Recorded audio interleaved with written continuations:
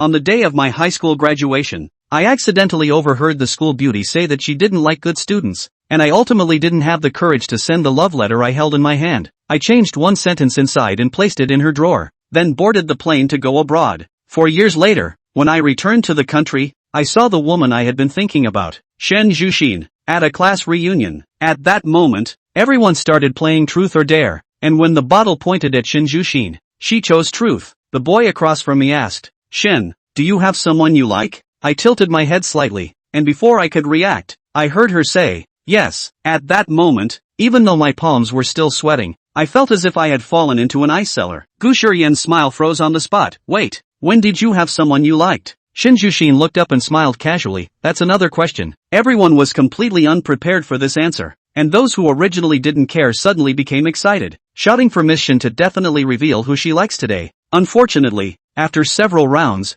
the bottle did not point to Shen Zhuxin again. My head is buzzing. I am not involved, but my heart feels uncomfortable and swollen. She has someone she likes. When I saw her talking about that person, her eyes sparkled. I shook my head helplessly, thinking that boy must be quite excellent. There were sounds of teasing around, and someone poked my arm. Gu Shiyan, with an excited expression, said, Fong Gu, it's your turn. The bottle was positioned in an unimaginable way, with the mouth facing Shen Zhuxin and the tail facing me. Someone shouted, Fong, quickly ask Shen Zhuxin who she likes. Satisfy our curiosity, or I won't be able to sleep tonight. The crowd was chattering, quite noisy. I know what they want to hear, but I don't want to listen. I just happened to meet Shen Zhuxin's smiling eyes, suppressing the bitterness in my heart. I asked, are you two together? Everyone felt it was a pity, but also thought it was a good question, and no one spoke, all quietly listening. Shen Zhuxin replied, no. She looked at me, her eyes flashing with emotions I couldn't understand. Someone asked, haven't you confessed yet?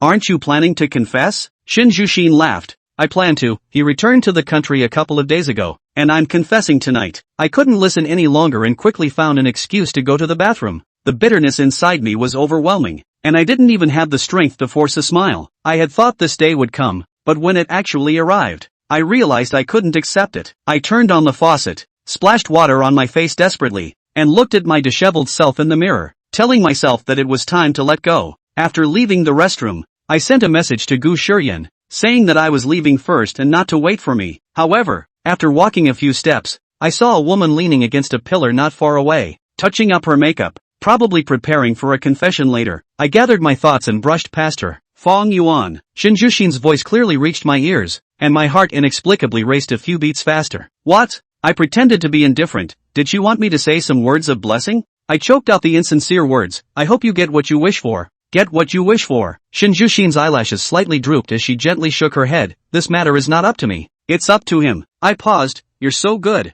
He will agree, right? She smiled a little, not knowing what she was smiling about. If there's nothing else, I'm leaving first. I didn't want to see her confess to someone, so I hurriedly walked outside. Shen Zhuxin helplessly reached out and grabbed my hand. Fong Yuan, can you let me finish? I was stunned, looking at the enlarged Shen Zhuxin in front of me, momentarily unable to react. You speak. Shen Zhuxin leaned closer to me and said, what about that unsigned blue love letter? Aren't you going to talk to me about it? I felt like a startled rabbit and replied, how did you know? Do you think I can't recognize your handwriting? My mind was still in a daze, and my face was full of confusion. I've paid special attention to your writing. Why are you avoiding me? I looked at her, completely puzzled. She raised her hand and tapped my forehead, saying, I thought what I just did was pretty obvious. Then she added, the person I have a crush on is you. My mind exploded with a buzz, and I opened my mouth but couldn't say a word. Shen Zhuxin moved a little closer to me, her voice carrying its usual laziness. I like you. Give me a chance, okay? After saying that, she seemed to think of something and asked, do you have a girlfriend?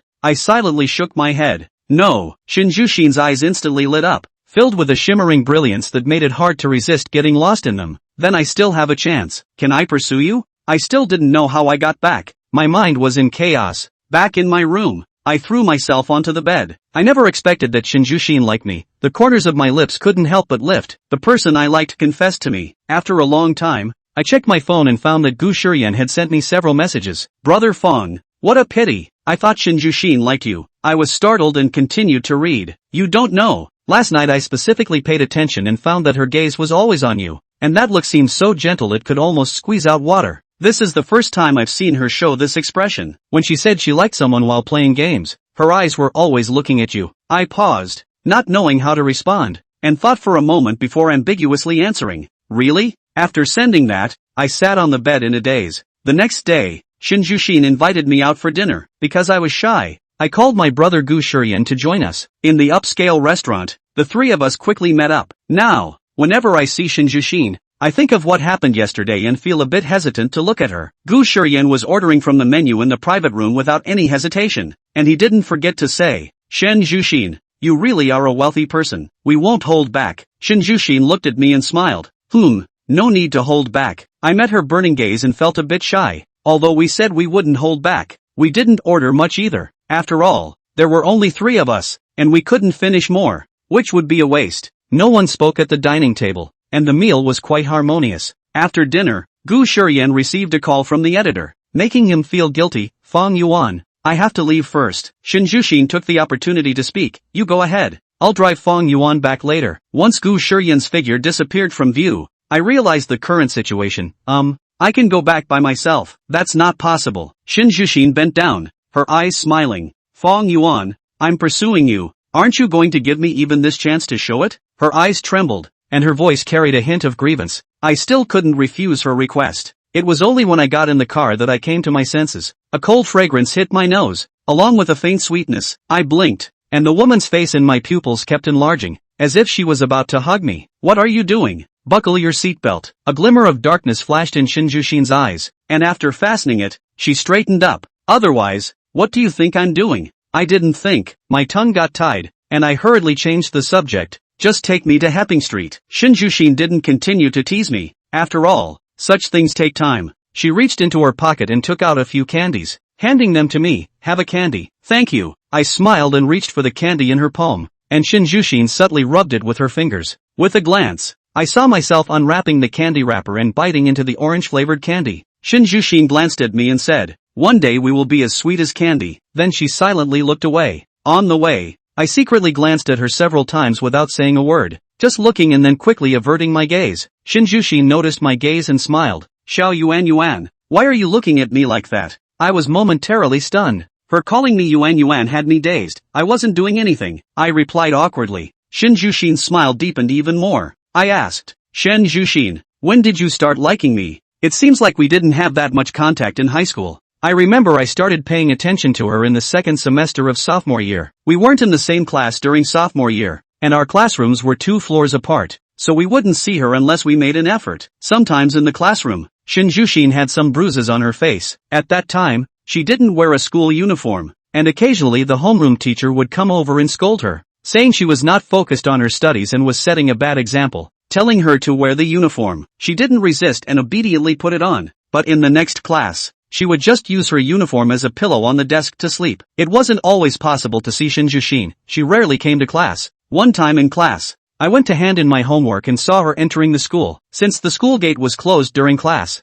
she climbed over the wall. First, a white and blue school uniform jacket fell to the ground, and then I saw her fair hand holding a blue vein, her tense arm propped up on the wall, while her white uniform was blown up by the wind. After landing, she playfully whistled and casually patted her dirty palm. The corners of her mouth habitually held a smile, carrying an unplaceable arrogance. Yun Shu only thought of one word at that time: spirited. His feet were green with blooming flowers. His head greeted the 10,000 suns, and he made his way forward with great splendor. His burning gaze moved, and as it landed on her, she ran off, clutching her homework. The heart was beating fast like a deer in headlights, and mixed with heartache. She saw the t-shirt he was wearing and it seemed to be much soiled. Got into another fight. Why isn't he behaving? You don't take care of your body, and you get bruises on your body every time. Because of this, she, who was usually lazy in bed and not athletic, got up for the first time in the dark, and she went and climbed the temple, step after step, to seek peace for him. Only because the first incense is the most spiritual. Xuanhua is divided into classes based on grades. He had good grades,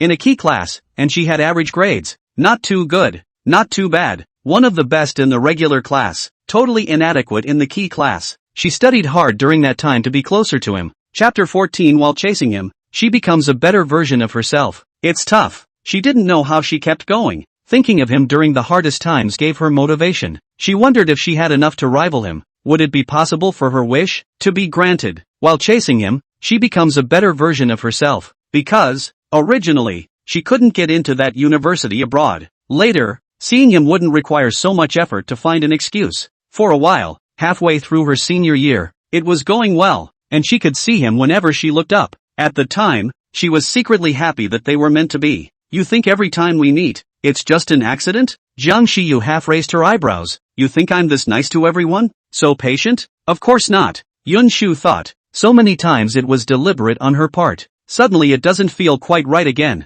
and sometimes it goes too well. But you've never told me that before? Jiang Shiyu maneuvered the steering wheel with one hand and rested the other on one side. I can't drag you and fall in love early with a bad student like me, right? Yun Shu blinked her eyes. Bad student? Me? Jiang Shiyu smiled with disinterest. He really couldn't be considered a good student in high school. Other people wore school uniforms, dutifully reading and studying, but Jiang Shiyu was different. He's a good student, a good-looking guy, with a really bad personality. No, I should say very bad. He would smoke, drink, skip class, get into fights. He did all the things that other people think are not good students do. If it wasn't for his top grades holding him up, he probably would have lost count of how many times he would have been called plus his parents and reflected on himself. You're not the bad student. Others may not know. She does. When he fought, it wasn't for himself. It was for those who were hurt. It was because of this that she had grown to care about him in the first place. Jiang Shiyu smiled and didn't say anything. Yun Shu murmured. I didn't see that I would refuse even if I said it at that time. Her voice was soft, sounding like a mosquito. Jiang Shiyu heard, but that's very irresponsible. He's a jerk, but he's not going to cheat on girls' feelings. When the first ignorant love, who does not know how long it will hold fast? Do not know whether it is like, perhaps just a whim. He did not want to be so scribbling the beginning, and finally scribbling the end. He wants it, and he wants it for life. So you don't like good students? Jiang Shiyu paused, abruptly remembering those messages she had sent yesterday. I saw someone confess their love for you after high school and you rejected her saying that you don't like nice students. You can't say that, either. He paused and continued. I don't have a favorite type, just you. High school is the most lovey-dovey time, and both boys and girls might be discussing what type of person they like. He was asked at the time, but he didn't answer. As far as he was concerned, he had seen all kinds of them, and over the years, there were quite a few who had confessed to him, but he didn't like any of them. When he saw Yun Shu, at first, he only thought that such a small girl was quite interesting, and at a later stage, his gaze would not be able to help but consciously look towards her. Whenever she was around, he moved to the side so he could see her.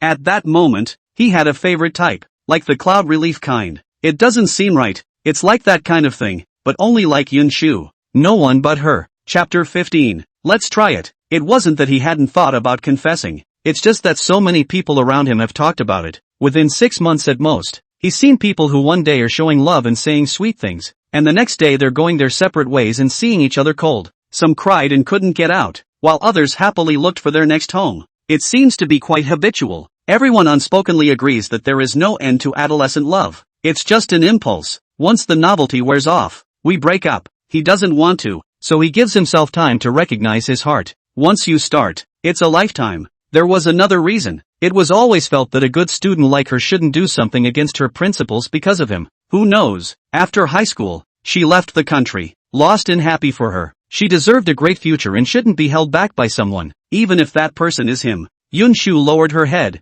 her heart beating like a deer, out of her control. She recalled the message that Sunset Darkened Red Face had sent her yesterday. In this moment, she wanted to retort. It's not. Like is like. Why refuse? Hang him. Jiang Shiyu. The car stopped. Jiang Shiyu inclined her head. Her voice carried a gentleness that belonged only to her. What's wrong? Yun Shu curved her lips. Let's try it. Jiang Shiyu paused, not expecting her to say this at all. No? Jiang Shiyu raised his hand and wrapped her into his arms, speaking in a muffled tone. No regrets? Promising him so early? No way. Even if she couldn't make it to the end, she recognized it. Jiang Shiyu smiled, resting his chin against the nape of her neck. Shu, I mean, don't you regret agreeing to me so early? Yun Shu didn't understand. Since I opened my mouth to confess to you and say I want to pursue you, I am running for my whole life. His eyes were bright and contained radiant starlight. We are going to get married later. Yun Shu's heart beat wildly, hitting his chest one after another, jarring his eardrums. She felt the warmth of the body heat coming from him.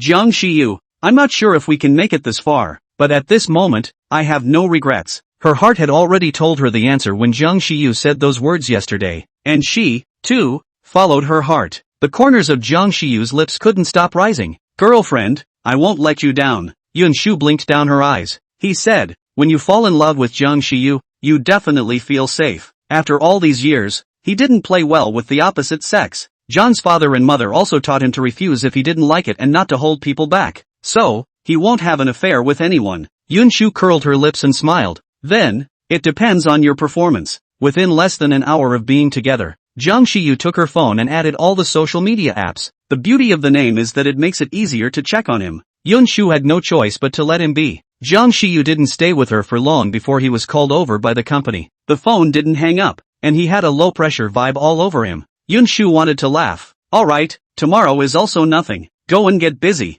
They are adults. They don't say one thing and do another like children. They become rational and more aware of preciousness. Well, Jiang Shiyu drooped his eyelids. Not too happy. I'll come find you tomorrow. Yun Shu nodded. Good. Jiang Shiyu took one step and turned back 3 times, reluctantly leaving the store. It wasn't until his figure disappeared that Yun Shu sat paralyzed on the sofa. So surreal. She felt as if they were moving a little too fast in their relationship. Chapter 16, I'm off the hook. I'll buy you dinner someday. But when you think about it, you take it for granted. Yun Shu patted her cheek. Forget it. Just take a step. Master Xiaojiang. The assistant cautiously looked at the sullen man across from him, exuding a coldness that made his legs shake a few times at the sight. It's scary. Say. Jiang Shiyu leaned on the boss chair. His voice was careless. Listening carefully, he could clearly feel the unpleasant flavor. No one can be happy, okay? They'd only just finalized their relationship and hadn't even switched identities to talk, and he had something to leave. Or is it because of him? Can this be tolerated? Of course you can't. Between the two, how could it be that he had something to leave? Master Xiaojiang. It's like this. The assistant gulped. The Haigui Song family has returned to China, and they're going to be there for the bidding session in the next 2 days. Jiang Shiyu raised his hand and pressed down on his brow bone, lifting his eyelids to look at him. Bidding session? Is there a list? Yes. The assistant handed him the information he had gotten beforehand. This is the list of bidders and some of the items. In addition, the Seafarer Song family. You see, should I pay attention to it? Aren't they going to? Jiang Shiyu flipped it open and looked at it. There's no rush yet. Okay. Any plans for tomorrow? Yes. There's a contract to be signed tomorrow morning and a drinking party in the afternoon. Jiang Shiyu frowned. Push it back. What's going on? The assistant asked. Is it all pushed back? Or what? The assistant was silent for a moment. But the chairman's wife said that you can't push without something important. Jiang Shiyu. His mom's gone on a trip and this is all to worry about? Why don't you let his dad come back? If she asks,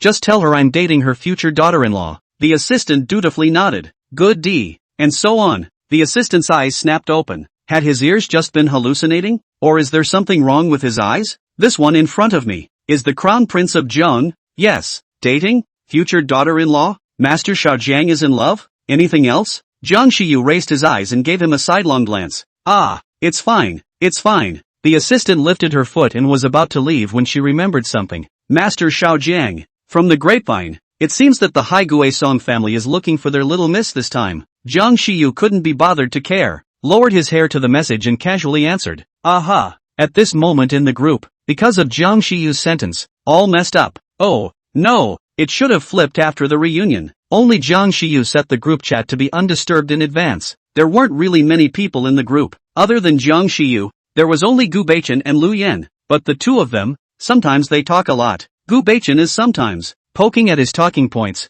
Lu Yan is every moment. Why, I'm off the hook. I'll buy you guys dinner someday. A handsome man with a good face. A handsome man with a good face. What the hell? Say that again. A handsome guy with a high face value. Jiang Shiyu, you are a dog. The dog is not even as doggy as you are. How dare you sneak off behind our backs? A handsome guy with a good face. Who is that guy? Is it the guy you said you had a crush on at the last reunion? A handsome guy with a good face. Am I in the same school as you? Why don't I know? When did you have a crush? Crush on who? A handsome guy with a good face. You confessed to her. She agreed? She can agree? A handsome man with a high face value. Jiang Shiyu? Don't pretend to be dead. Get up and give me a clear explanation. Nanbian, what's the situation? Sure IU really has a crush? And what does it mean to be off the hook? Does it mean what I think it means? Chapter 17. He wouldn't have set the group to be undisturbed. Would he? Southside comes out to explain it. Why? A handsome man with a good face. It's hard to believe that there's a fake. He said it himself when he played Truth or Dare.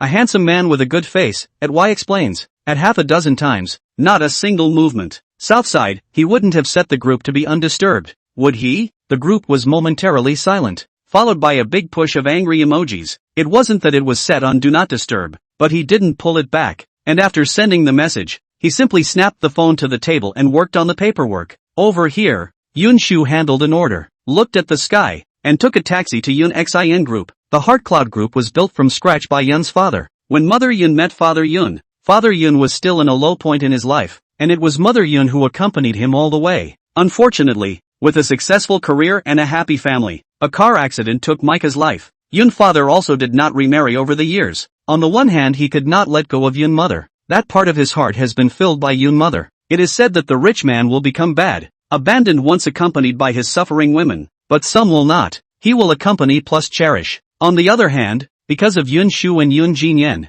according to Yun's father's words, it's enough to have you two siblings, another one would be too much. Missy, the secretary got the message in advance and went downstairs to get it. Yun Shu nodded. Where's my dad? The chairman is in his office. The secretary made a gesture of invitation. This way please. Thanks. The secretary spoke respectfully. Missy is polite. Just as we reached the top floor, someone called out to the secretary as if something was wrong. It's okay, go ahead. I know the way. The secretary thought about it and nodded. Then, Missy, I'll go first. Passing by the pantry I heard a couple of girls discussing it. I see the project hanging by a thread this time. How? I've heard that the Zhang clan is also going to participate this time. Not only that, didn't they say that the C goes to the Song clan? I heard rumors that they're also competing this time. Zhang's attending too? Right. Hey, I think the prince of the Zhang family is thievingly handsome, especially to my liking. Yeah, I've met him once. He's gangly and wild and crazy, handsome as hell. But what's with the Haiku Song family? It's a long story. I still heard it from my little aunt. The strength of the Haiku Song family is not weaker than Zhang's in the slightest. As for the reason for coming back, I heard that it's to look for a granddaughter. Granddaughter? I remember that the Song family has 2 sons, and the ones born were all boys. When did they have a girl? The big families? It's not strange, it's hidden for better protection. Also, Yun Shu didn't care and quickened his pace. Knocking on the door and entering, she heard her assistants report on the work, and accurately captured the project in Shiguan. So lost in thought that he didn't even notice his assistant leaving. Shu, why do you look worried? Did someone upset you? You tell Daddy. Daddy will fix it. Yun's father asked worriedly when he saw his daughter looking distracted. It's fine. Yun Shu shook her head. Dad, are we competing for a West Pass project? Right. Father Yun's attitude was firm. I'm determined to get this piece of land. Why? It was the first time Yun Shu saw Yun's father like this. Yun's father smiled and explained. Actually, that place started out as Bishwiwan. It's just that place was rather backward back then, and it wasn't long before it was demolished. Chapter 18, bought it for you. Do you like it? Aqua Bay. Yun Shu muttered. It seemed like she'd heard the name somewhere. Yun father, Bishwiwan is where I married your mother. Then your mother in order to save money, froze not to let the big ceremony, said there is a chance in the future. Who knows? Yun's father sighed. Xiao Shu, even though the place is ready to be remodeled, my idea is to shoot the place down as a way to make up for one of my regrets. Not organizing a wedding for Yun's mother had always been one of the biggest regrets in Yun's father's heart. Dad, I support you. Yun Shu pondered. Can I see the project proposal this time? Of course. Yun's father found it and handed it to Yun Shu. Don't talk about the project book. As long as you want it, the company is yours. It's better to leave the company to Yen Yen. Dad, you know that my dream is to be a good designer like Mom. Yun father is very smart. From a poor boy with nothing to a big boss that everyone admires today, talent and hard work are essential. As his child, Yun Shu was naturally not bad. Yun's father had recognized Yun Shu's business talent a long time ago, and had intentionally or unintentionally cultivated her. Their family didn't have any rules that only boys could inherit the family business, and at first, Yun's father's intention was to let Yun Shu come. Yun Jinyan didn't object when he found out. Instead, he was quite happy about it. But Yun Shu had no intention of doing so. She had known what she wanted to do since she was a child. A seemingly well-behaved little girl with a stubborn nature who never gives up on anything she decides. This is something that Cloud's father has often lamented as following Cloud's mother. Yun Shu looked at the project plan in her hand, and the more she looked at it, the tighter her frown became. But what's wrong? Yun Shu pointed to a few points. Here, there are obvious data mistakes. And this, the idea is good, but not perfect, should be added. Yun Shu gave his insight. For every point Yun Shu said, the appreciation in Yun's father's eyes increased. But these are just some of my opinions. Xiao Shu, it's a shame you don't come to the company. Yun's father lamented. Yun Shu smiled faintly. This is good. Going into the company is too tiring. Yun's father's eyes suddenly lit up. How about this? Xiao Shu, you go with me to the competition this time. Ha, is that okay? From the bottom of her heart, Yun Shu wanted to go because she also wanted to see how her mom used to live. My daughter-in-law. Why not? Father Yun replied in a domineering manner. Okay, I'll go. Shu, why are you here all of a sudden? How long are you going to work until I'm not coming? Dad? Father Yun laughed dryly. This is a break. Yun Shu didn't listen to him. I'll accompany you. It's 6 o'clock now. We'll leave together at 7 o'clock. Okay. Father Yun didn't get angry, and answered with a smile. The next day, Yun Shu came to the store as usual. There weren't many people in the store since most of the orders were online. Knock knock, come in. She looked down and handled the fabric, not looking up for a moment. When she finished the last bit of stitching, the moment she raised her eyes, white petals came into view, along with a faint scent of flowers. Her eyes shifted slightly to see the man holding the flowers. He was wearing an ink-colored sweater today, his hair slightly messy, in turn, more than a few points of wild and diffuse, his eyebrows arrogant and sparse, bright red lips gently hooked. For a moment, Yun Shu seemed to see the 17-year-old Jiang Shiyu, dazzling, like the blazing sun. Bought it for you, like it? The voice was a little husky, magnetic and low, and a little tender and loving. Chapter 19, Leave it to the boyfriend. Yun Shu's heart missed a beat and she held the flower in her arms. I like it very much. Thank you. That's good. I've been picking them out for a long time. He said. Any idea what kind of flower this is? Jiang Shiyu said, but his gaze stayed on Yun Shu's face. The delicate flowers seemed to lose their color in front of her. People are more beautiful than flowers. That's what I'm talking about. Eustoma? Aha. With a light chuckle, he asked again. Know the language of its flowers? Yun Shu blinked down her beautiful eyes and shook her head. Haven't paid any attention to it. Sincere unchanging love. Yun Shu lightly bit her lower lip as she heard her heartbeat, like a drum, pounding against her eardrums, one after another. Oh, Jiang Shiyu raised his eyebrows, his voice low. So cold? Nope. Yun Shu inhaled. The smile at the corner of her mouth continued. I like it a lot. Said and added. Not just flowers. Jiang Shiyu was stunned at first and laughed in response. Yun Shu liked it when he smiled. When he smiled, he always gave the illusion of being close to him. It's not right either. They're close now. She searched for ways to preserve the yokel, and the flower was taken away in a large, bony and slender hand. I'll do it. Yun Shu just sat on the chair and looked at him. Yun Xiaoshu, why are you calling me that? Jiang Shiyu distracted back to her. When I was in high school, I heard someone shouting. It felt good, but it's quite a pity that I never had the chance. Shouted in my mind. Yun Shu's arm folded over the hitching brain and rested her chin against it. There now. Jiang Shiyu pulled a chair with his long legs and sat down, reaching out to pinch her cheeks. Yun Xiaoshu, why are you so cute? His fingertips were a little rough, and the warmth traveled to her skin, which actually burned for a few moments. Yun Shu's ears reddened and she said in a jarring voice, which is cute. She thought of the book her roommate had shown her when she was abroad, which included a line that read, cute is the highest compliment. And when you think someone is cute, you're largely planted. She hadn't liked the word much at first, and since she'd seen that, she suddenly liked it. Everywhere is lovely. Jiang Shiyu felt as if the word pretty had fallen out of use. With her. Are you busy today? 2 more orders. Said and added. Neither of which is urgent. Let's go then. Jiang Shiyu got up and reached out toward her. Though puzzled, her hand had lifted to rest on his palm. A date. Jiang Shiyu naturally held her hand, wanting to hold it tighter but afraid of scaring her. He thought he had been very tolerant. None of the nature is exposed. Hey, can't be in a hurry. Where will he cry if he's scared off? Yun Shu didn't know what he was thinking and obediently followed him. She got in the car before asking, where are we going? Leave it to the boyfriend. Jiang Shiyu didn't hold back and rubbed her head. Yun Shu made an O sound and didn't say anything else. Jiang Shiyu took her to the movies. It's a youthful hot-blooded drama that is said to be suitable for couples in love. Jiang Shiyu took a look. Also still need to hesitate. Said not them? The two arrived just as it began to play. The screen momentarily dimmed and gave off a faint light again. Jiang Shiyu turned his eyes, reached out to hold Yun Shu's hand, and asked after shaking it, is that okay? Yun Shu blinked down. Didn't you already hold it? He laughed. Tell me about it, in case you get mad. Yun Shu lowered her eyes to look at the hands the two of them were holding, pursing her lips and smiling.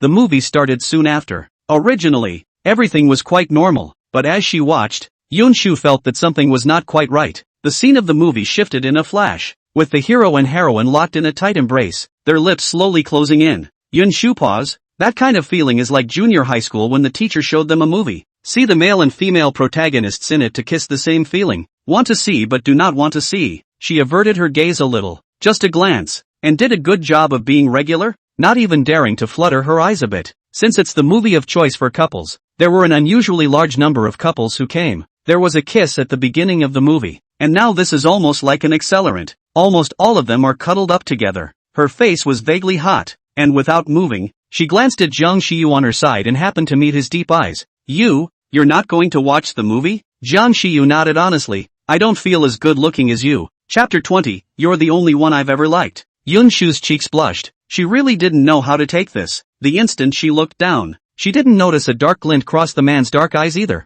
There was an extra arm around her waist, bringing her body towards his arms. Jiang Shiyu came slightly closer, his thin lips touching her earlobe, his voice carrying an obvious smile. Why are Shu's ears so hot? That's. Yun Shu didn't expect him to be like this at all. Her tongue tied in knots and she couldn't say a complete sentence. Aha. No what? Yun Shu was confused. The man let go of her a little, the tip of his nose touching the tip of his nose, his breath intertwining in an ambiguous way. Yun Shu forgot to even breathe for a moment as she stared blankly at herself under his eyes. He asked, "Can I kiss someone?" she said in a jar. Jiang Shiyu laughed, wanted to say that no one noticed this side, and then thought that she was timid, reached out and put the sweatshirt hat on his head. The wide brim covered his face, and he moved a few points closer, which even covered her face a bit. Yun Shu did not tie her hair today. Her seaweed-like hair draped behind her head, making it impossible to see her face. The crisp, cold scent mixed with a faint orange flavor came from his lips, and there was an additional softness on his lips. He traced the shape of her lips with his tongue, his hand smoothly hooked around her slender waist, and the two of them became even closer to each other. Slowly, he pried her teeth open and hooked her tongue to intertwine with it. The brim of his hat obscured the exact scene inside, and it was too dark to see in front of him. The rest of his senses infinitely amplified in the moment. Vaguely, she heard the sound of stained water ringing out with a lingering ambiguity. Her mind was so dizzy that she wasn't even capable of basic thinking. Her arms circled the back of his neck and she tilted her head slightly, letting him kiss her. A kiss that was extraordinarily long. When they parted, Yun Shu collapsed helplessly into his arms, gasping for breath, her cheeks red and her beautiful eyes wet. Jiang Shiyu's eyes were bright and filled with excitement. He licked his thin lips. This action was done by him with more than a little bit of demonic and wild, and lustful and sexy. After a moment's reprieve, he moved up to kiss her lips again. Loving words spilled out from between her lips. Shu, so sweet. Yun Shu's face reddened completely this time. That kiss ends and so does the movie. Yun Shu's mouth was red and still a little numb. She pouted. Hurry up and go. Jiang Shiyu was satisfied and held her hand out of the movie theater. Jiang Shiyu, I am, he said. Hungry? Yun Shu lightly bit her lower lip, hesitated, and nodded. Well, a little. What she was going to ask was if it was kissed, so it would be? The moment he made a sound, he didn't want to ask. It's good enough for now. Be content. I'm not promiscuous. Yun Shu, he said. I've only ever liked you. He never hides his feelings. If he likes it, he goes after it and has to come clean. He didn't want some unnecessary misunderstanding between the two to lead to centrifugation. Yun Shu understood and smiled with curved lips. Aha. For the next few days, Jiang Shiyu sent her good morning every morning, and in the morning he would come to her with flowers in his arms, and flowers were also sent to her when he couldn't come. The flowers all come with a pink card with a flamboyant and untamed handwriting that tells you at a glance who wrote it. To my favorite little girl. Yun Shu would go online and search for their flower language every time. Undoubtedly, the moral is all good. Soon it was the day of the bidding session. Chapter 21, Be good. Don't move. Yun Shu took Yun father's arm and greeted all sorts of people. Ha ha, this is your daughter-in-law, isn't it? So beautiful. The partner laughed and raised his glass, unabashedly praising. Today Yun Shu wore a lavender cheongsam, her hair coiled behind her head with a hairpin, a beautiful swan neck, and a pair of slender white legs, sexy ankles half exposed, the rest hidden in purple high heels. Yun Shu revealed a professional smile. Thank you. She couldn't stand such an atmosphere, plus the auction wouldn't start for a while, so she said a few words to Father Yun and left. It was only when they reached the backyard that Yun Shu breathed a sigh of relief. It's better to be quiet and comfortable. Sitting on a bench aside, Yun Shu sighed as she pinched her aching heels. She rarely wore high heels and was a little uncomfortable all of a sudden. Ta-da! The sound of leather shoes on the floor rang out, and Yun Shu's brows furrowed as she got up and prepared to change places. Yun Shu. The man called her name precisely. The middle-aged man in a well-made suit looked at her with a smile. Yun Shu was pretty sure she didn't recognize this person. You are? Hello, I'm Cho Zhang, your mom's friend. Yun Shu was in a trance and spoke in a steady voice. You said, my mom, right? Zhou Zhang smiled gently, counting. You still have to call me uncle. Uncle Zhou. Yun Shu was not ambiguous. Can you tell me something about my mom? Zhou Zhang sat on the other side of the bench, his eyes staring out into the distance, his tone tinged with nostalgia. Your mother. Ah, she was a very gentle person. She was very patient. Thinking of something, Zhou Zhang couldn't help but smile. Your mom and I were college classmates. Her high math was very good. Mine was not. At that time everyone was busy with their own things. No one was willing to take some time to teach me. Only your mom, she stayed up all night to make notes for me. Yun Shu also couldn't help but smile. She seemed to be able to imagine her own mother staying up all night hitching a light to make notes. As night falls, the distant sky is dotted with stars, and the wind that blows from nowhere at some point rustles the leaves and dapples the shadows. Zhou Zhang looked at the time. I still have some things to do, so I won't accompany you. We'll see you later. Yun Shu smiled and said goodbye. Well, goodbye Uncle Zhou. The weather was getting a bit cooler, so Yun Shu rubbed her bare arms and got up, ready to go back. A man's figure suddenly burst into her sight. Jiang Shiyu, her voice tinged with a bit of elation. Why are you here too? The man converged on the gloominess under his eyes, raised his steps and approached, his voice soft. Today on behalf of the Zhang family. Yun Shu tilted her head and bent her eyes with a smile. Jiang Shiyu lowered his eyes, his brows slightly twisted. His hands wrapped around the girl's slender waist and brought the person up. The sudden weightlessness caused Yun Shu to tighten her arms around his neck in fear. Her face flushed pink as she cried out in a delicate voice. What are you doing? Jiang Shiyu took a big step and placed the man on the bench. He crouched down. The stool was a bit high, and after squatting down, he needed to tilt his head slightly to look at Yun Shu. The two of them were not very close, but this posture conveyed a few hints of ambiguity. Before Yun Shu could move, she heard him say, "Don't move." The man bowed his head and dropped to one knee, his hand tugging at her ankle, pulling it outward some. What are you doing? Jiang Shiyu didn't answer. Yun Shu's ankles were very thin, so thin that he even felt that they could be broken with a casual fold. He slowly removed his heels. The girl's feet were beautiful, white and tender. Her toenails were manicured just right, and her toes were flushed pink. Only the heel was rubbed red and vaguely skinned with a little blood. Jiang Shiyu's handsome brows knit tightly, the heartache in his eyes undisguised. His voice low, if you can't wear it in the future, don't wear it. But, you can't wear flat shoes in this kind of place, right? Yun Shu bent over. Besides, Cheongsam should be paired with high heels. It looks good. Jiang Shiyu lightly free a hand from the pocket out of a band-aid, did not hesitate, to the mouth to bite a corner to tear. A coolness came from her heel, but Yun Shu's heart rolled, and her toes curled. You dash. Yun Xiaoshu, be good and don't move. Jiang Shiyu circled her ankle, not daring to use too much force for fear of hurting her. Yun Shu's face carried a dryness that couldn't even be dispersed by the wind, and her heartbeat was beating fast and out of control. This is something that she probably wouldn't have even thought about if she knew about it 4 years ago. Why do you still carry this around? Her voice was soft and gentle. Chapter 22. The you I like has always been young and flamboyant and unruly. Jiang Shiyu's movement was a beat. Learned it online, said as he moved gently to put her heels on, and switched to the other foot. When it was all done, he got up and sat down next to Yun Shu. No one spoke for a while. Yun Shu couldn't stand this atmosphere and just wanted to speak. Her body was suddenly brought into her arms. Her back was pressed against the man's hot chest, and the scent of testosterone was mixed with the faint smell of tobacco into Yun Shu's nostrils. Jiang Shiyu. Jiang Shiyu rested his chin on her shoulder, his voice muffled. I'm in. Have you been smoking? The man's form was slightly stunned. Ordered it. Didn't smoke it. Just as he ordered it, he regretted it. Yun Shu doesn't seem to like the smell of smoke. How do you know? It seems like there was a time when Gun Yinshu took a photo to show her and he accidentally saw it. The man in the photo is quite handsome. Not as handsome as him anyway. Gun Yinshu seemed to like that one and asked her about it. She looked at it and retracted her gaze, saying she didn't like guys who smoked. Thoughts and, suddenly, he panicked a little. Yun Xiaoshu, I don't usually like to smoke. It's okay. It was true that she didn't like the smell of smoke, but switching to him, she found that she didn't seem to hate it either. Jiang Shiyu, are you upset? Jiang Shiyu drooped her eyelids, looking like an aggrieved little daughter-in-law. Her voice was all aggravated. Who is that man? You smiled at him. I don't know if it was the distance or the color of the night, but he always felt that the man's eyes were not quite right, as if he had counted in advance and had specially come to look for Yun Shu. He's my mom's friend. Yun Shu said. Are you jealous? Jealous? How does Shu plan to coax me? Yun Shu did not expect him to admit it so quickly,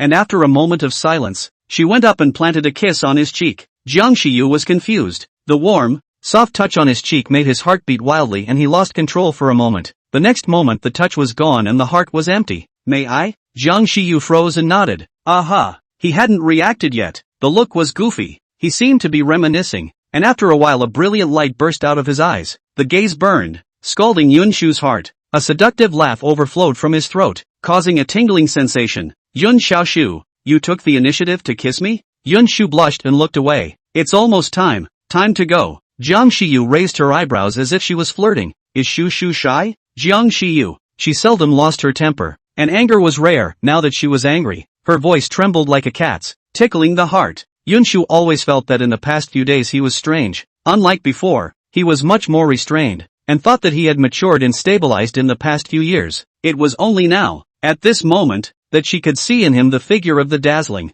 flamboyant and untamed teenager. Alright, no more. I was wrong. Jiang Shiyu also realized that he had played it off and hurriedly collected himself, laughing. Let's go. Yun Shu nodded and didn't say anything else. The moment Jiang Shiyu stepped into the doorway, he heard Yun Shu's voice. Jiang Shiyu, you don't have to be like this. The you I like has always been the youthful, flamboyant and uninhibited. He had a lurch in his step. Did she find out? The dark pupils glistened with light, and he smiled with lowered eyes. Sure enough, I still can't hide it from her. He was never this collected and steady, just afraid of scaring her. He didn't think their relationship was moving fast. He thought it was just right and a few minutes faster would be acceptable. He was afraid she wouldn't be able to take it, so he held back and tried not to go overboard. Chapter 23, You're pretty good at pretending. Shu, are you not feeling well? Why is your face so red? Do you want to go take a rest? Seeing the redness on Yun Shu's face that hadn't dissipated, Yun's father asked worriedly. Dad, I'm fine. I just walked too fast. Yun Shu raised her lips and smiled.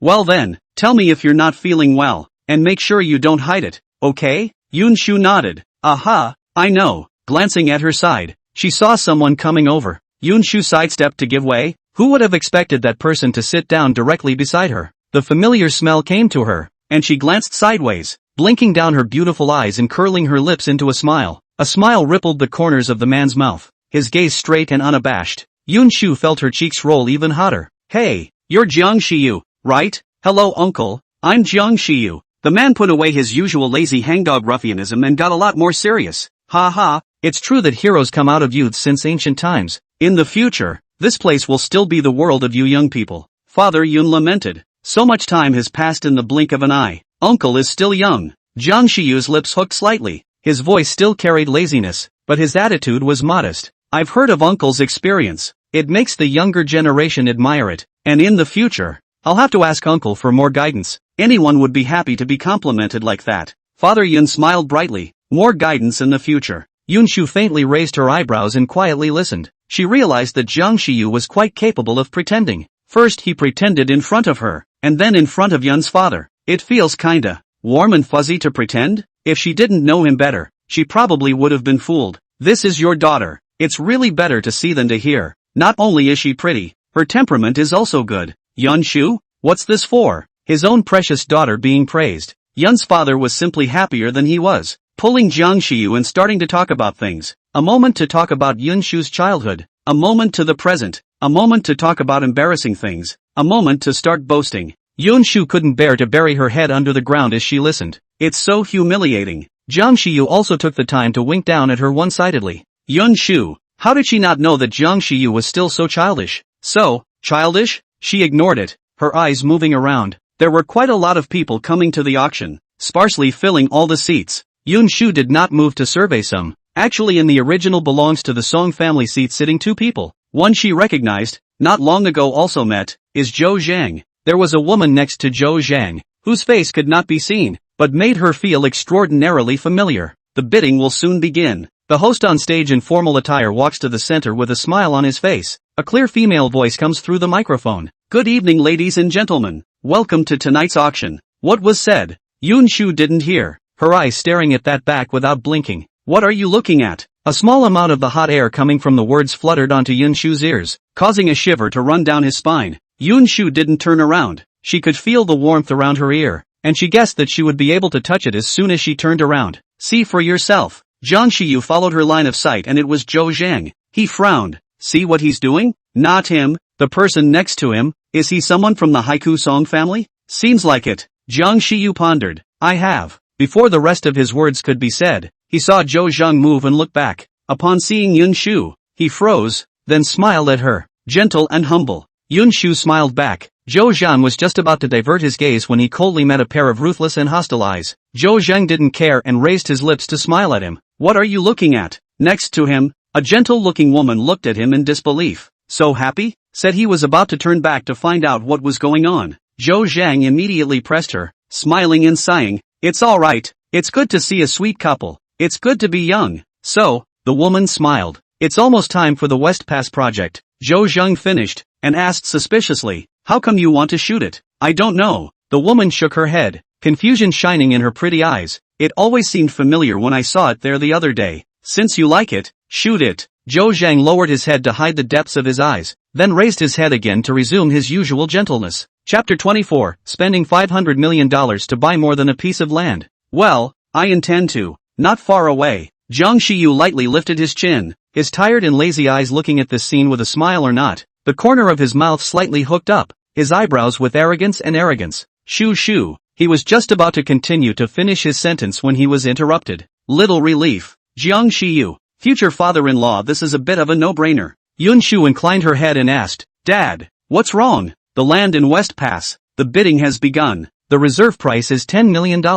Yun's father's face was red, his palms clenched into fists, and his eyes stared unblinkingly. Yun Shu nodded. Aha, you want that land in West Pass? There was only the sound of bidding around them, plus the two of them weren't far away, so Yun Shu could hear them clearly. Well, that's where my mom lived before. Jiang Shiyu, got it. For Yun Shu's mother, Jiang Shiyu more or less knew a little. When Yun's mother died, Jiang's mother mentioned it in his ear and only felt pity. After all, the hard times are coming to an end, and then this comes out. At the time, he didn't care much. Later he was full of heartache. It's been a while and the offers have started. Father Yun raised his card. $100 million. The crowd clamored. As good as that Westgate project is, very few people are willing to pay that kind of money for it. That geographic location is a bit remote. Even if the place is good, not willing to invest so much money to go, for a moment a great possibility of not getting any return. 100 million at a time. 100 million twice. 100 million. $150 million. Zhou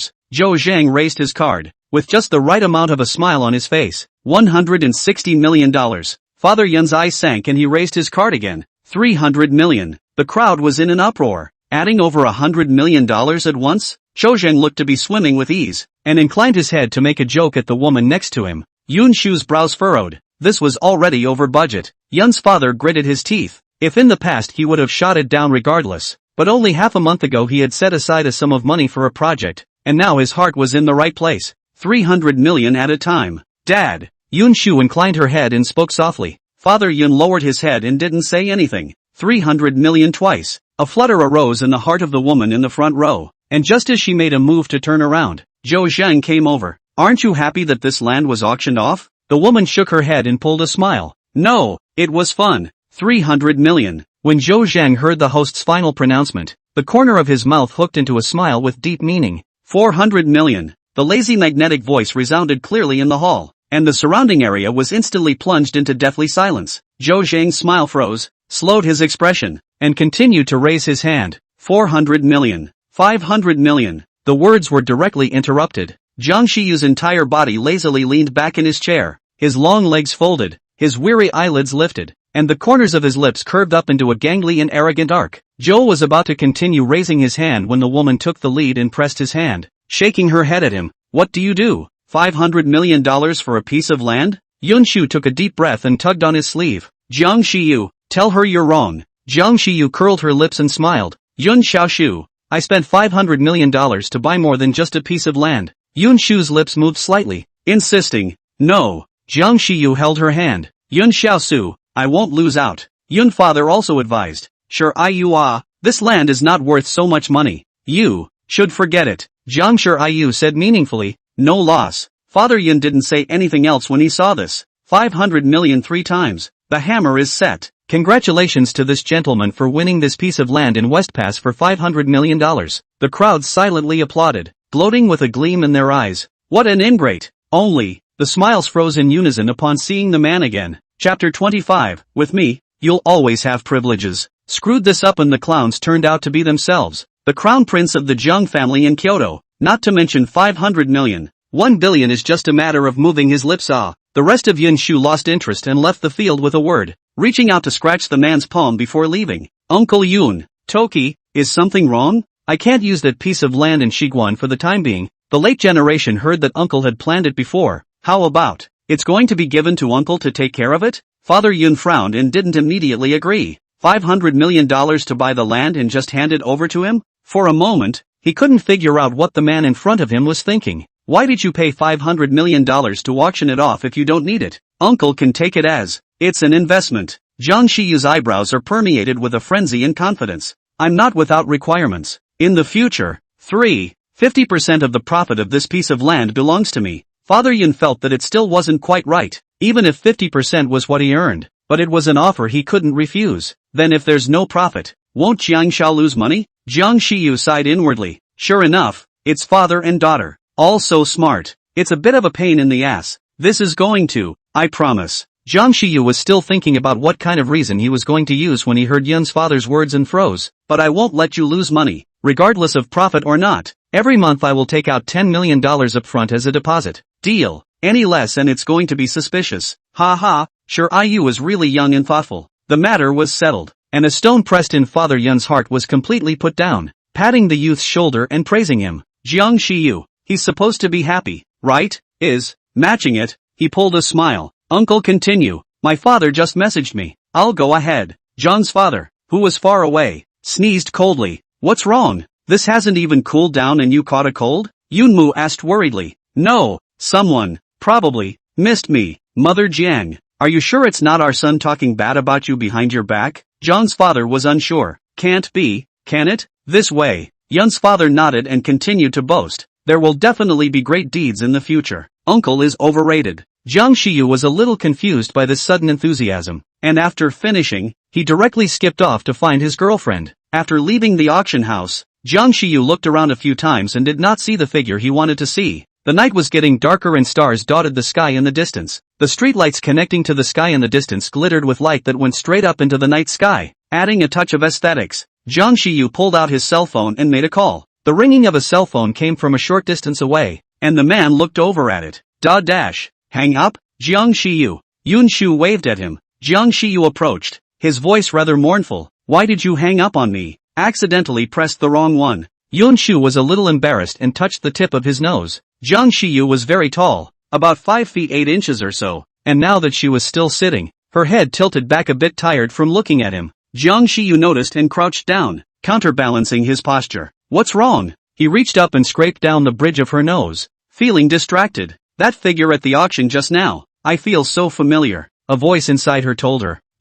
Checking it out definitely won't disappoint her. Can I help you? May I? With Jiang Shiyu out of the way, things do have to be easier. Yes. The corner of Jiang Shiyu's lips lazily hooked up. Yun Shu, recognize your identity. You're my girlfriend. Yun Shu blinked down. And then what? Will there be privileges? Yes, he said. With me, you always have privileges. Jiang Shiyu, did you learn it? So good at it? Well, after I found out you were going back home, I learned it online specifically. There was nothing to hide. You knew I was coming back? Jiang Shiyu gave a beat, then said in a dignified manner. It's natural to know the itinerary of one's beloved. Yun Shu pursed her lips. She realized that Jiang Shiyu's every word was unexpected and didn't know how to take it. Jiang Shiyu didn't move to change the topic. Have you eaten yet? Didn't eat it. That together? Good. After dinner, he sent her back. When it was time to say goodbye, Jiang Shiyu shamelessly went up. Yun Shu, give me a good night kiss. Chapter 26, Then I Won't Pretend.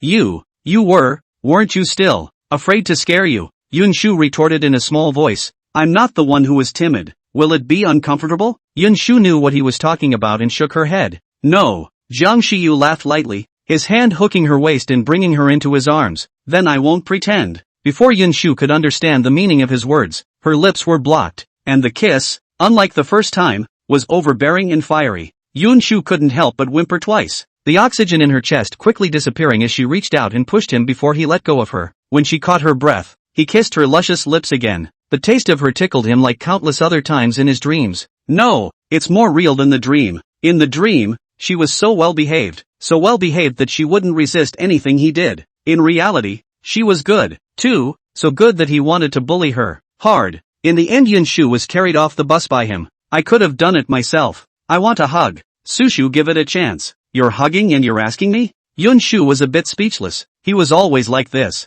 As the words left her mouth, she felt a vibration in his chest that made her earlobes tingle. When they reached the door, Yun Shu's hand had just been placed on his chest, and before he could get him to let go of himself, he heard an angry roar. Brat! Spread your hands! Yun Shu was startled and was busy trying to push him. Jiang Shiyu, however, was not the least bit flustered. With a few smiles hanging at the corners of his mouth, he greeted, "Good evening, uncle." Good my ass. I'm not good at all. Yun's father was so angry that he wanted to carry a knife and cut someone. Spread out. Hurry up. Yun Shu patted him, and Jiang Shiyu pursed his lips and obediently put the man down. Dad. Misunderstanding. Explaining, the three of them appeared together in the Yun family's living room. Shu, go back to your room and rest while we talk for a few minutes. Yun Shu was a little worried, and Jiang Shiyu passed her a reassuring look. Sighing inwardly, he nodded. Good. Only when Yun Shu's figure disappeared did Jiang Shiyu shift her gaze. You like my little relief? Yun's father's voice rang coldly in his ears. The words were questioning but the tone was affirmative.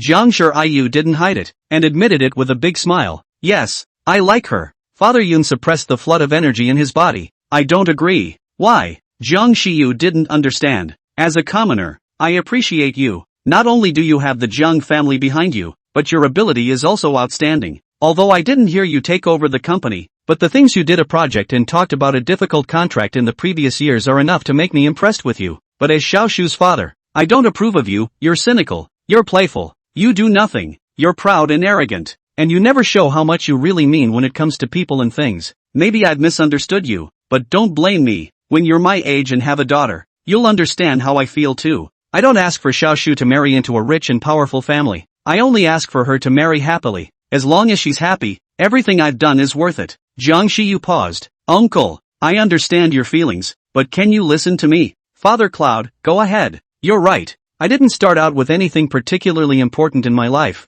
and some of the things I did were just a 3-minute affair, and I didn't know what I really liked. Cloud's father gave a look of I knew it. Jiang Shiyu continued, but I'm not to Yun Shu. I'm pretty sure I like her. Very much. She's different from those before. I liked her in high school, and I spent 4 years deciding and being firm that she was the one I wanted to keep for the rest of my life. I know you don't want to hear those vain promises about a lifetime. I'm a very stubborn person, and I won't let go when I'm sure. Uncle, I'm not asking you to approve of me right now. I hope you'll give me a chance. I won't let you down. Just like you said, I'll make Yun Shu happy. Happy. Yun's father was silent, and in the middle of the day he asked, You're together? Aha. Jiang Shiyu nodded. I chased her. Father Cloud waved his hand. I know. There is no one who knows a daughter like her father. If Yun Shu didn't like it, even if Jiang Shiyu was pursuing her as much as he could, there was no way she would agree. There's the door. No sending. Jiang Shiyu got up. Uncle, the matter is with me. You don't. Hurry up. Yun's father was now angry at the sight of him, his blood pressure rising.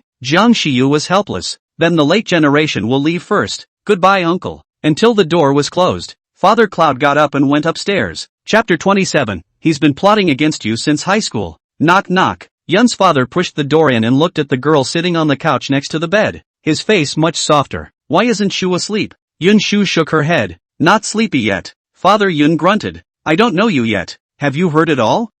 Heard that. When did you get together? Without even telling me? Not for a few days. Yun's father was in a bad mood. You've only been back to China for a few days? And that kid abducted you? Yun Shu's voice was soft, but her tone was firm. Dad, I liked him first. What do you like about him? Yun's father grunted coldly. You didn't just hear him say that he plotted against you in high school. Yun Shu's eyelashes fluttered. Alright, I don't care about falling in love, but you all pay attention. Yun's father sighed. If he dares to bully you a little bit, break up quickly. Do you know? I know. Yun Shu's eyes watered. Thank you, Dad. You get some rest. Well, good night, Dad. On his way out, Yun's father muttered. No wonder. Renting me that land in Shiguanad near Los. Yun Shu did not intend to talk to Father Yun about seeing that familiar back figure today. This is so fishy. Let her investigate first. Ding dong. Why? Did Uncle give you a hard time? Cloud stealing a drink. No/smile JPG. Why are you so happy? Cloud steals a drink. My dad doesn't object to us being in a relationship. On the other end, Jiang Shiyu was confused for a split second when she saw the news. Thinking about the expression that Yun's father was looking at him, how could he not think that it was possible? Cloudy steals a drink, but my dad said if you dare to bully me, he'll make me break up with you. Why, there won't be a chance for that. I'd like to offer you up as an ancestor. Yun Shu's face flushed when she saw this. He really really doesn't pull back at all. Why, there is one exclusion though. Cloud steals a drink? Why, kisses you. And you. Want to bully you until you cry. Yun Shu's face instantly turned red, spreading all the way to her neck. Cloud steals a drink. No more talking to you. I'm going to bed /gas JPG. How can he post this? Yun Shu puffed out her cheeks and pressed her cell phone on mute in exasperation. Why, good night. Yun Shu didn't want to pay attention to him, but she felt that it was not good. Her heart finally softened and sent him a message. Cloud steals a drink. Good night. Zhang Xiyu looked at the goodnight and laughed out loud. His little girl was quite soft-hearted. Thinking of something, dialed a number. Master Xiaojiang, is something wrong? Well, help me investigate someone. The next morning, after breakfast Yun Shu was ready to go to the store. The cell phone rang at the right time, and Yun Shu picked it up. Hello, may I ask if you are the parent of Yun Jin Yun's student? I'm his sister. Hello, I'm his homeroom teacher, and here's the thing, could you come over here at your convenience? Yun Shu paused. Is something wrong with Yun Yen? The head sighed. Yun students fought with classmates, and the other party had to call their parents over. I know. According to Yun Shu's understanding of Yun Jin Yen, it should have been that classmate who said or did something that made Yun Jin Yen do it. After leaving the villa, Yun Shu noticed the man standing at the door at a glance. The black punching bag was zipped to the top. His hands were in his pockets, and there was a wanton grin on his handsome, godlike face. Upon seeing her, his eyes brightened a bit, and that dangling aura around him was slightly withdrawn in proper ease. What brings you here? Looking for you, and after a pause, added, to accompany you by the way. Yun Shu suddenly remembered the message he sent yesterday. Her ears burned and she didn't want to continue this topic. I still have important things to do, so I can't go on a date today. I'll walk you. Zhang Xiyu smiled openly. I can't let my girlfriend go by herself. It seems like I'm redundant as a boyfriend. Good. The man sniffed and opened the car door for her. Ancestor, get in. Thanks. The sound is small, like a mosquito. Yun Xiaoshu, I don't like it when you say thank you to me. It seems distant. Then I won't say it next time. She was quick to return. Okay. 15 minutes had just passed when the car pulled up in front of the school. Are you coming with me? No? Yun Shu shook her head. Not really. You're busy? There's still time to accompany your girlfriend. Zhang Xiyu rubbed her head and spoke slowly. Aha. The school is now in session and not very crowded. Halfway there, Zhang Xiyu received a phone call. Yun Shu went to the office first. Knock knock. Chapter 28. Not a simple mind for his sister. Knock knock. Come in. Yun Shu pushed the door open. The atmosphere in the room was not good, and it would be an understatement to say that swords were drawn. Yun Jin Yen was cold and didn't look injured except for his school uniform being a bit dirty. Across the room stood a boy, who wasn't doing too well, with many scrapes and bruises on his face, some of which were still oozing the slightest bit of blood. Next to him stood a middle-aged man with a beer belly, slightly obese face piled with displeasure, exuding an intimidating aura. Noticing the commotion, several people turned around in unison. Sis, what brings you here? Yun Jin Yan's expression changed, and his hands were placed behind his back helplessly as he asked cautiously. Yun Shu approached and stood beside him, still asking, not hurt, right? How could he be hurt? The one who was injured was my son. The middle-aged man snorted coldly. His voice was so loud that it shook Yun Shu's ears. The homeroom teacher came over to mediate. Ms. Yun, it's like this. When we arrived we saw the two of them fighting. No one saw who started it, and the two of them said different things. At best it's a fight, at worst it's a one-sided assault. My family's Yin Yen would never take the initiative to hit someone. Then you mean my son hit first? Du's father snorted coldly. The flesh on his body trembled for a few moments. You dare to say that the injuries on my son's body were not caused by him? I hit it. Yun Jin Yen didn't retort. He took responsibility for what he did, and he knew it. But that's not what happened. What do I care what happens to you? Since you hit my son you have to apologize or this is off the table. The homeroom teacher is a young girl who has only just graduated and is still very rusty in dealing with these things. There should be a misunderstanding. What's the misunderstanding? My son is being bullied at your place and you're telling me not to be anxious. How are you a teacher? The homeroom teacher didn't know how to convince Du's father. She felt there should be a misunderstanding about this. She had seen Yun Jin Yan's usual performance in her eyes, although her nature was a bit cold, but her heart was good. She couldn't believe such a person would beat up a classmate for no reason. Yun Shu slowly twirled her pretty fingertips, a detached smile on her delicate little face and a cloudy tone. Why don't we find out the truth of the matter first? And if it was my family's Yin Yen who did it, I'll make him apologize myself. Du father's eyes narrowed as he looked Yun Shu up and down. Oh, how do you mean to understand? There were only the two of them at the scene. Who knows if you'll move anything? My sister wouldn't. Yun Jin Yen said. I've already said that it was your son who found someone to block a girl together, and I couldn't watch before I did it. Do father, you said yes is yes. I also said it was you blocking people by my son saw ready to stop you. Who knows if you made it up? Besides, where is the person you said you were looking for? Where is he? There's nothing. How are you going to prove that what you said is true? Yun Jinyan gritted her teeth. Yun Shu frowned and said to the boy hiding behind Du's father, "You're saying that it was my family's Yin Yin who hit you for no reason?" The boy opened his mouth, nodded and shook his head, and stammered, Anyway, he started it, he hit someone. So tell me why he hit you?" The boy's eyes averted. "Classmate, just tell me truthfully, if it's true that he hit you,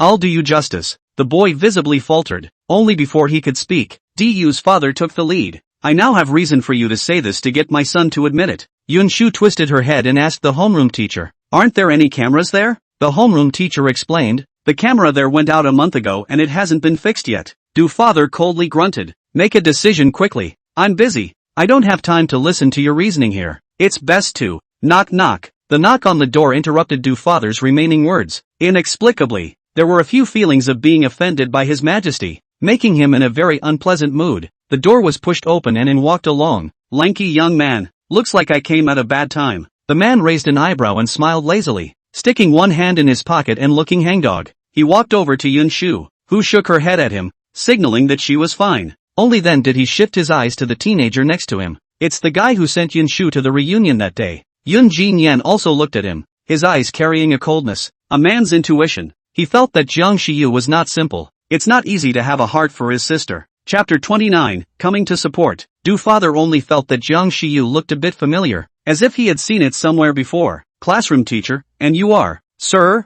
Jiang Shiyu raised an eyebrow, came over to back it up. He knew Yun Shu's character, seemingly well-behaved and soft, but once she touched her bottom line, she became stubborn and cold. Not allowed at all. Other than that, of course, a declaration of sovereignty wouldn't be too much to ask, would it? "You're Jiang Shiyu?" Du father finally remembered where he had seen the young man in front of him. It was at a banquet 2 years ago that he heard it from someone who pointed out to him, "In the future, don't mess with anyone but Master Xiaojiang. This ancestor's temper is very bad." "Something?" Jiang Shiyu looked at him askance, his voice cool. "If memory serves," the man yelled at Yun Shu. "Ha ha, Master Xiaojiang, how are you? I'm from Du Group. 2 days ago, I also handed over a contract with your company." Du father changed from before, smiling fawningly. "Stop." Jiang Shiyu was most annoyed by this. "Private time, no business. The world is actually quite unfair." Jiang Shiyu has known since she was a child. He is surrounded by people who deliberately approach him for no other reason than the power of his family. That's why he rarely makes friends. He hated that kind of treatment that only certain people got. Du's father was not angry and smiled on his face. "I think today's matter should be a misunderstanding. I'll let my son apologize." "No need. The truth of the matter has yet to be understood. How can it be done so perfunctorily?" Yun Shu said, "We are not unreasonable people." "Father Du, yes, that makes sense. It must be investigated." The homeroom teacher couldn't help but measure Jiang Shiyu. It was really hard not to let someone have an infamy mania with such a gangly and handsome man, but she didn't forget about the business. "Yun-san, you said you were trying to save a girl. Can you call her over?" Yun Jinyan shook his head. "I don't recognize her, and I didn't see her face when I saved it." "Sensei," a voice gasped anxiously. Immediately afterward, a girl with a high ponytail wearing a school uniform hurried over. "Classmate, is something wrong?" Because she ran all the way over. The girl's face was tinged with red. I can prove that what Yun-san said is true." "What do you mean?" Yun Shu's eyes narrowed slightly. "You're the girl that Yin Yin saved?" The girl nodded and bent down towards them. It's me. I'm sorry. I was just too scared to come over here first. I'm very sorry." "It's okay. Can you tell us what happened?" The girl focused her head heavily. "It's like this. I had a conflict with a girl in our class. That girl looked for Du. They were going to block me after school. I didn't expect to be found by Yun when they were looking for me. That's why there's a backstory." "Thank you. It's been a big help." The girl blushed and was busy waving her hands. No, it's me who wants to thank you. There was a girl who provided evidence, and now the truth came out. Brat, I sent you to school and you did this kind of thing." Du's father had originally sworn that it was definitely not his own son's fault. Who knew that he would be slapped in the face so soon? "Dad, I was wrong." The boy had long since panicked. "Student Yun, I'm sorry. Yun Jinyan, you shouldn't just apologize to me." The boy bent toward the girl again and apologized. With the matter settled, several people exited the office together. Father Du wanted to fight for something else, but Jiang Shiyu didn't even give him an afterimage. Seeing this, I had to stop. What are you following me here for? Chapter 30. Excuse me. Yun Yen didn't need to turn his head to see the people next to him who were in the way, and was a bit annoyed. I can't walk here? Jiang Shiyu slowly and methodically took a candy from his pocket, peeled it off, bit it into his mouth, and asked with a smile. Yun Yen smiled coldly and spoke in warning. Don't hit on her. What can be done about that? Jiang Shiyu lifted his tired eyelids, stood up straight and looked down at him, his voice careless and arrogant and cocky. It's already hit. The people are all his. Yun Yen was so angry that his face turned red. His height was considered tall. Who knew that this person in front of him stood up straight and was nearly half a head taller than himself? I won't agree to that. He's going to defend his sister's happiness. Jiang Shiyu didn't look at him anymore, and turned his eyes to look at Yun Shu aggressively. Shu. Yun Yan's eyes widened. Why is it still like this? You want to be shameless? Yun Shu coughed twice lightly. Yen, you can go back to your class first. You guys. Jiang Shiyu smoothly gathered Yun Shu in his arms and declared his sovereignty. Sorry, mine. Yun Yen. What does he mean by that? Sister? Jiang Shiyu froze. He's your brother? Yun Shu held his forehead. Well, pros. Jiang Shiyu. What if you accidentally take your future great-uncle as a love interest and flaunt a wave? Waiting online. Pretty urgent. All the way out of the school gates. He was still a bit out of it. Jiang Shiyu, have you misunderstood? Yun Shu suddenly remembered the night of the class reunion. When he confessed to her, he said, there is no boyfriend. So, that's what it means. Jiang Shiyu sound, thought he. Yun Shu wanted to laugh. Where to? I'll give you a ride. Jiang Shiyu coughed and changed the topic. Go to the store. There had been a lot of orders in the last few days, and there was another one that was due tomorrow that she hadn't started on yet. He responded. Okay. When Yun Shu works, there is nothing in his eyes but work, and it is not an exaggeration to say that he does not recognize his relatives. Jiang Shiyu sighed again. What if his girlfriend doesn't cling to him, but he wants to cling to her? From the moment Yun Shu promised him, Jiang Shiyu couldn't wait to stick with her 24 hours a day, kissing and hugging and lifting her high. I didn't realize that the girlfriend was a career brain. It was well past noon before he could call out to anyone. Gun Yenshu then came. Upon seeing him, Gun Yenshu almost thought she had made a mistake. No. Why are you here? Jiang Shiyu raised his eyebrows. No? Gun Yenshu suspiciously looked at him, then at Yun Shu, and slapped her thigh. Do you like my family Shu? Come after her. Jiang Shiyu didn't refute. Yeah. Gun Yenshu had a look of I'm sure it's so. However, she didn't forget the business. Then you can come back some other time. I'll take the time to relieve myself today. Jiang Shiyu, why can't you do it another day? Gun Yenshu, because I'm her good sister. I've known her for years. Without waiting for Jiang Shiyu to speak, Gun Yenshu waved her hand. Alright, you should go. We still have important things to talk about. Jiang Shiyu, can't be mad. Girlfriend's best friend. Well, can't be mad. Okay, you guys chat. Jiang Shiyu got up good-naturedly. Remember to go eat. Yun Shu face apologized. Good. It's quite embarrassing to keep him company for so long. When Jiang Shiyu left, Gun Yenshu took her by the hand. Shu, tell me honestly, how far have you gotten? Yun Shu blinked down her beautiful eyes. Just, the ground of boyfriend and girlfriend. Oh, male and female friends. Halfway through the sentence, suddenly paused and shouted out of breath. What?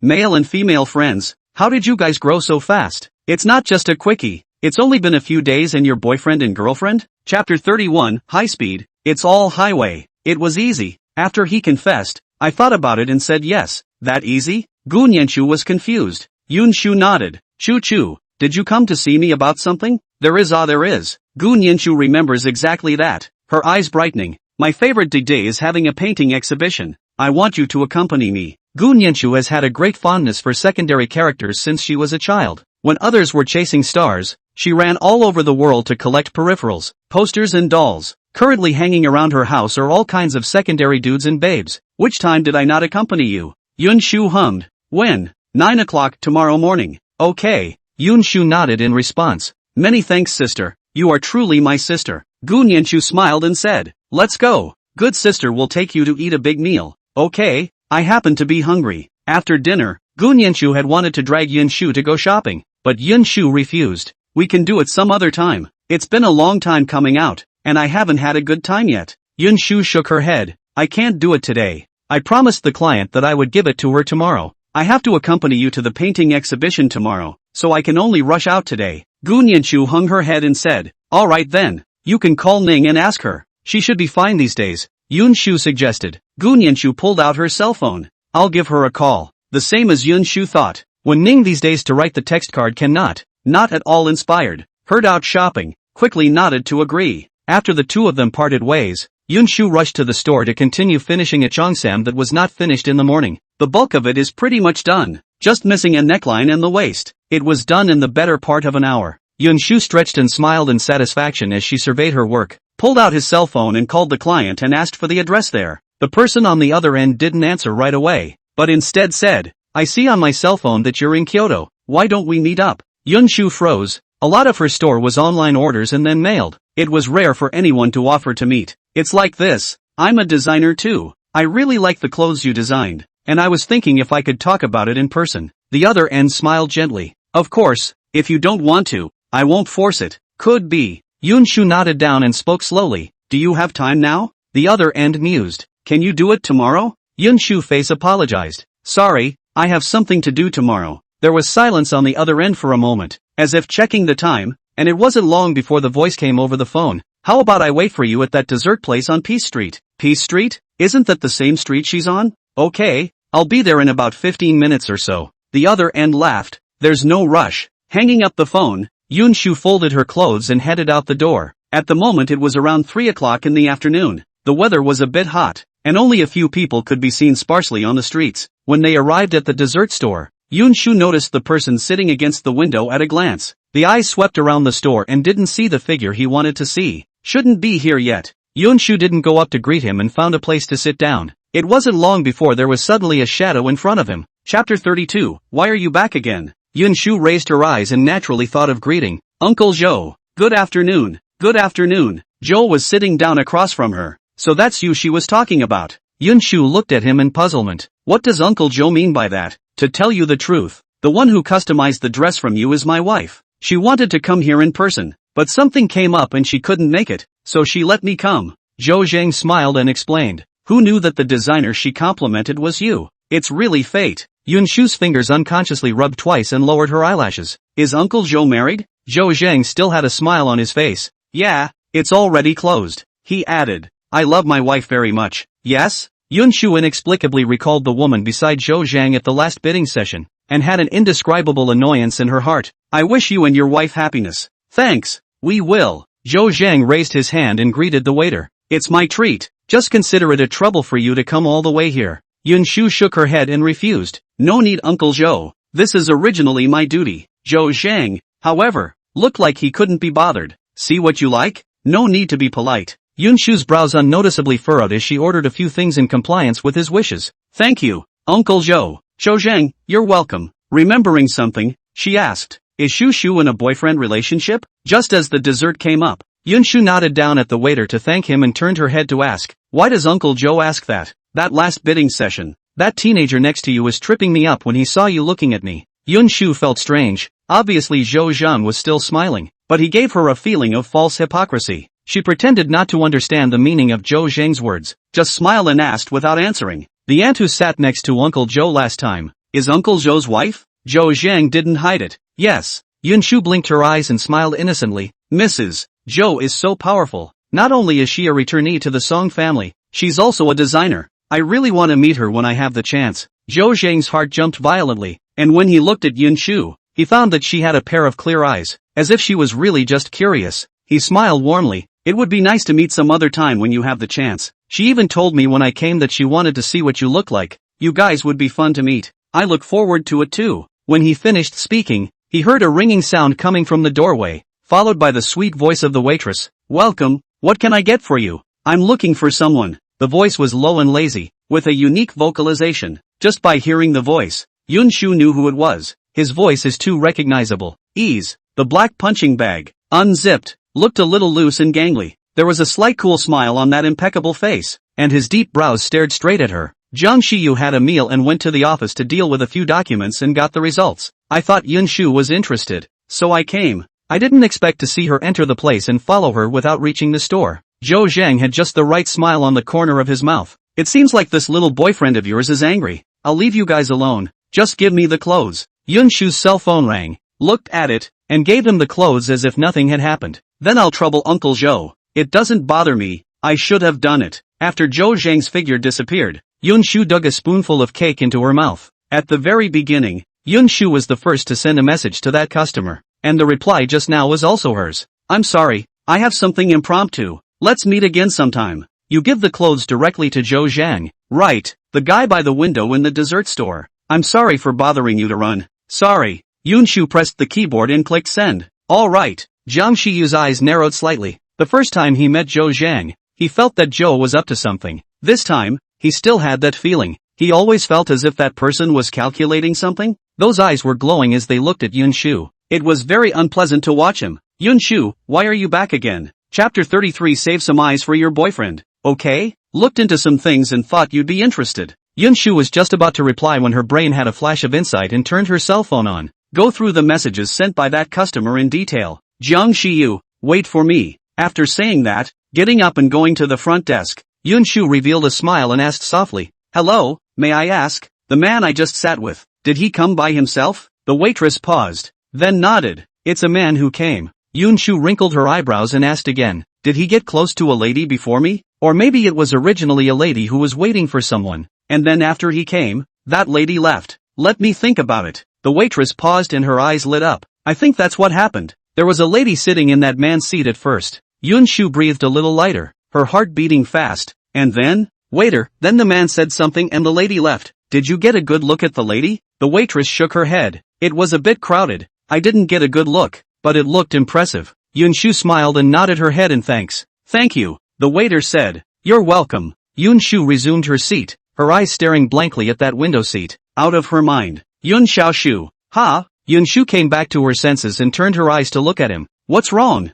Jiang Shiyu flexed her fingers and tapped her forehead. What are you thinking about? Yun Shu blinked down. Thinking about something. When the two of them returned to the store, Yun Shu still felt it was too strange. A familiar scent came to the tip of her nose, and she was cradled in her arms. Shu Shu. He rested his chin against the nape of her neck. Save some eyes for your boyfriend, okay? The voice was muffled, with some aggravation. Yun Shu reached out and encircled his strong and lean waist. I just feel strange. You mean Zhou Zhang? Aha. Jiang Shiyu laughed, bending his waist and lowering his head, leveling his eyes with her. Shu Shu, I want to kiss you. Yun Shu paused, not expecting the topic to jump so quickly. Before she could give a reply, the man hooked his arm around her waist and came up. Her lips took hers and licked it delicately. Yun Shu slowly responded to him. Her lack of response was enough to drive Jiang Shiyu crazy, and this went straight out of control. His tongue dominantly pried open her teeth and wrapped around hers, entangling them together. The temperature around them gradually rose, filling the room with charm. A kiss lasted about 20 minutes, and when it ended, Yun Shu's legs went limp and she collapsed in his arms. Jiang Shiyu gasped and buried his head into the crook of her neck. A hot breath that was exhaled sprayed on Yun Shu's skin, causing a shiver to run down his spine. Jiang Shiyu. Her body shuddered, her voice hoarse. Jiang Shiyu laughed, pulling his hand out of her dress and straightening her clothes. Sorry. His eyes were still reddened with undissolved lust at the ends. If you don't like it, give me a shout next time. Luckily it wasn't anything excessive. Yun Shu shyly lowered her head. It's fine. The figure you saw at the last bidding session was the young lady the Song family retrieved a few years ago. Song Xiner. Song Xiner? Yun Shu's heart tip jerked. Mom, Miss Song family is some years ago after a car accident was Zhou Zhang brought to the Song family. He told the Song family that Miss Song is because of the love injury. This is what happened. At that time, the Song family did not have time to look into it in detail, in order to treat Miss Song, which is out of the country. But from what I heard, after the accident, she lost her memory. Jiang Shiyu briefly explained the matter. Yun Shu remembered what Zhou Zhang had told her and asked, is she, married? No, the Song family hasn't spread the news of her marriage, but, according to some sources, this time they came back to look for their little miss. Little miss? Well, it says that Ms. Song had a daughter before she lost her memory. Yun Shu suppressed her wildly beating heart. She had a hunch that Song Xiner must be her mother. What about Zhou Zhang? Jiang Shiyu thought for a moment. Zhou Zhang doesn't have any power behind him. His background is simple, and he hasn't done anything bad. Since bringing Miss Song back to the Song family, he has also been living in the Song family. It should be that he is interested in Miss Song, but the Song family will not agree. A prestigious family like the Song family naturally wouldn't let the Song family's only daughter marry someone who didn't know her roots. Yun Shu nodded. Don't worry. Jiang Shiyu came closer, forehead to forehead. There's still me. I have to accompany Koro to see the painting exhibition tomorrow, so I can't accompany you. Call me when you get back and I'll pick you up. Yun Shu curved her lips. Good. Chapter 34, How can you go astray? Early the next morning, Yun Shu was awakened by the ringing of the phone. Hello. The voice was raspy and soft with the softness of just waking up. Shu, are you up? Yun Shu sat up and scratched her hair, glancing at the time. Up. It's already 8 o'clock. Well then, I'll meet you at the usual place. Good. Yun Shu lifted the covers and got up, pulling the curtains back. Gunyanshu, see you later. Yun Shu smiled. See you later. After simply packing up, around 8:20 Yun Shu left the door, too lazy to drive. I took a cab and went there. When he arrived just at 8:40, he looked at Gunyanshu sitting on the bench and approached with a smile. Choo. Gunyanshu raised her eyes and smiled, handing her the milk tea she had ordered in advance. The flavor you like. Yun Shu curved her lips and took it. Thank you Choo. What's the point of being polite? Gunyanshu waved her hand. Let's go. We must grab the front row. Yun Shu nodded. The two arrived at the place where the exhibition was held and it was already crowded. It wasn't the first time Yun Shu had seen this, but every time he did, he marveled a point. Secondary stargazing is no less than tertiary stargazing. There were 3 layers of people around, and you couldn't even see the edge of the room at a glance. Shu. I'm out of my league. Gunyanshu pulled Yun Shu's sleeve and kept shouting. No wonder there are so many people today. Lu Dede is coming. Oh, I like him the most. Yun Shu, didn't you like to make a call before? Gross. Something? Gunyanshu retorted with wide eyes. This is different. I'm just on a whim for Mao Dede. I'm true love for Lu Dede. Yun Shu let out an O. Gunyanshu this person. Which secondary characters when chasing which data? A month can change at least 3. She is used to it. Gunyanshu stood on her tiptoes to look inside while asking. Shu, do you think Mr. Lu will be handsome? I guess so. There were a lot of people around, so crowded that Yun Shu's frown hadn't loosened since she arrived. There were more and more people. Yun Shu was pushed and shoved by the crowd, and in the blink of an eye, she couldn't see Gunyanshu. As the crowd kept walking, Yun Shu couldn't help but feel a little glad that she didn't wear high heels today. Hatsumomo dash. Her brow furrowed, her little voice pressed out as she was surrounded by screams and revelry. Yun Shu sighed and prepared to find a place with fewer people to call Gunyanshu. The body was suddenly knocked down and instantly lost its balance. Yun Shu subconsciously reached out to grab the person beside him, grabbed a piece of the corner of his coat, and before he had time to stand up straight, his back was slammed again, and he directly fell into that person's arms. Yun Shu, God damn it, no eyes, are you okay? A voice came from the top of his head. Yun Shu raised his eyes, stood steadily away from his body and shook his head. It's fine, I'm sorry for just now. The surroundings were too noisy, and Yun Shu's brows furrowed as he nodded again at the youth in front of him, finding a gap to get out. The youth followed suit when he saw it. Walking a little farther cleared his ears. Yun Shu was then relieved to notice the people following not far away. Thinking about what just happened, he paused and said, I'm sorry about what just happened. The visitor smiled. That's okay. It was only then that Yun Shu noticed his looks. Unlike Jiang Shiyu's aggressive looks, the person in front of him gave off a feeling of being in the spring breeze, and smiled as if the seasons were like spring. For some reason, Yun Shu always felt a sense of kinship when she saw him. Can we make friends? Yun Shu was slightly stunned. The man explained. It's like this. I've always thought you looked like a deceased friend of mine. Yun Shu didn't refuse. Okay. I'm Song Yi. What's your name? Yun Shu. Yun Shu. Song Yi read it word for word and laughed. What a nice name. Yun Shu, thank you. The two didn't talk for long before Yun Shu found a reason to leave.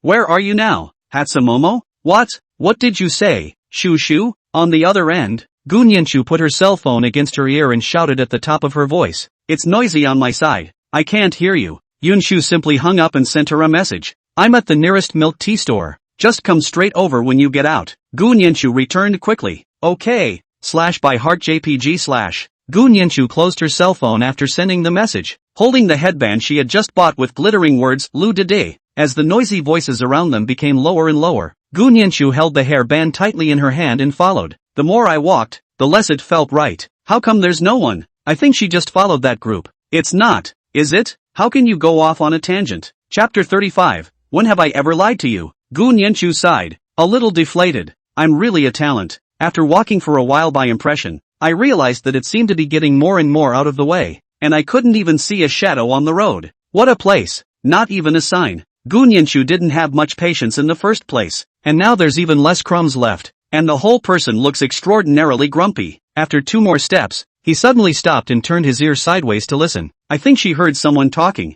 and it was pretty close to her. Got it. Some other time. I came back for something. It was a baritone voice, low and magnetic. Very nice. Even better than the voices she usually collected. Yun Shu, in addition to liking secondary characters, is also a full-blown voice control. All of her favorite secondary characters were dubbed one by her voice teacher with her money. She listens every night. The voice was all so nice. Yun Shu thought darkly. It must be a handsome man. The voice disappeared before the smile on his face could bloom. The surroundings were so empty that Yun Shu almost thought that what had just happened was her own illusion. It's not. That's it? Wait a minute. Gone? Which way? Yun Shu's eyes widened violently and she jogged over in the direction she heard. 2 minutes later, the corner of Yun Shu's mouth twitched. Where is this? The end of the line? How do I get there? What about that voice you heard? It's not a ghost, is it? Where's a ghost in the middle of the day? Yun Shu stroked her chin in contemplation and didn't notice the approaching figure behind her. Yun Shu shivered when her shoulder was tapped. Those eyes clouded over with a mist of water.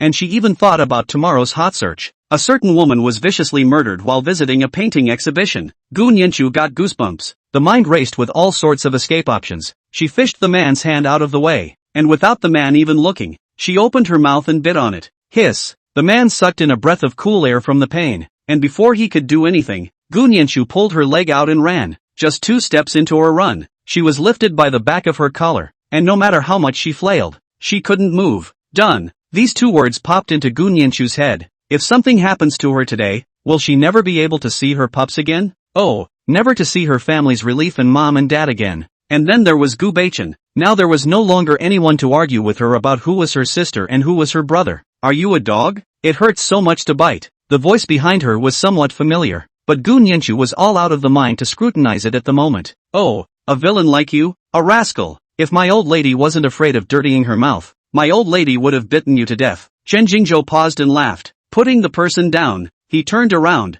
What do you call me? A villain? A rogue? Look up and see who I am. Yun Shu lowered her head and didn't look at him. Don't try to trick me. Who knows if you're going to kill me in case I look at your face. I'm not that stupid. Chen Jingzhou helplessly hooked his lips. It seems that the nature is still the same as before. It seems to be so bold that it is not afraid of anyone, but in fact it is more afraid than anyone else. Sighing slightly, I'm not going to hurt you. Look up and see who I am. Really? Of course. When have I ever lied to you? Yun Shu? They still know each other? Quietly, she raised her head, glanced at it, and quickly lowered it again. Halfway down, he stopped suddenly and reared his head back to look at the man in front of him. You're Chen Jingzhou? Chen Jingzhou raised his eyebrows. Rarely. You still recognize me? Yun Shu deflated her mouth as she breathed a sigh of relief. See what you're saying, even though I left during my junior year. We've known each other for 2 years anyways. I'm not that forgetful.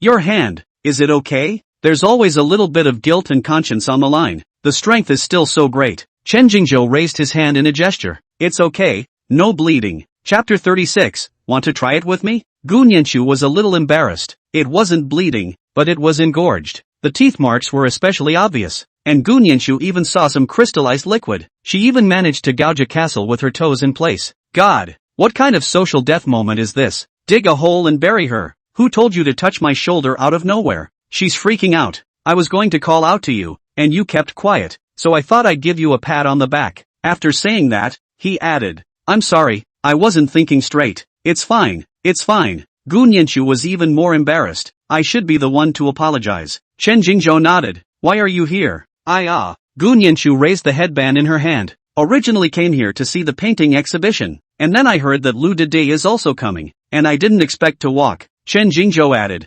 Lost? Yun Shu, you don't have to say it. I will thank you very much. In just a few minutes, Yun Shu lost her face to the Pacific Ocean. You like that ludicrous? Chen Jingzhou's eyes were obscure and uncertain, with a smile at the corner of his mouth, looking very gentle. Like who doesn't like so gentle and talented Lu Dede? Yun Shu nods her head and drops her head again when she thinks of something. But it's a pity. At this time now, the people should all be gone. I don't know when we'll see it next. Chen Jingzhou, I know him. If you want to see him, I'll take you there. Really? Would I lie to you? Yun Shu blinked down and asked mysteriously. Ask an important question. What? Is he handsome? Chen Jingzhou. Still, okay. Yun Shu nodded. That's gone. Chen Jingzhou? Yun Shu shrugged her shoulders. In case it doesn't look that good when you see it, it's better not to see it. Chen Jingzhou. Can't refute it. By the way, do you know how to get out? Yun Shu realized this only as an afterthought. I don't know if this place is short of money. It doesn't even have a sign. Chen Jingzhou, this is the back garden. It's only just been built. It hasn't been renovated yet. Gu Nianshu laughed dryly. Really? Rather, they've been wronged. Follow me. Chen Jingzhou reached out and pulled her hand towards one side. Gu Nianshu stared dead in the face at the clasped hands, and the words almost came out. Chen Jingzhou, you don't like me, do you? Chen Jingzhou's character is not too gentle and is on the cold side, but every time he was with Gu Nianshu, the smile at the corner of his mouth never fell. Full of tenderness. Looking at Gu Nianshu almost drowned in it. Although Gu Nianshu was usually big-headed, she understood everything. As the words left her mouth, she clearly felt the man's figure freeze in place for a moment. Ha ha, so what? My mouth is fast. Don't you mind? I don't have. Gu Nianshu responded, hating to tilt her head and pour out the water in her brain. Why does she just say it in her head like that? Even if the Chen Jingzhou of the past liked her, it didn't necessarily mean that she liked her now. Maybe he has a girlfriend now. I blame my own mouth. Why do you say that? Chen Jingzhou turned and bent down to meet her eyes. Is it that obvious? Boom. Gu Nianshu was instantly confused. What did you say? That obvious? The corners of Chen Jingzhou's mouth hooked into a smile, his voice just the way Gu Nianshu liked to hear it. I said, am I acting obvious? Me? You? In fact, who made it so natural for you to hold my hand? Just like that time. Chen Jingzhou's eyebrows arched. Gu Nianshu, want to think about it? What? Gu Nianshu gulped, her eyes flickering slightly. Chen Jingzhou said seriously, Nian, I like you. I liked you a long time ago. It's just that when I wanted to confess to you, you left. This time I returned to China also because I want to see you, and want to tell you my feelings. So, want to try it with me? Want to try it with me? Want to try it with me? Gu Nianshu entered the milk tea shop with her eyes blank, not yet reacting to the words that kept circulating in her ears. Chapter 37, Because I Like It. Hatsumomo. Ha? Gu Nianshu came back to her senses. Shu, what's wrong? Yun Shu joked. I should ask you what's wrong. You're so distracted. Did you lose your mind when you went to the exhibition? You didn't see a handsome man and still haven't gotten over it, did you? Gu Nianshu bit her lip. Not really. I didn't see Jing Dede, nor did I see the painting exhibition. Yun Shu, then why did you go for so long? Gu Nianshu thought about it and scratched her hair in annoyance. I don't know what to say. Yun Shu used the back of his hand to prop up his head, his appearance lazy. If you don't know how to say it, don't say it first. Wait until you sort out what you want to say. No. Gu Nianshu couldn't hide anything. If she didn't say anything about this, she probably wouldn't be able to sleep today. Do you remember that student council guy I was talking about in college? Well, remember. During that period of time, every time Yun Shu and Gu Nianshu called, she could hear Gu Nianshu talking about this person, as if he was called Chen something, but she couldn't recall exactly. You met him? Just now I accidentally got lost and met him there.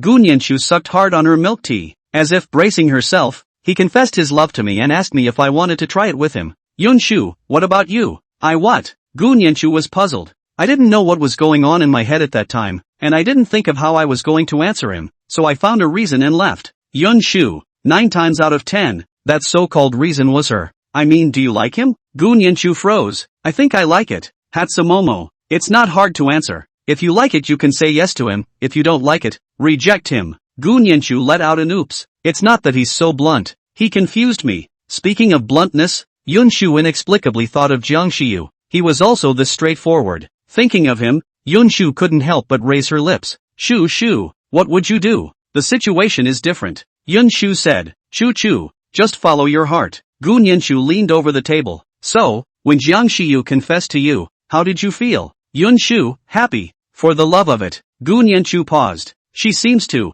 Nian. Yun Shu glanced sideways as the handsome-looking man walked over toward them, and when he saw Gu Nianshu, his eyes flashed with a few hints of panic and uneasiness. With just one glance, Yun Shu felt the love in this person's eyes for Gu Nianshu. Why are you following? Gu Nianshu hadn't thought about it yet and was a bit overwhelmed for a while. When Yun Shu saw this, what was there not to understand? Even if you don't agree, don't avoid me, okay? The attitude was almost humble. Chu, you guys chat, I'll leave first. Yun Shu retracts her gaze. I'll support you no matter what decision you make. Just don't regret it. Only after Yun Shu left did Chen Jingzhou step forward. Nian. You don't hide from me, okay? Gu Nianshu's lips opened and closed. When did I avoid you? Chen Jingzhou asked. Then what did you just run so fast for?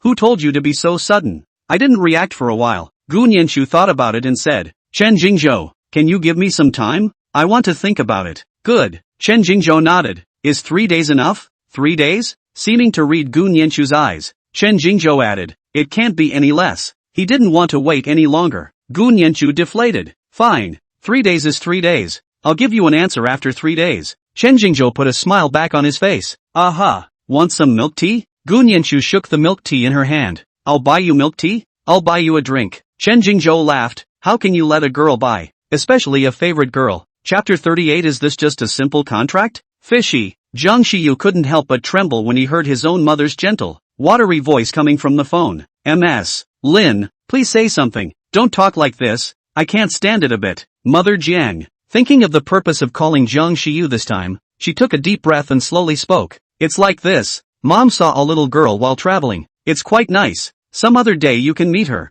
Zhang Xiyu almost didn't choke on his saliva. John's mother on the other end was worried. I don't know if it's because when I was a child, I passed on the idea too much, causing Zhang Xiyu to go far away from girls from a young age. There aren't many good players around, and during that time Zhang mother even suspected that Zhang Xiyu had a relationship with a few of the brothers around him. She was so scared that she observed it for days and finally thought about it and figured it out. Boys and girls alike, having a favorite is better than not having one. To say that Zhang Xiyu was only 23 this year, there was no need to be in such a hurry. Truly, Zhang mother had never seen a person of the opposite sex close to him. How can this not be a worry? Ms. Lin, you don't have to worry about that. Why don't I worry about it? Zhang mother's voice was more or less disgusted. If you weren't my son, who would care about you? Zhang Xiyu raised his hand to pinch down his brow. You don't have to worry about this. I have a girlfriend. What doesn't? Wait, what do you mean? You have a girlfriend? Zhang Xiyu looked at the time. Well, you just have fun with my dad. Which family's little girl?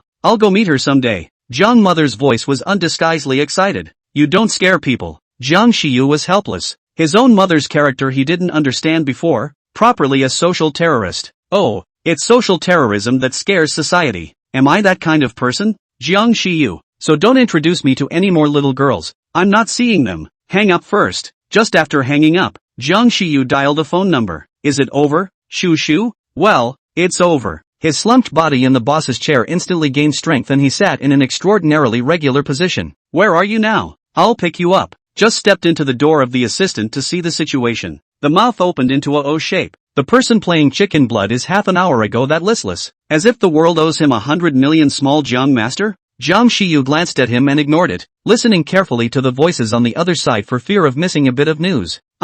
There was a pause on the other end, next to the dream within a dream painting exhibit on Wing Street. Stay where you are for a while, I'll come find you. Zhang Xiyu stood up and grabbed his jacket and headed out. I'll be there soon. The assistant wanted to speak. Master Xiaojiang, this contract it's just a contract. Leave it there for now until I have time to deal with it. The assistant's mouth twitched. Is this the rich guy? Just a contract? Is this a simple contract? This is money. 100 million. It's a billion. Not a piece. Not 100 and 1,000. But a billion. By the time the assistant looked back, the long figure had already disappeared. Yun Shu looked at her cell phone which had already rested on the screen. Her shadow reflected on it, and she playfully blinked her beautiful eyes. Find a shaded spot, sit on a bench, and swipe your phone. Just brushing up and out. The face of the teenager in school uniform in the video slowly turned into Zhang Xiyu. The corner of his mouth hooked up in a flirtatious and diffident smile as he whistled towards her. Yun Shu curled her lips. Yun Shu? A surprised voice in his ear pulled back Yun Shu's thoughts. Chapter 39, Bah, the scum of society. Yun Shu snapped back to her senses. Huh?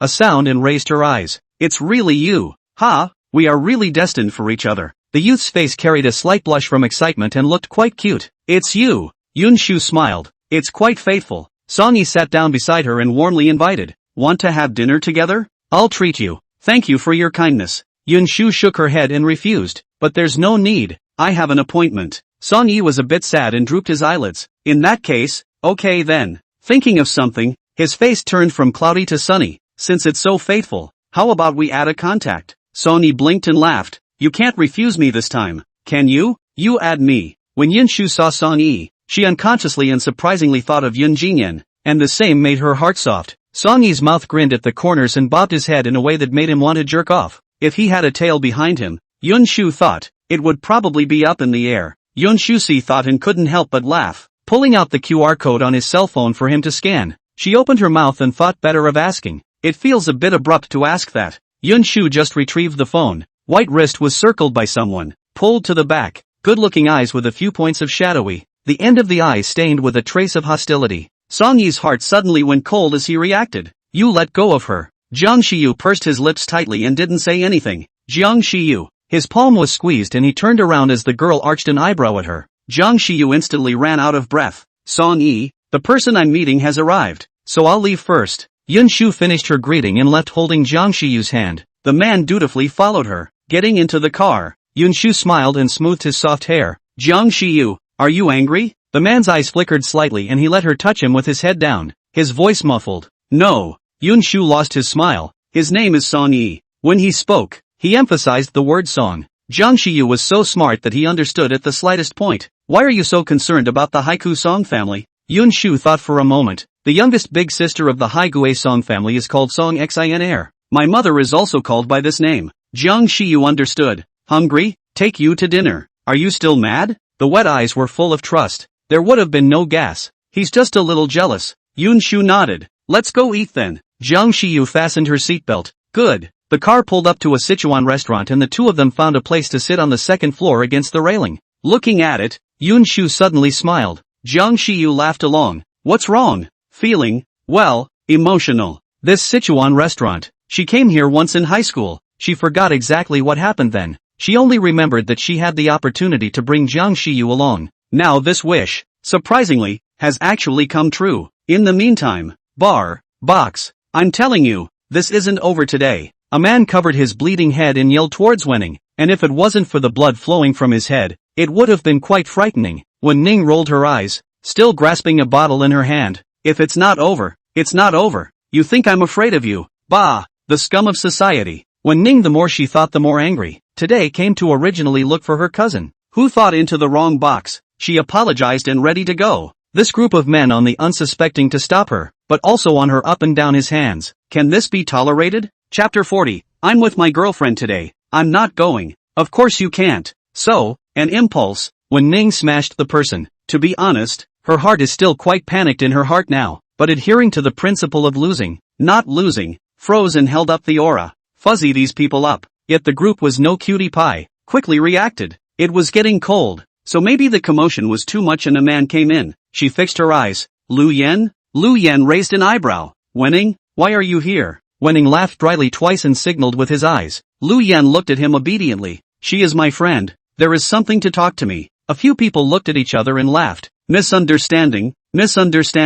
Wenning deflated when she saw that look on their faces. Bullying. She kept following Lu Yen out of the box before she stopped. Thank you for today. You're welcome. We're all classmates. Lu Yen waved his hand without caring, looked around and asked, just by yourself? Wenning nodded. I'm here to see my cousin. Lu Yen, do you need any help? Wenning was also nonchalant. Okay, if you were to look for it yourself, you wouldn't be able to find this huge bar on your own for a day. Half an hour later, Wan Mu. When Mu shivered and weakly shouted, Sis. He wasn't afraid of anyone at home but Wen Ning, which was why his mom had asked Wen Ning to come over to him. As long as Wen Ning was around, he could only obediently stay in school and study. Wen Ning was so angry that she grabbed him by the ear. Growing capable, coming to the bar at a young age? Wen Mu was dissatisfied. Which one is younger? I'm an adult, okay? Wen Mu had an inexplicable obsession with his age. Wen Ning laughed, the next moment directly cold face, only just turned 18 on the patience? Hurry up and get to school. Wen Mu let out an O and turned his head to look at Lu Yen. Sister, who is he? If it weren't for people, I wouldn't even be alive to see you today. Wen Mu nodded. Then you thank people properly. I'll go back to school first.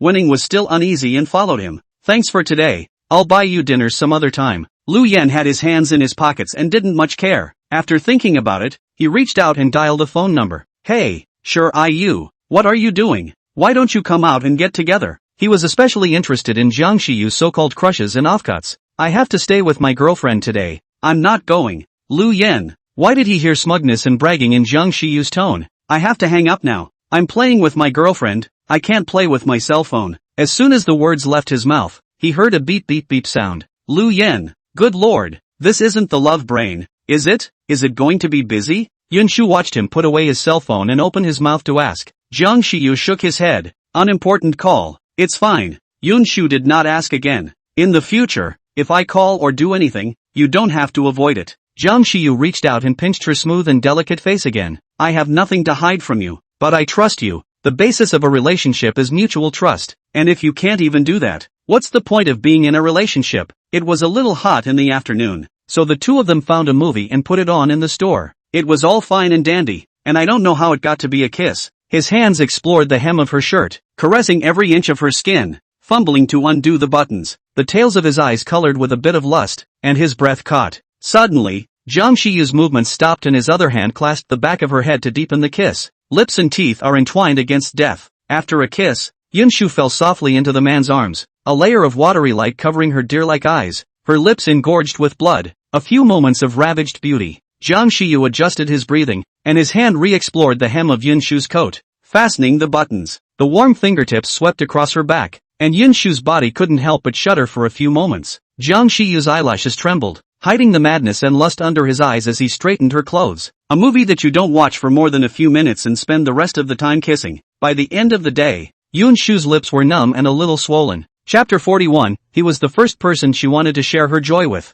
The next day, Jiang Shiyu came to the company early in the morning. Master Xiaojiang. What?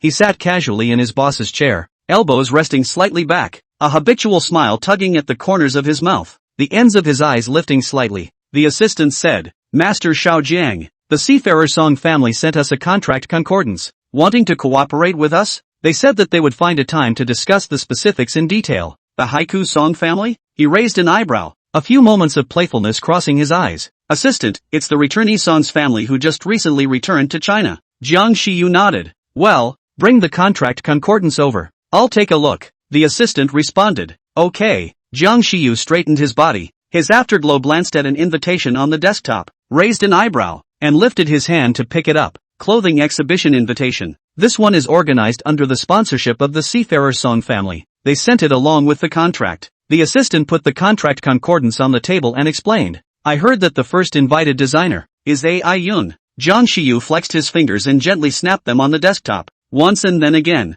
making a crisp ringing sound. What are the conditions for being invited? The assistant looked puzzled, but dutifully explained. But any designer with a little achievement is expected to be invited. Jiang Shiyu nodded. Aha. According to this situation, Yun Shu could be selected 100%. Go down first. Okay. After waiting for the assistant to leave, Jiang Shiyu thought about it and took out his cell phone to prepare to call Yun Shu. I don't know if it was a heart-to-heart, but the second before dialing the phone, the cell phone rang. The caller was none other than Yun Shu. On the other hand, Yun Shu had just arrived at the store when she received a call. Hello, this is Yun Shu. On the other end was a crisp and clean female voice. Hello, our site is from AI Yun Clothing Exhibition. I don't know if you have any intention to come to participate in our activities this time. Yun Shu froze, not knowing whether it was because of the exhibition or because. Miss Yun. Yun Shu looked back. Yes, then I'll email you the invitation later, and I'll trouble you to pick it up. Okay, thanks. You're welcome. Hanging up the phone,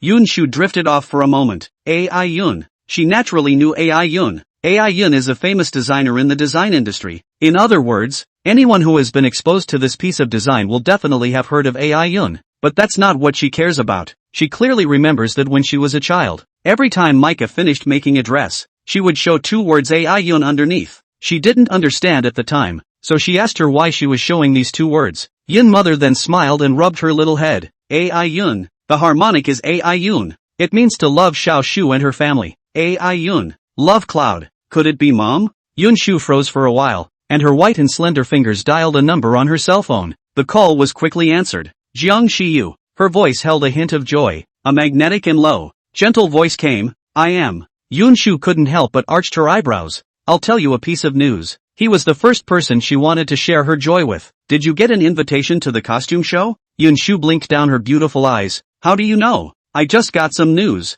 A man's laugh escaped his throat. Our relief is awesome. Yun Shu raised her hand and pinched her hot earlobe, whispering softly, which is not. Jiang Shiyu's voice was serious. It's not like everyone can go to this exhibition and have achievements. By the way, the organizer this time is the Haiku Song family. Yun Shu paused and heard him continue. AI Yun is a member of the Haiku Song family. Seafarer Song family. Would it be what she thought it would be? The two chatted for a while longer and went on with their work. The invitation was received in the afternoon. The time written on it is May 10th, 9 a.m. to 12 p.m. May 10th? Chapter 42, Refractive Bubbles. Yun Shu tapped his cell phone to see the date, May 8th. It just happens that the orders in hand will be processed in the next few days. Jiang Shiyu was a bit busy in the past 2 days and seldom came over. But a good morning every morning and flowers at 9:09 a.m. are essential. Each one had a pink card on it. a different word for each day. But without exception they were all thought up and handwritten. Yun Shu would go online every time to search for their flowery words. On the day of the clothing exhibition, Yun Shu sent a message to Jiang Shiyu, who used to reply in seconds. But this time there was no movement. She didn't care. She was probably busy with work. Pack up and get ready to head to the site. Only just stepping out of the store, with the door still open, his footsteps stopped when he saw the scene before him. The young man in a suit was holding a bouquet of pink flowers in his hand, as if he had walked out of a painting. His features were angular and clearly defined, his bright red lips hooked up in an arc, not too deep, not too shallow, and he was spirited. He inclined his head and smiled lazily, his voice frivolous and diffident. Not serious? What? Silly? What brings you here? It seemed like she hadn't seen him in 2 days. The young man approached and tucked the flowers into her arms. Wanted to see you. The last 2 days have been busy, rarely meeting, and even when I didn't stay for an hour and left in a hurry. You don't have to make a special trip to keep me company if you're busy. She looked down at the flowers in front of her, delicate pinks, both dark and light pinks. It was almost girlish to look at. But doesn't Shu want me? Think. Her voice was soft and drifted into Jiang Shiyu's ears. He curled his lips. I want relief too, said and added, every moment. Yun Shu looked at the flower in her arms and asked, what kind of flower is this? The owner says it's refractory bubbles. Which girls are supposed to like refractive bubbles? Yun Shu's eyelashes quivered and she looked up with a smile that curved her eyes. Well, I like it a lot. Jiang Shiyu smiled along with him when he saw this. That's good. Come on, I'll walk you. Yun Shu let out a hey. Wait for me. I'll put the flowers in the store. Jiang Shiyu nodded and didn't follow him in, so he waited outside. Yun Shu cleaned up quickly and came out in no time. The car drove all the way to its destination, arriving at exactly 8:50. Are you going in too? She twisted her head to look at Jiang Shiyu. I'm going to talk about a contract later, so I won't be there. His movements were natural and intimate as he stroked the girl's hair behind her ear. Call me when you come out. I'll pick you up. Good. As the words fell, a warmth pressed against his forehead. Yun Shu looked at him. Jiang Shiyu laughed dumbly. All right, go ahead. It was only until the girl's back disappeared that Jiang Shiyu pursed her lips slightly and stopped laughing. The cell phone rang and Jiang Shiyu picked it up. The assistant's slightly rushed voice rang out from the cell phone screen. Hey, Master Xiaojiang, have you arrived yet? He looked up at the window and spoke slowly. 10 minutes. The other end sighed in relief. Okay. When Yun Shu arrived, there were already many people in the showroom. She followed the directions on the invitation and found her seat. It hadn't been long since he sat down when he was tapped on the shoulder. She turned around and it was a very pretty young woman. Hello, are you Yun Shu? Yun Shu was stunned. You know me? The woman smiled and extended her hand towards her. Hello, I'm Xiao Jiahe. I've bought the clothes you designed. They're beautiful. Xiao Jiahe didn't mince her words of praise and didn't hide her fondness. Yun Shu curved her lips. Thank you for liking it. The hands that were pressed against each other left at the touch of a button. Xiao Jiahe had excitement on her face. I heard that this clothing exhibition was organized by AI Yun. I didn't think that I would be able to meet my idol in my lifetime. I'm so happy. Yun Shu nodded. Yes. Chapter 43, Young and Promising. Her eyes fell to a very large poster not far away, with a woman's back on it, autographed underneath. AI Yun. If Yun Shu was doubtful at first, now she was certain. This person, the one who sat next to Zhou Zhang on the day of the bidding session, was also the same guest who had offered to meet last time. The lights around them dimmed instantly, and a chorus of sighs rang out in unison. Snap, snap, the sound of lights being switched on in unison, the soft light spreading down. Yun Shu saw an extremely well-built woman wearing a cheongsam standing on the stage. The woman's back was to the light, and her face was not really visible. Yun Shu's breathing eased a bit, her eyes slightly sour, wanting to shed tears. It's Mom. With one glance, even if she couldn't see it, she could recognize it. Her hands gripped the armrests on her chair tightly, veins rippling on the backs of her pale hands, her eyes unblinking as she stared at the man on the stage. Welcome to the costume show. It's a pleasure to meet you all. I'm AI Yun. The words fell, and there was chaos at the bottom. What does AI Yun stand for? A signature in the design world, so to speak. How many people wanted to meet her and ended up just going nowhere? AI Yun's face was masked, so he couldn't see his real face. She smiled and raised her hand, and the otherwise noisy environment fell silent. We have 2 parts to this exhibition, a runway show and a costume display. What was said? Yun Shu didn't hear too well, only saw the person on the stage go down the steps and sit in the first row of seats. She's in the 3rd row. There wasn't a long wait, about 5 minutes or so, before the walk started. If it were in the past, Yun Shu would definitely have a great interest in watching this, but right now, her eyes were only looking at AI Yun, who was talking and laughing in the first row. A runway show to watch and be distracted by. When it was over, Yun Shu was going to the first row with her bag. It was just that there were too many people who wanted to see AI Yun, and after she took a few steps, she was stuck in traffic. Watch as AI Yun is escorted away from the scene by a group of bodyguards right under his nose. The exhibition still went on, but AI Yun did not show up again. Yun Shu sighed. Forget it, since he's here, don't waste this opportunity. As for AI Yun, there will always be a chance to see him again. Her eyes fell to the costume in front of her. Each dress is cleverly designed and has its own character. Her attention quickly shifted. Her eyes could not hide her amazement, and she unconsciously murmured out, "Amazing! It's stunning and shocking because of the emotion it carries." A gentle voice rang in his ear, and Yun Shu froze and turned back. Master Xiaojiang is really young and promising.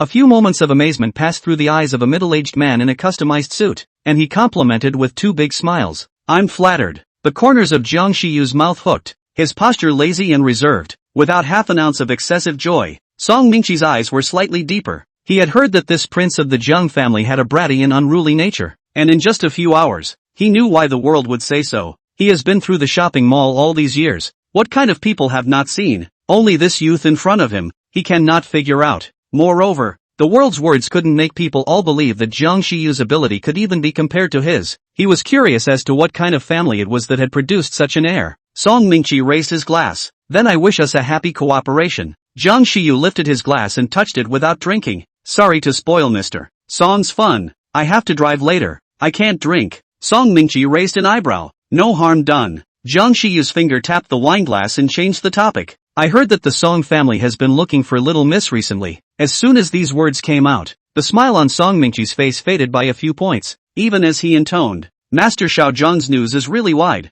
Jiang Shiyu didn't refute. "Can the latecomer ask Mr. Song some questions?" "Go ahead." Last time at the bidding session, the latecomer also went there and saw the Song family's eldest miss sitting with Mr. Zhou, behaving intimately. Chapter 44, The Feeling of Kindness. Jiang Shiyu lowered his eyebrows, seemingly smiling. It is said that the Song family's eldest miss had a car accident back then, and was found by the Song family, which made her leave the country. A few words without a clue. Song Mingqi frowned. "It's not a secret anyway. There really is such a thing. I wonder what exactly Master Xiaojian wants to ask. Hasn't Mr. Song ever learned about MS Song's experience before she returned to the Song family?" Song Mingqi froze. "It's not that they haven't thought about investigating. It's just that when Zhou Zhang sent Song Xin'er back to the Song family, he specifically instructed them that Song Xin'er had suffered a very serious love injury, and hadn't thought about it for a while, which led to the accident. At that time, they were so angry that they were about to go and settle the score. But Song Xin'er's condition was a bit bad,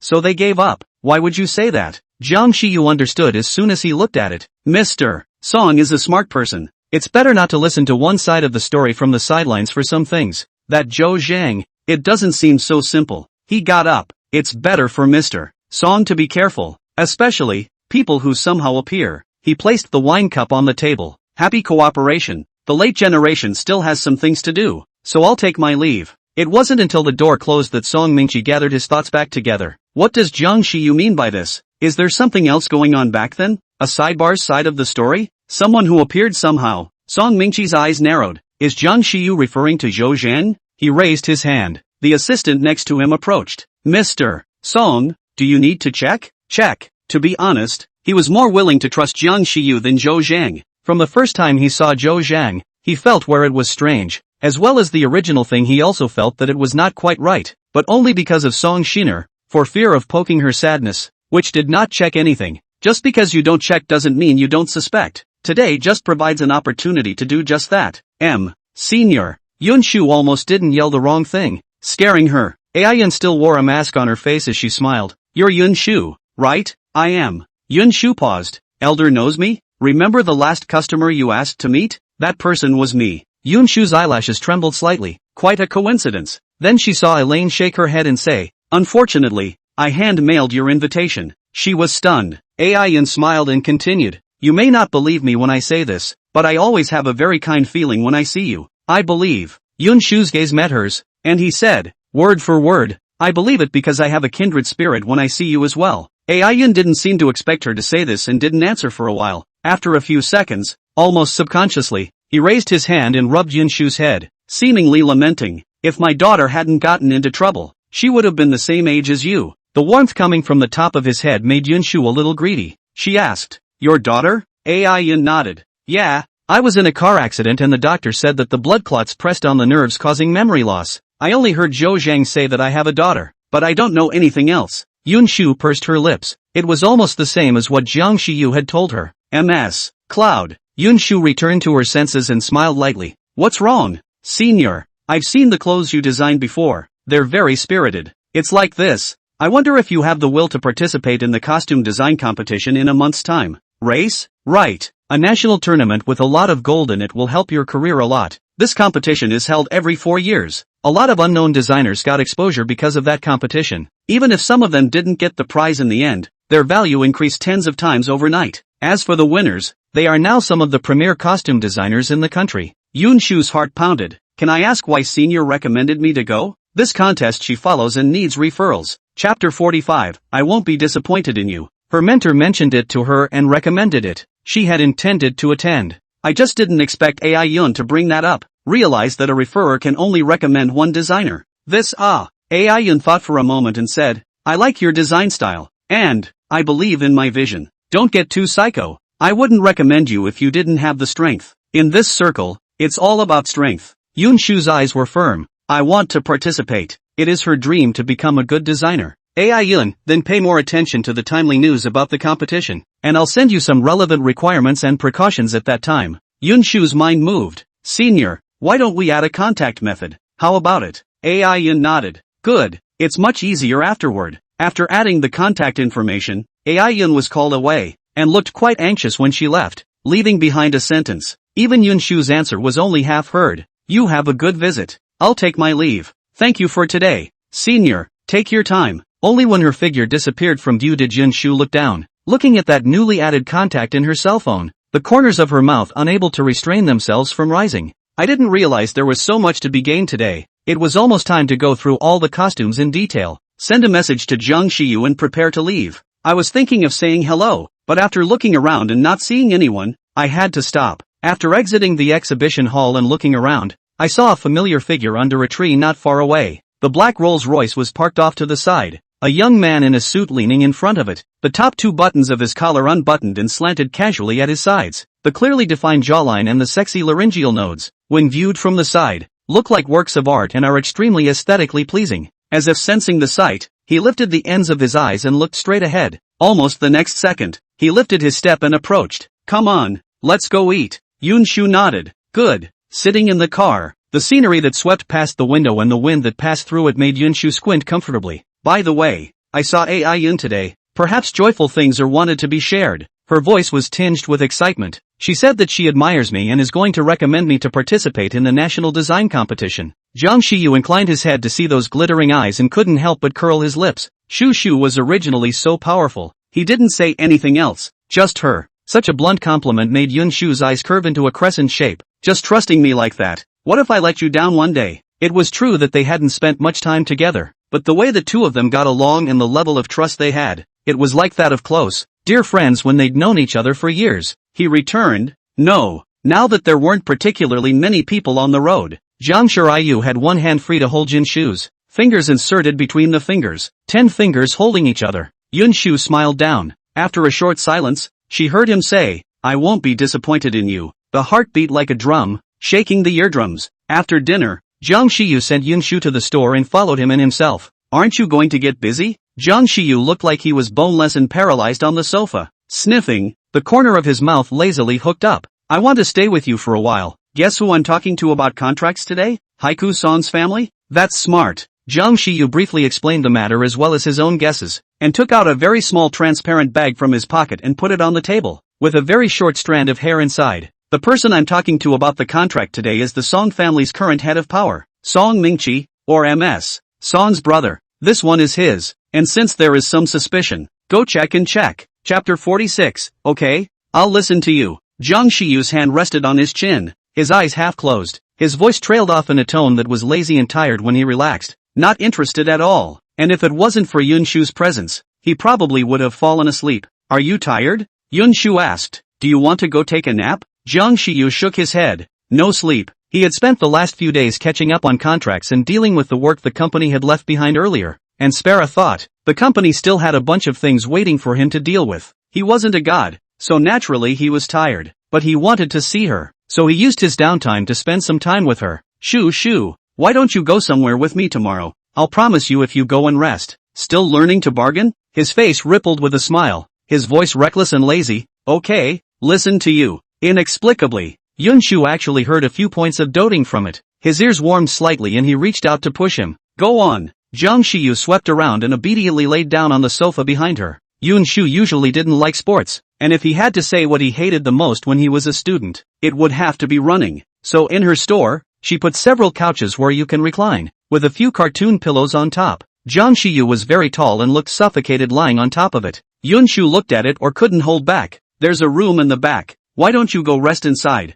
It's good to be here, to see you as soon as I wake up. Who did you learn this love talk from? Ever since that day, his love words have never been broken or repeated. Don't like to listen? Jiang Shiyu's brows furrowed. He liked a girl for the first time in a relationship, and didn't know anything about it. From that day on, he looked up what he needed to do on the internet. How to please the girl. What do I need to pay attention to when I talk? He had thought to ask Lu Yen. After all, Lu Yen in this regard feel quite understand. Who knows? Lu Yen opened the first sentence he did not want to ask, said a sentence and hung up. He summarized some of the ones he found online and studied them for several nights. Yun Shu shook her head. No, Jiang Shiyu said just the right amount of moderation, which would only make people blush and not feel any discomfort. It's just really hard to resist saying it so often. Jiang Shiyu obviously didn't think deeper, sniffing and sighing in relief. As long as it wasn't a botched job. His eyes fell on the girl, and his cold, hard contour lines softened. His nerves relaxed, and unconsciously his eyes closed. When he woke up again, he found Yun Shu frowning and holding a pen in his hand, biting the cap in agony.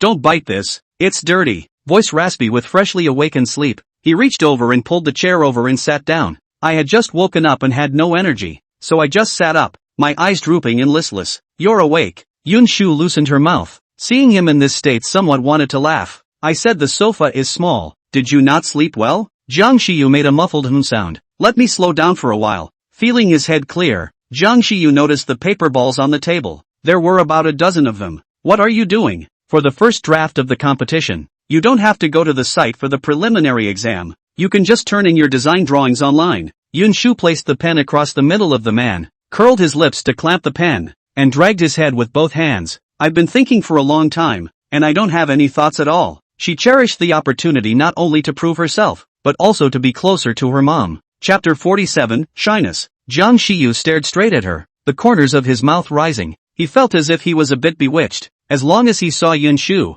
he felt that she was cute. Everywhere. Offsetting his head, he looked at the time. It was already 6 in the afternoon. Isn't there still a month before the competition? What's the rush? Yun Shu deflated. It was a habit of hers, a very bad one, but she couldn't really change it for a while. Jiang Shiyu reached out, brought that pen down, and poked it somewhere, spinning it around with considerable interest. The very thin pen, turning nimbly between his fingers, watched as Yun Shu's eyes blossomed, his deer-like eyes sparkling with stars. Jiang Shiyu, you still know this?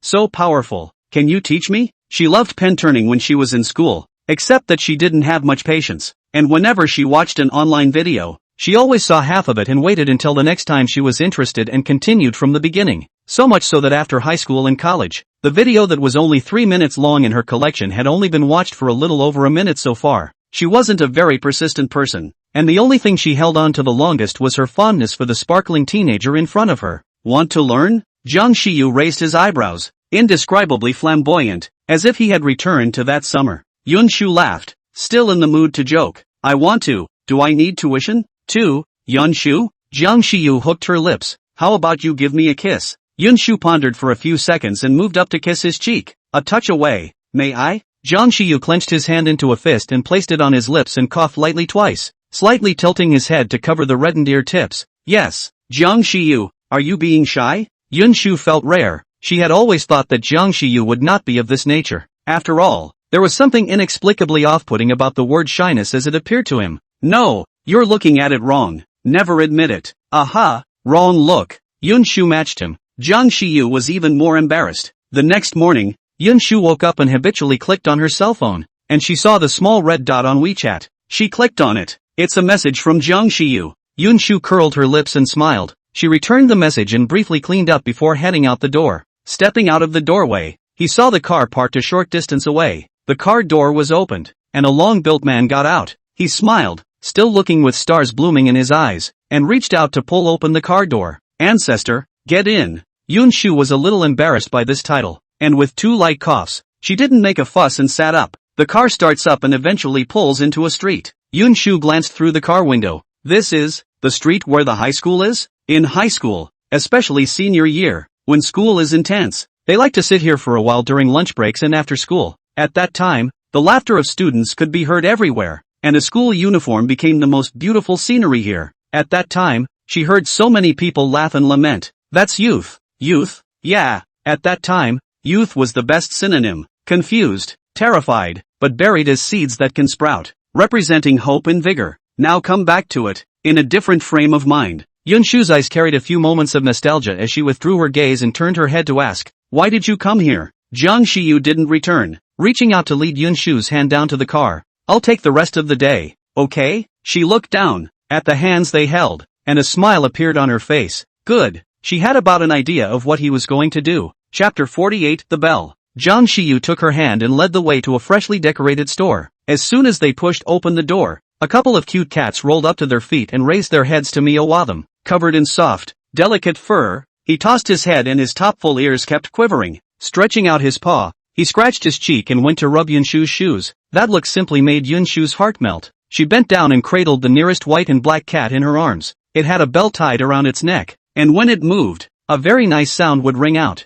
Yun Shu smiled and reached out to poke its face with his finger. What a cute little guy. His name is Bell. You're in luck. He didn't used to like people getting close. Accompanied by the sound of bells, an ethereal and clear voice rang out, and Yun Shu turned her eyes. It was a very pretty-looking woman, around her mid-20s. Bells? Why is it called that? Because it has bells hanging around its neck? Yun Shu was already fond of this kind of furry and cute animal, and now that she saw the bell, she was even more fond of it. See the bell hanging in the store? When it first came here, it loved the sound of the bells. That's why I called it a bell. The woman smiled and explained, her fingertips rubbing Suzu's head as she looked over at Jiang Shiyu. It's been a while since I've seen you. He returned. Busy. Lai Yuzu joked. Busy? Busy chasing girls? Jiang Shiyu shrugged his shoulders. Not really, it's to accompany his girlfriend. Lai Yuzu? Girlfriend? She looked at Yun Shu and smiled. Please come in. Although Yun Shu was puzzled, she didn't show it. Thank you. The decor of the house is even more simple, with green plants on the table for a pleasant and relaxing mood.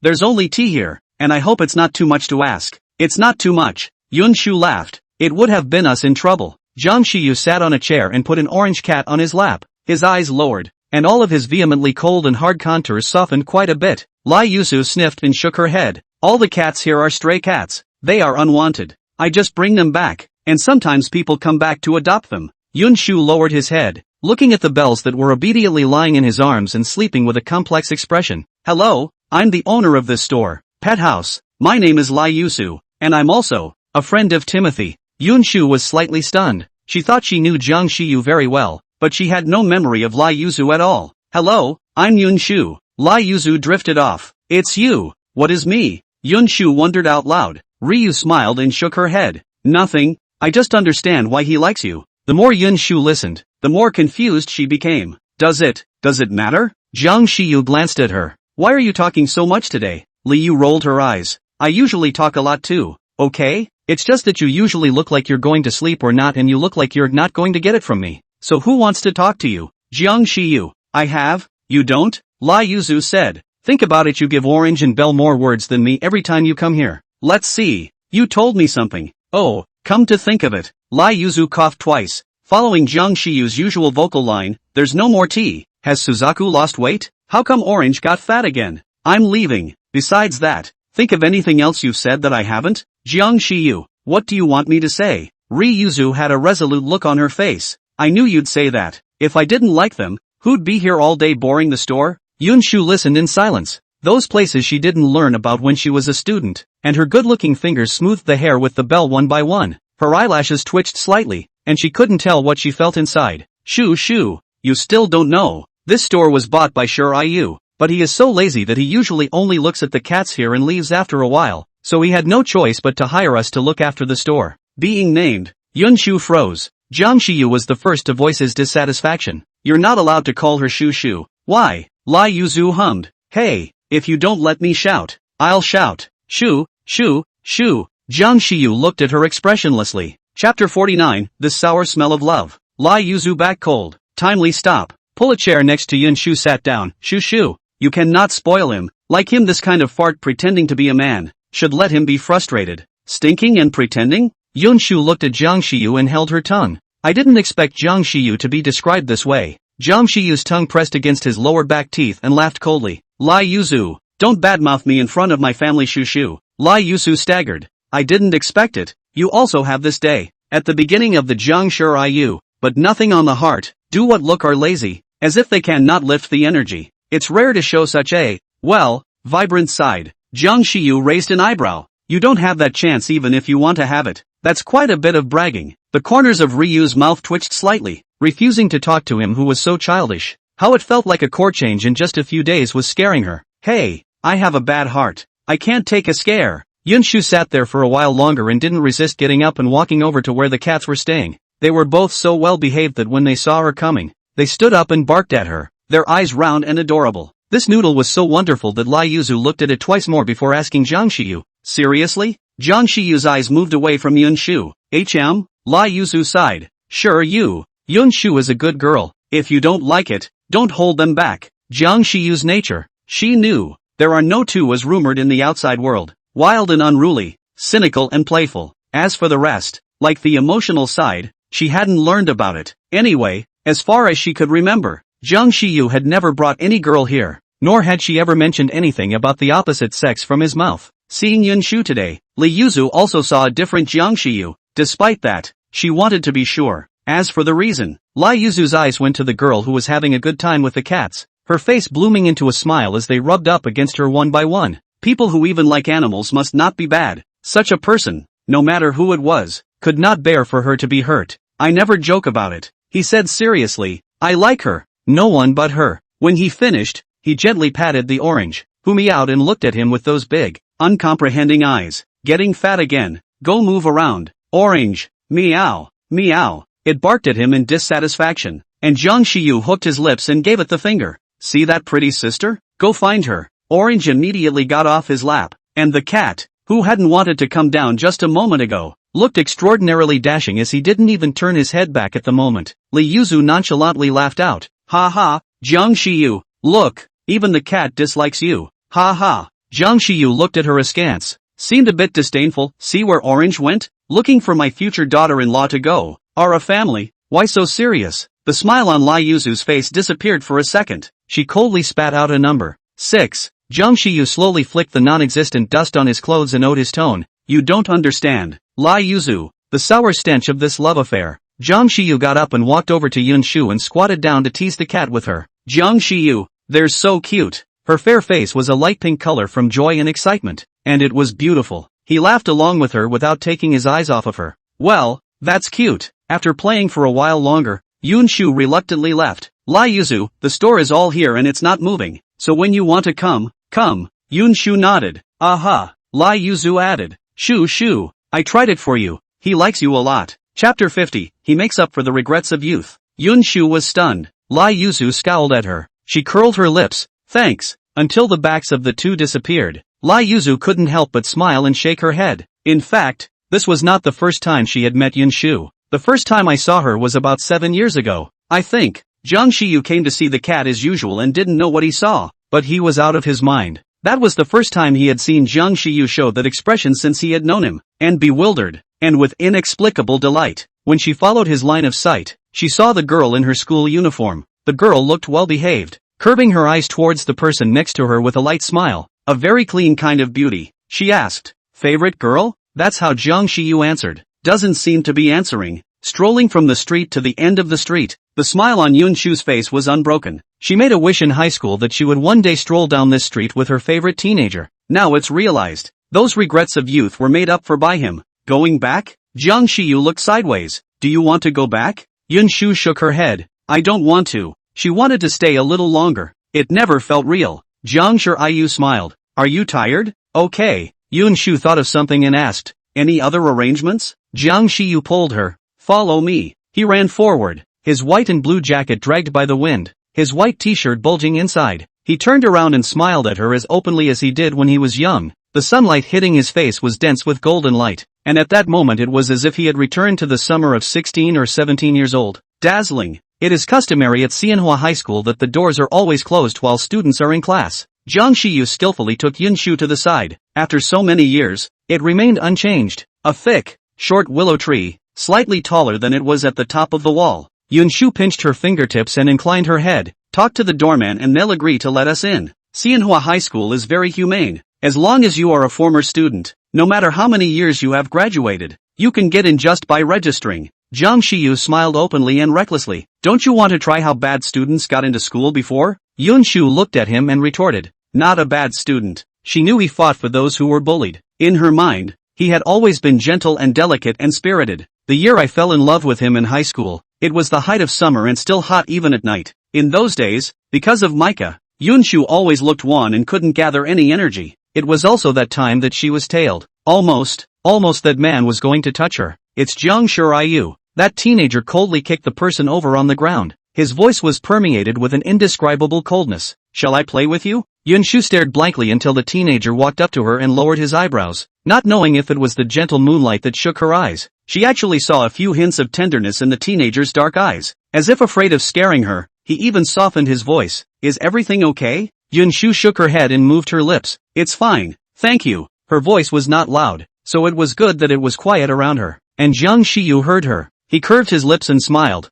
and at that moment, Yun Shu saw starlight in his eyes. He whistled flirtatiously and laughed wantonly. TSK, so well behaved? Thanks. Okay. After saying that, he laughed out loud again. Indeed, you are a good classmate. You are the first one to say thank you to me, but I also saved your life, so I can afford a thank you. Yun Shu just stared at him blankly, taking the lead and averting her gaze before he could look over. He, it seems, is different from what others have said. Good classmate. Let's go.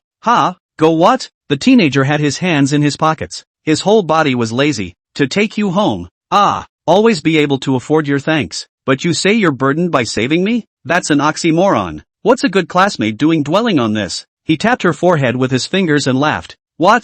Have you gotten stupid with your studies? So stubborn? Yun Shu covered her forehead and looked at him, slightly puffed up her cheeks and murmured. No, it's you. Said and paused. Chapter 51. It was the greatest wish of her youth. The blazing sun that hung high. Me? What about me? Yun Shu bit her lips and didn't say anything else. Will you get beaten up for saying that? In the end, the teenagers sent her home. On the way, he said, if anyone comes after you in the future, give my name. After saying that, he remembered something. Right, Jiang Shiyu, my name. She returned, I know, and he didn't care. Later, she came to understand that it wasn't just for people like her. Almost anyone who was bullied, he would say so. Sometimes go to fights because of that, to make that group of people hear the name, and fear it, and weigh it before they do it. After that, she can't help but focus on him. Jiang Shiyu laughed out loud. In Shu's heart, it turns out that I'm this good. A nice voice interrupted her thoughts. Yun Shu looked at the person bending down in front of her to talk to her. It was her greatest wish as a young girl. The blazing sun that hung high.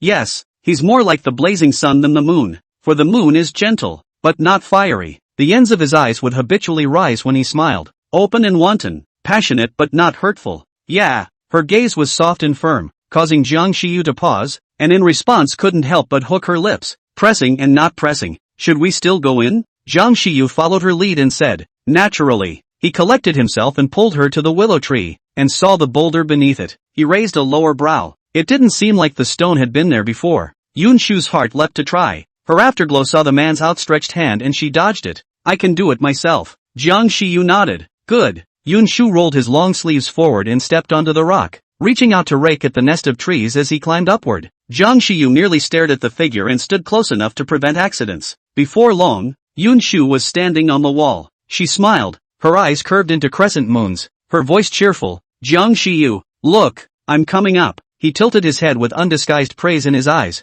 Shu is amazing. Yun Shu laughed even more cheerfully. You come up too. Good. He didn't even need a rock. He stood with her in 3 moves. The flavor is different when you look at it from above. All those hurdles that I couldn't get through, all those things that I couldn't let go of, seemed to have dissipated into the clouds. For the first time, Yun Shu looked at the high school from this viewpoint, sitting carefully on the wall, her little legs wobbling. Jiang Shiyu was in no hurry and sat down next to her, looked at it for a while longer. He said, we'll see next time. If we don't get in there, They're all out of class. Good ah. Yun Shu looked downward, and immediately her legs were weak. I feel it. How did this get taller? Jiang Shiyu endured. He jumped first and stretched his shoulders towards her. Come down. I'll catch you. Yun Shu gulped. Jiang Shiyu, you have to catch me. I don't want to lie in the hospital for the rest of my life, he said. Trust me. Yun Shu closed her eyes and jumped with gritted teeth. The cold wind whistled past her ears and her shirt was blown up. Immediately afterward, a faint sweetness and a scent of jasmine entered her nose. The body was held in his arms,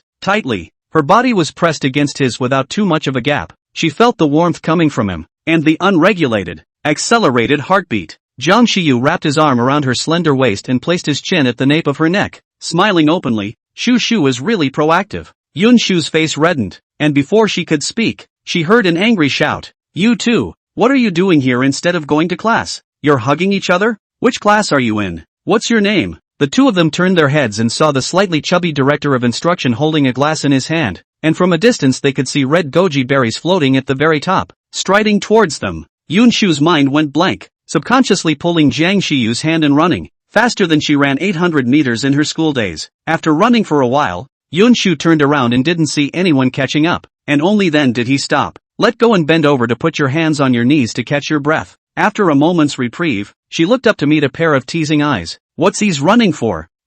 Yun Shu reacted only as an afterthought. Yeah, what's she running for? She's not a student. Due to inertia. Chapter 52. 23-year-old Jiang Shiyu came back to chase you. The smile on Jiang Shiyu's face deepened, and laughter spilled out from his lips, tickling him to death. Yun Shu only felt her face burning and pouted. Don't laugh, okay? He pursed his lips. Listen to you and don't laugh. Yun Shu grunted. Where are we going? Just hang out. Yun Shu inclined her head to look at him. Jiang Shiyu, hanging out with you. This campus is familiar to them all. It's just that back then, they went their separate ways, like two lines that don't intersect, never touching. Since we're trying to make up for regrets, this one is naturally included. The two walked side by side, staying a little longer when they came across something that looked good. By the time we got to the classroom, the students had all left. It's been so long since I've been here that the once familiar classroom has become unfamiliar. Yun Shu looked at the window seat and reached out to Jiang Shiyu. I used to sit here, leaning against the wall when I was lazy, and it wasn't easy for the teacher to notice. She curved her lips and smiled. Also, this location has a good view of the outside. For a while, Jiang Shiyu passed through here from time to time, and whenever he came, he would be the first to notice it himself. Then in my senior year of high school, I got into a key class, the same class as you. She still likes the window seat, and so does he. She rejoices in this and is despondent about it. They were nearly a class apart. However, her heart just rejoiced when she saw him every day. When Ning also joked, you're laughing so much every day. You're not springing to life, are you? Yun Shu smiled faintly. Jiang Shiyu lowered his eyes and smiled. His veiled dark eyes sparkled with starlight, encompassing the girl in front of him as well. His voice lovingly gentle and with a unique vocal line. My senior year of high school, my eyes would always fall on a little girl who was so pretty when she smiled that I would unconsciously stand close to her. Yun Shu subconsciously held her breath and looked at him. Several gradually louder conversations suddenly resounded outside the door, accompanied by the sound of footsteps coming together. Why do we have homework? What homework? You didn't know about the test papers the old class handed out today? Holy, when was homework assigned? I didn't take it. Want to go back? No back. God won't let me write it. Why should I make the mistake of writing it? No go. Awesome. Old Ben said to check tomorrow. It's a small thing. It's not still you guys? The sound faded until it disappeared. By the sound of the tones, there should be two of them. Yun Shu was distracted, guessing in his mind. At that time, I didn't know much about relationships, or more accurately, I didn't know about the ones that people used as jokes in general. He imagined a love that could be not sensational, but long-lasting. When I graduated from high school, I tried to find her, but learned that she had left the country. That day, when I went back, I saw an unsigned pink love letter in a drawer with handwriting I knew well. There's not a lot of words on it, just a crossed out round here and back, and underneath that, resignation of the twilight, the year of the smoke and fire. He made a point of searching for the meaning of these two phrases. Shu, my feelings for you are not spur of the moment, they'd been planned for a long time. Yun Shu blinked her dry, burning eyes, nearly wanting to burst into tears. Turns out this high school crush wasn't just wishful thinking on her part. It's more heartwarming to run in both directions than to have a crush. Jiang Shiyu, her voice was choked with sobs, her good-looking eyes clouded with a layer of watery mist, and she opened her mouth, but she didn't know what to say. In a haze, she saw a smile rippling across the face of the person in front of her, reaching up to touch her eyes and tenderly wiping away the tears at the corners of her eyes. For a moment, Yun Shu felt that she had returned to that summer when the cicadas were lingering, and the young man in his school uniform leaning against the apricot tree smiling openly appeared in front of her eyes. He reached out and rubbed her head, then swept her into his arms. His voice was gentle. 17-year-old Jiang Shiyu, thank you for liking me. Don't be in a hurry. 23-year-old Jiang Shiyu, will come to chase you. Yun Shu couldn't hold back any longer and cried in his arms. Even after all these years, she still vividly remembered the alley that was dark but he often walked down. She remembers the sweltering summer heat, the back of the teenager who never looked back. Chapter 53, these are the best she could think of. She remembers the hard times, the quills of one every day, the whole table of test papers. She remembers that she circled farther each time just to see him. She remembers that the book of teenage heartaches had his name written all over it. She remembered, too, the peace offering. There wasn't much she could do, and these were the best she could think of. It was a long time before she stopped crying. Jiang Shiyu was wearing a white and blue jacket today, and the piece of wetness in front of his chest was particularly obvious. Yun Shu's face was manic. That. Jiang Shiyu looked down and snickered. You're almost a kitten. Yun Shu blushed. Where? Jiang Shiyu reached out and took her hand. Want to go? Yun Shu nodded. Aha. This trip, those gaps inside have been filled. After dinner, Jiang Shiyu sent Yun Shu home as usual. Shu. When they reached the door of the house, Jiang Shiyu called her name. Yun Shu stared back. What's wrong? Jiang Shiyu smiled. See you tomorrow. See you tomorrow. Only, after all the talk, there was no face-to-face the next day. The reason is, Yun Shu was dragged by Gun to climb the mountain. Jiang Shiyu who got the news. Why did you suddenly think of me? Yun Shu grunted. Not with your boyfriend? Since that day, not 2 days later, Gun sent a message that she and Chen Jingzhou were together. Yun Shu naturally also congratulated, was also happy for her. Who thought? After that day, she never received news from Gun. You should know that in the past, even if they didn't meet each other every day, there were as few as a dozen messages and as many video calls, which were never broken. And now it's broken. Broken. The corners of Happy's mouth, all of a sudden, couldn't even pull out a smile. Gun was a little weak. Shu, don't be angry. I didn't come here to make amends. Yun Shu lifted her chin and reached out to gesture. 1 meal. Oh no. 2 meals. Okay, no problem. Gun was busy nodding her head. The hill was not a good climb. It was steep and the steps were high, and it wasn't long before the two of them found a place to sit in the shade, chatting for a while and continuing to climb. Yun Shu gasped, regretting for the nth time why she had come. Why are you interested in climbing the mountain? I watched the video people posted and lost 8 pounds climbing a mountain. I also want to lose weight. Gun Shu's breathing was rapid and her voice was broken. Yun Shu, Gun Shu added, if I had known this was the case, I would have preferred that I didn't lose weight. The sun wasn't too bad today, but the two men were sweating,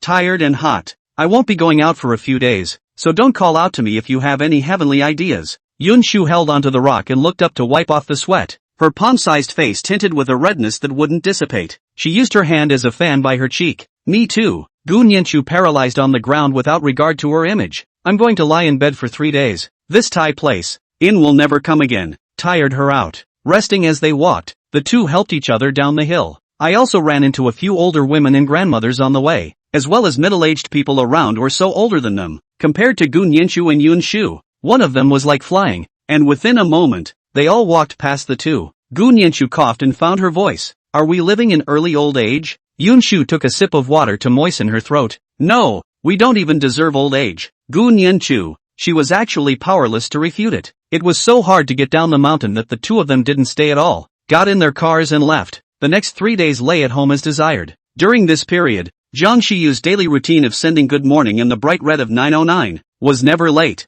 After a few days of rest, Yun Shu went to the store to prepare for the contest and orders. She was already inspired about the contest, so she still wasn't too slow to get started. Jiang Shiyu would occasionally come over and take a bouquet of flowers, sometimes doing nothing, just watching her, sometimes with a computer to deal with documents. Chapter 54, This is what I want. Time passed little by little. Yun Shu handed in the competition works for 2 days, and suddenly remembered that in a few days it would be Jiang Shiyu's birthday. She sighed and flopped down on the table deflated. With a week to go, what to give as a gift? A tap on the forehead was followed by a lazy magnetic voice. What are you thinking about? Sighing since morning. Yun Shu rested her cheeks and raised her eyes to ask him. Jiang Shiyu, do you have something you want? Jiang Shiyu thought seriously. There is. What? To make you happy every day. And one more. I hope they stick together. Yun Shu was stunned. I'm asking what you want? That's what I want. Jiang Shiyu looked lazy and tired. His voice was reckless, but he didn't see half a joke. The tip of Yun Shu's heart rolled. Having said that, it's time to prepare. On this day, Yun Shu had just come out of the mall when she received a phone call. Really? Yun's voice came from the other end. Naturally. Congratulations. Yun Shu couldn't stop the smile on her face. Thank you, senior. I shouldn't be thanked for this. If you don't have the strength, even if I recommend it, it's useless. Without you, I probably wouldn't even be able to participate. Yun Shu paused for a second and asked, Senior, are you free these days? Let me treat you to a meal. Free, Elwin said. How about just tomorrow? Good. The next day, after chatting about the matter regarding the competition, Yun Shu took a sip of tea before speaking. Senior, can I ask you something? Elwin smiled. You tell me. When did Senior and Uncle Joe meet? I met you in college. Why? Yun Shu lowered her eyes to collect the emotions under her eyes and pretended to say unintentionally. Uncle Joe looks like he likes seniors a lot. Well, he did confess his love to me before, but I explicitly rejected it, and we've seen less of each other since then. Yun thought for a moment and continued. According to my family, he saved me the time I was in a car accident and sent me back to the Song family, and he hasn't been saying anything about it, so he's kept in touch. Yun Shu inclined her head, glancing somewhere with her remaining light, curving her eyes and smiling lightly. But last time, Uncle Joe told me that you guys got married. After saying oops and covering his lips, maybe I misheard you. Don't mind Senior. Yun's face changed slightly, thinking that she had thought of something. Yun Shu lowered her head, her eyes carrying an unreadable ink color. That's what she told Yun on purpose. The results of the last paternity test had come back, just as she thought they would. Elaine is her mom. It was just that she couldn't scare the snakes yet, at least not before figuring out Zhou Zhang's purpose. She could never put Yun in a dangerous situation. And the car accident back then, was it really just an accident? Halfway through the meal, Yun's cell phone rang. Yun Shu's eyes flicked up and she saw the note on the cell phone, Zhou Zhang. The bright red lips gently hooked up, and his eyes carried a bit of playfulness. That's out of control? What a lack of stamina. Yun didn't answer and just hung up the phone. Not 2 seconds later the phone called again. Yun Shu asked, Is there something the senior wants, please? It's okay, it's not important. This time the phone was simply turned off. Yun Shu was not surprised. She knew very well the character of Yun, also known as Song Shiner, hated when someone lies to her. Zhou Zhang made a scene that clearly touched her bottom line. She sighed in the bottom of her heart. Does this count as even counting Song Xiner? However, Yun Shu wrinkled her eyebrows. If she didn't say anything this time, she wouldn't be able to find a good opportunity next time. There was another reason she didn't want to wait. After finishing his meal, Yun Shu watched Song Xiner leave before lifting his steps towards the place. What is Uncle Joe doing here? She leaned casually against the wall, tilting her head slightly, the corners of her lips curling into a just right smile. Zhou Zhang's face stiffened, not showing his previous smile, and his voice was tinged with ice. When did you find out? Yun Shu raised an eyebrow. That's not loaded? What is Uncle Joe saying? The late generation can't understand.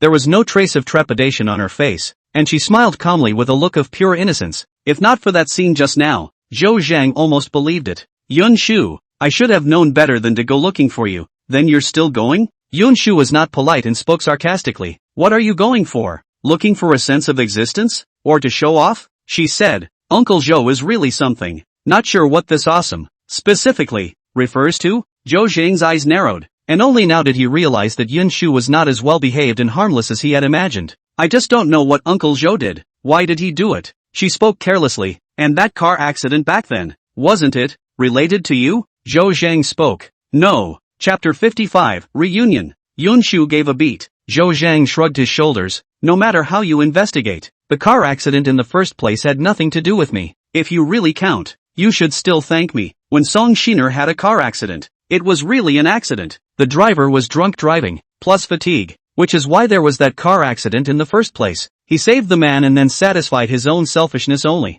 I just didn't expect that even with amnesia, Song Xiner still didn't like him. Yun Shu pursed her lips. But don't be too complacent. Are you so sure that the Haiku Song family will recognize you? Zhou Zhang's face carried a few hints of victory and complacency. I told them that Xiner has a daughter, the Haiku Song family, which is also a prestigious family. If they really want to investigate, how could they not be able to do so? He seemed certain that Yun Shu would care, his eyes staring straight at Yun Shu's expression as if he wanted to see something. Snort. Yun Shu snorted. Do you think I care? Hai returned to the Song family, and she didn't really have anything to do with it. All she cared about was her mom. Song Shiner. Yun Shu patted the non-existent dust on his clothes and laughed lightly. Uncle Zhou should still worry about yourself first. Not caring about Zhou Zhang's face, he turned around and left. Not many minutes after Yun Shu left, Zhou Zhang's cell phone rang. Looking at the caller ID on it, Zhou Zhang's heart gave a lump. Hey, brother, heart, are you busy now? Song Mingqi's voice came from the other end of the phone.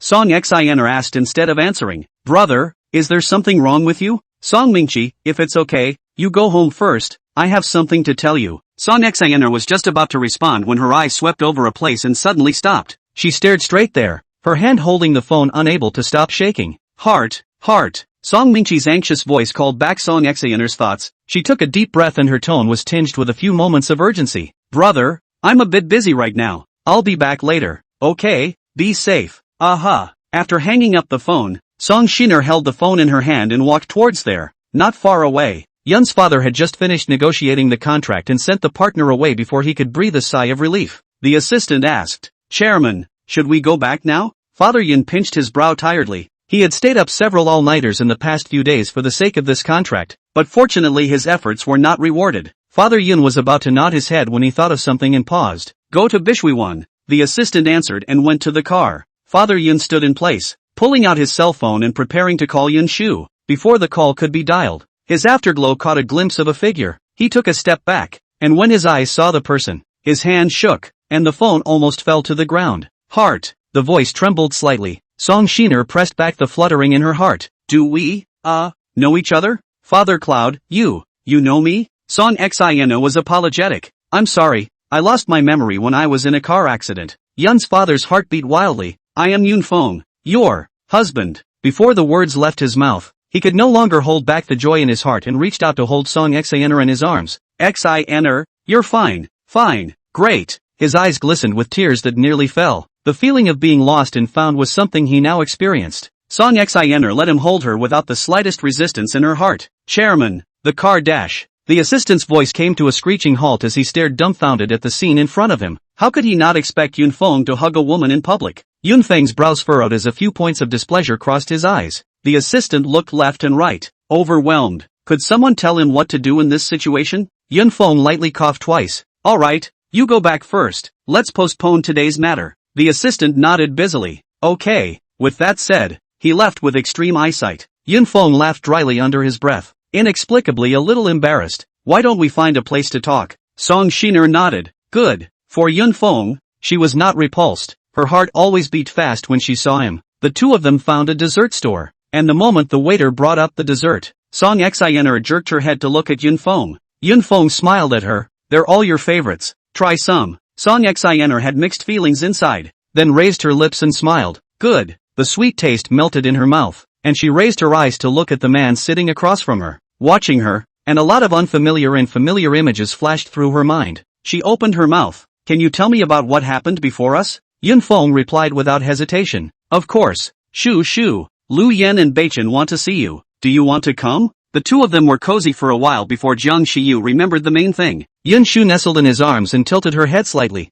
See ni? Jiang Shiyu rested his chin on top of her head and rubbed it, his voice low. Well, I don't want them to disturb our two-person world, so I only told them that I'm off the hook. Yeah, she didn't have much of an opinion. Jiang Shiyu raised his hand and stroked her soft hair. Then I'll arrange it. Chapter 56, he's showing off, isn't he? When Lu Yan got the news, he bluntly said to get together tonight. Who knows what reason to postpone it for 2 more days and find another reason to push it back. Jiang Shiyu raised an eyebrow to look at Yun Shu, who nodded and didn't say anything. Okay, usual place tonight. 7 p.m. Bar box. Gun Yenshu sat on the sofa, calmly and slightly disgustedly watching Lu Yan stretching his head with a curious face looking backward. Lu Yan touched her gaze and the corner of his mouth twitched. What kind of gaze is that? Being curious doesn't work, aren't you? Gun Yenshu spread her hands. Why should I be curious? I already knew. Wenning sat quietly on the sidelines, catching up on her own coding tasks for the day. Hey, I should have saved up my manuscript. It's too painful to shift naked every day. Hearing these words, the hands knocking on the keyboard gave a start, wanting to raise his head to speak, but afraid of finishing interrupting the thoughts that were already in his head. He gritted his teeth and continued to knock on the keyboard with his head down. Lu Yan's eyes widened. You knew? No way. He doesn't believe it. Gu Beichen beside him paused at the words. When did you know? Gu Nianshu straightened her back and grunted. I knew it a few days ago. Lu Yen, is he the only one who doesn't know? North Star, you know what? Gu Baichen shook his head. I don't know. If he knew, he wouldn't be so curious. Sister Nianshu, why don't you tell us a little bit about it? A great man can submit. This bit of face is not worth mentioning compared to his curiosity that is about to explode. Gu Nianshu glared. Who's the younger sister? Make it clear to me. I'm the older sister. Older sister. She and Gu Baichen were twins. And just because Gu Baichen was born a few seconds before her, she somehow became her sister. It was upsetting to her. But on the contrary, every time Gu Baichen pressured her with this, making her call out to her brother, every time Gu Nianshu subconsciously rolled her eyes,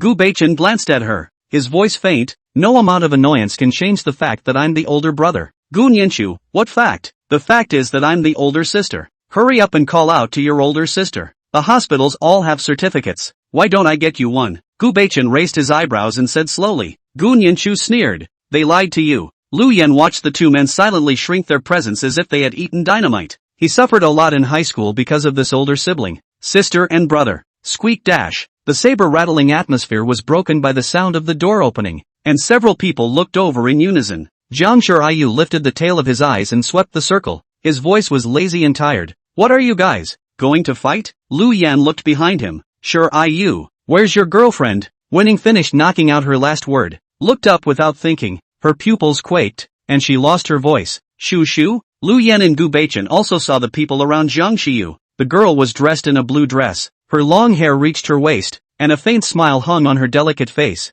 Hello, you guys. Yun Shu? Lu Yan snapped, remembering why Jiang Shiyu was so out of sorts at the last reunion. Shu?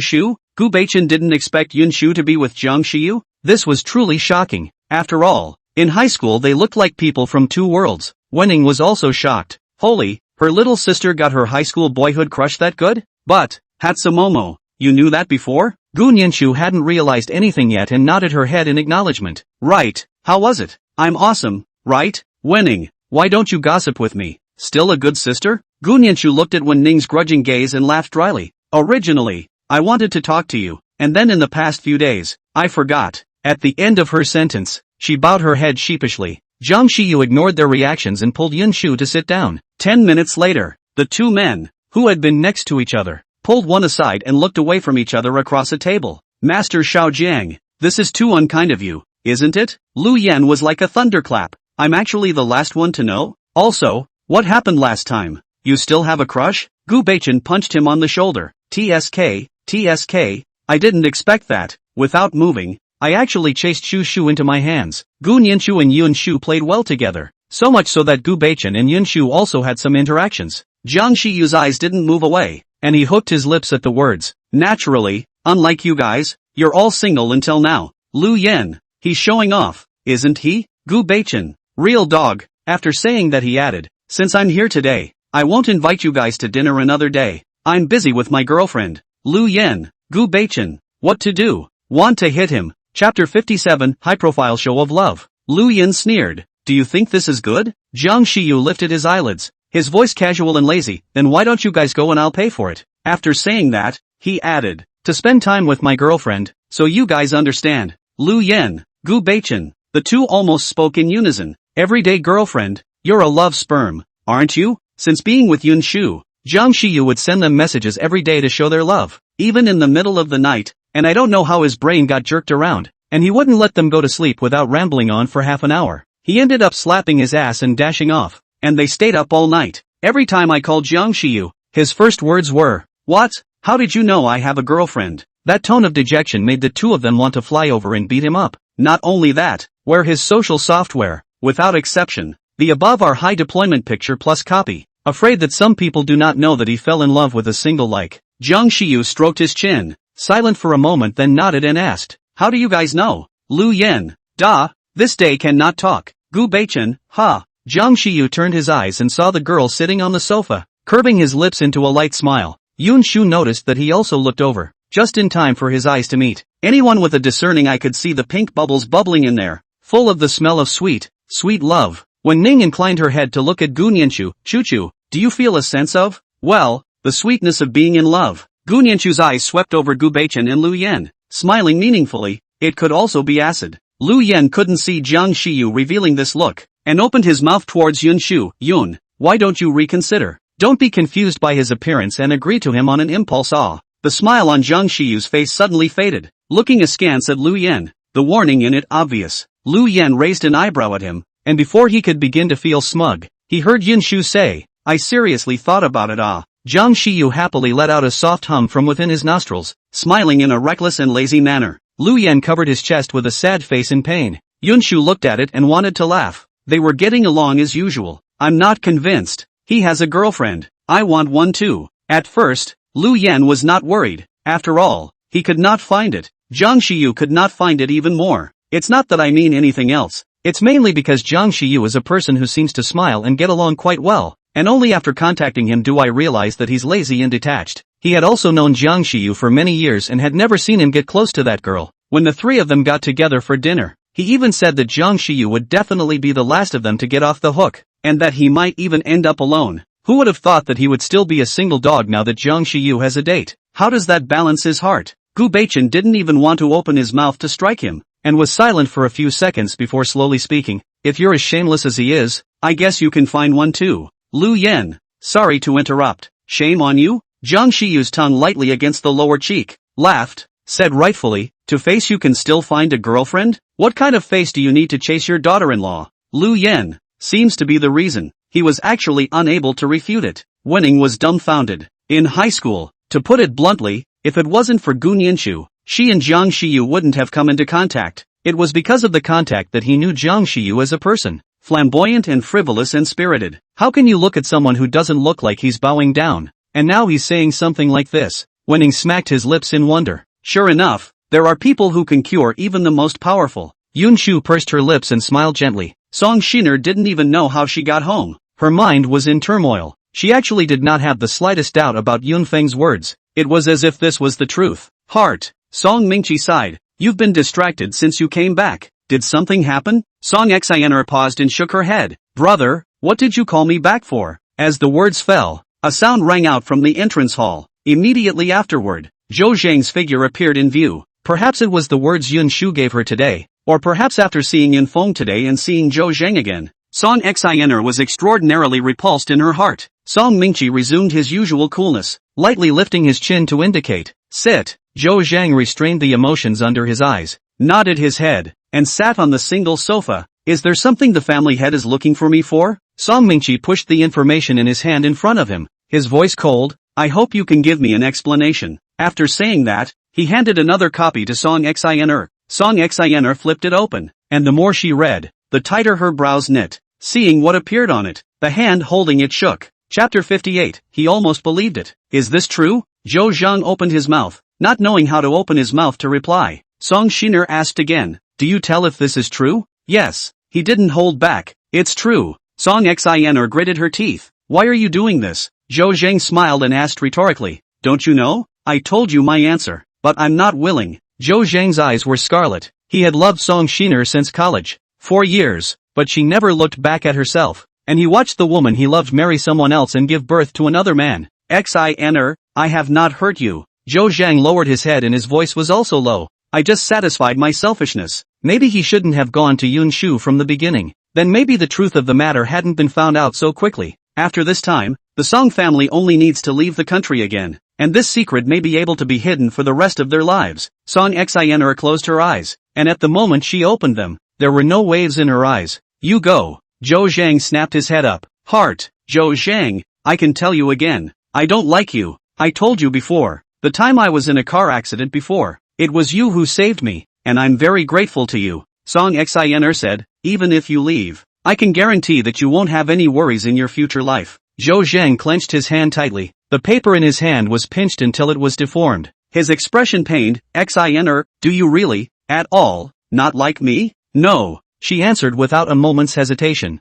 Zhou Zhang closed his eyes and smiled miserably. The bitterness in his heart was unbearable. After so many years, he was such a failure. I know. Song Mingqi didn't intervene in what was going on between the two, waiting for the two to talk about the same thing before he spoke. Don't worry, the Song family will compensate you. Zhou Zhang's face was slightly pale and he didn't say a word. After a long time, he got up and left. When he walked to the door, he just happened to bump into Song Yi who came in. Is Uncle Zhou going out? Zhou Zhang responded vaguely. I probably won't come back in the future. Song was also uncertain. Zhou Zhang also had no intention of explaining and brushed past him. Song Mingqi shouted, pulling back Song Yi's gaze. Dad, Auntie. Song Yi approached. Did something happen? Song Mingqi, adults business. Kids stay out of it. Go back to your room and stay there. Song Yi whispered in defense. I'm not little anymore. He's all grown up. Every time his dad talks to him about it. However, he didn't retort and said something and went upstairs. Not long after, only Song Xiner and Song Mingqi were left in the living room.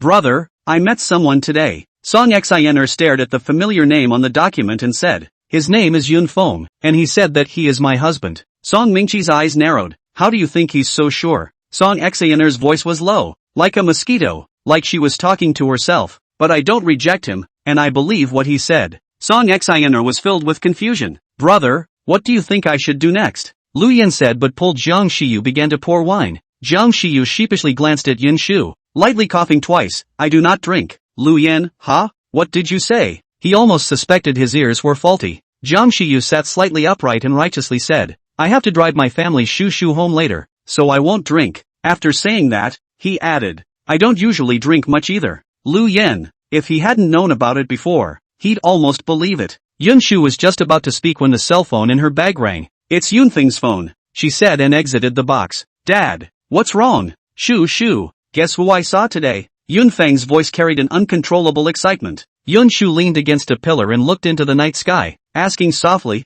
who is it? Your mom. Yun Shu's heart beat a beat faster and she forgot to react for a moment. Me? Mom? Yun Feng knows? How do you know? She was still preparing to tell Yun Feng about Song Shiner's news today. Chapter 59. Dad, I'll be right back. There are some things that can't be said over the phone. Yun Feng pondered for a moment. If you're busy, later is fine. Yun Shu shook her head. It's fine. I just happen to have something to tell you as well. Just as she hung up the phone, a footstep sounded behind her, followed by a shadow standing beside her. Yun Shu inclined her head, curved her eyes and smiled lightly. Jiang Shiyu, I have to go home. I'm afraid that today is. Jiang Shiyu flexed his fingers and scraped down the bridge of her nose, his eyes full of favor. I told him, let's go. I'll give you a ride. She didn't say no. Yeah. Half an hour later, the Yun family villa. Jiang Shiyu, be safe on the road and send me a message when you get home. Jiang Shiyu raised his hand and rubbed her furry head, smiled softly and said in a mute voice, good. He watched the girl's slender figure disappear from sight before he withdrew his gaze. The cell phone rang.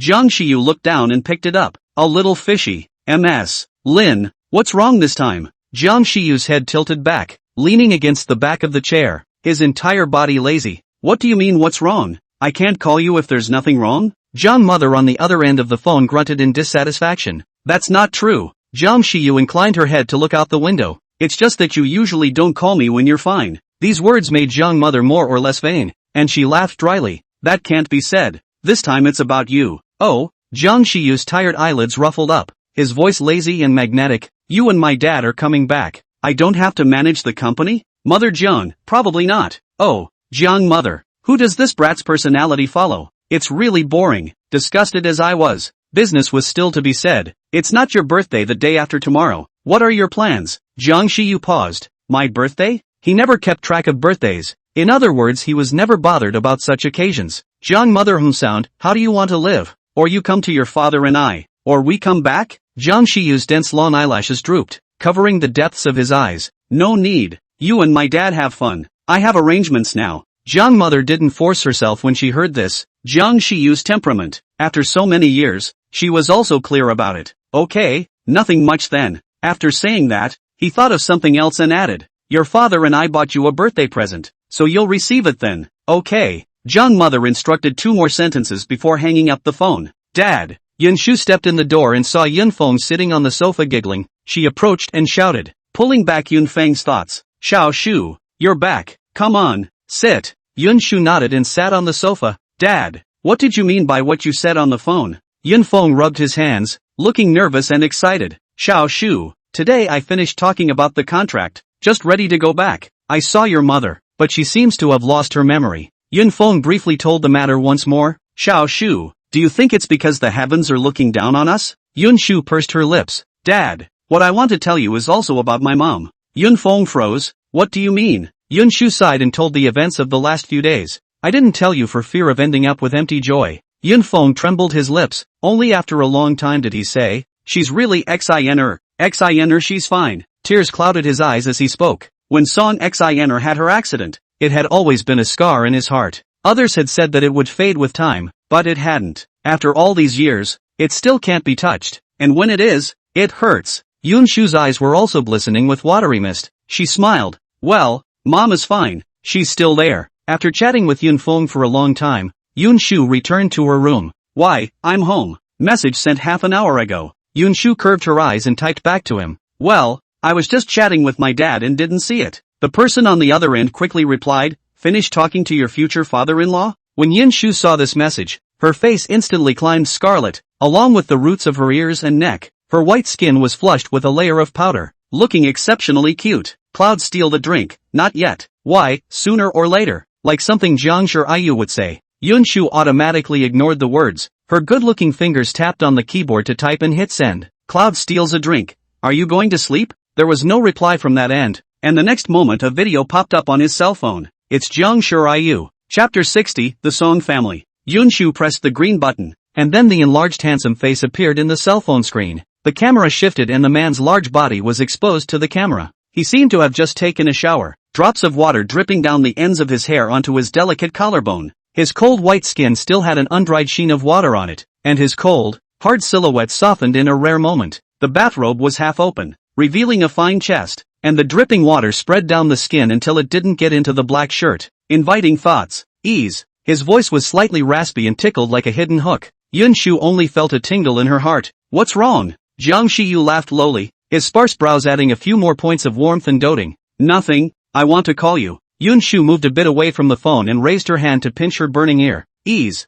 he shouted again. Yun Shu raised her lips and softly said, I am." Jiang Shiyu smiled. "It's okay, just wanted to tell you that no matter what happens, I'm behind you." Yun Shu froze, then bent her eyes and smiled. She sat on the bed with her legs bent, resting her chin on her knees. The two of them didn't know what they were talking about, and it was clear that they had met a few hours ago, but it seemed like they couldn't stop talking. It wasn't until Yun Shu yawned and a sheen spread across the corners of her eyes that Jiang Shiyu urged her to go to bed. He said, "Good night." On the following day, Yun Shu finished sending a message to Jiang Shiyu, and just as she came downstairs, she saw two more people in the living room, as well as Yun Feng, who was supposed to go to work. "Dad." Several people looked over in unison. Yun Feng had a kind smile on his face. "Xiao Shu has woken up." Song Yi originally slept well, was called up by his own father early in the morning. The mood is very irritable. See Yun Shu that moment, he violently wide-eyed. "Yun Shu?" When these words came out, not only Yun Feng,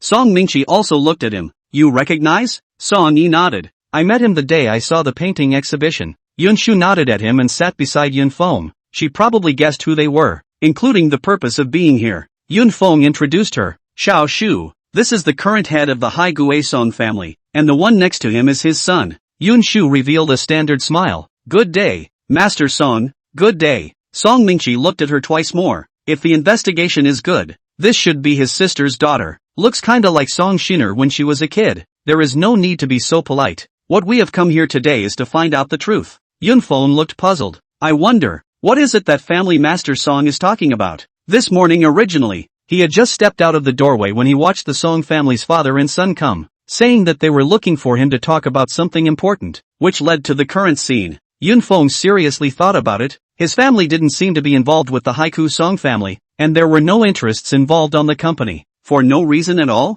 You got something to talk about? It was hard not to make him think more. "I'm here for my sister, Song Shiner." Yun Shu faintly raised her eyebrows, her face unperturbed. She had guessed it was this. The fact that the Song family was coming was actually something she had guessed, but she just didn't expect it to come so quickly. Yun Feng's breath stuttered. "Which Song Xiner? Song Mingqi, isn't there only one Song Xiner who can get involved with you?" Yun Feng didn't respond for a moment. When he first met Song Xiner was full of woes and was living a more miserable life than even he was. When he first heard about the Haiku Song family, he doubted it, and then he thought about how Song Xiner looked when he first saw her, and when he thought about the next 10 years or so, he dismissed the idea. How could he not have expected Song Xiner to be the first lady of the Seafarer Song family? "We've investigated the matter, and it's time for this to come to an end." Song Mingqi said, "I am opposed to your marriage to Xiner." Yun Shu frowned. "Xiner's children are all Song family members no matter what. Whether they go or stay, the choice is theirs. After they go,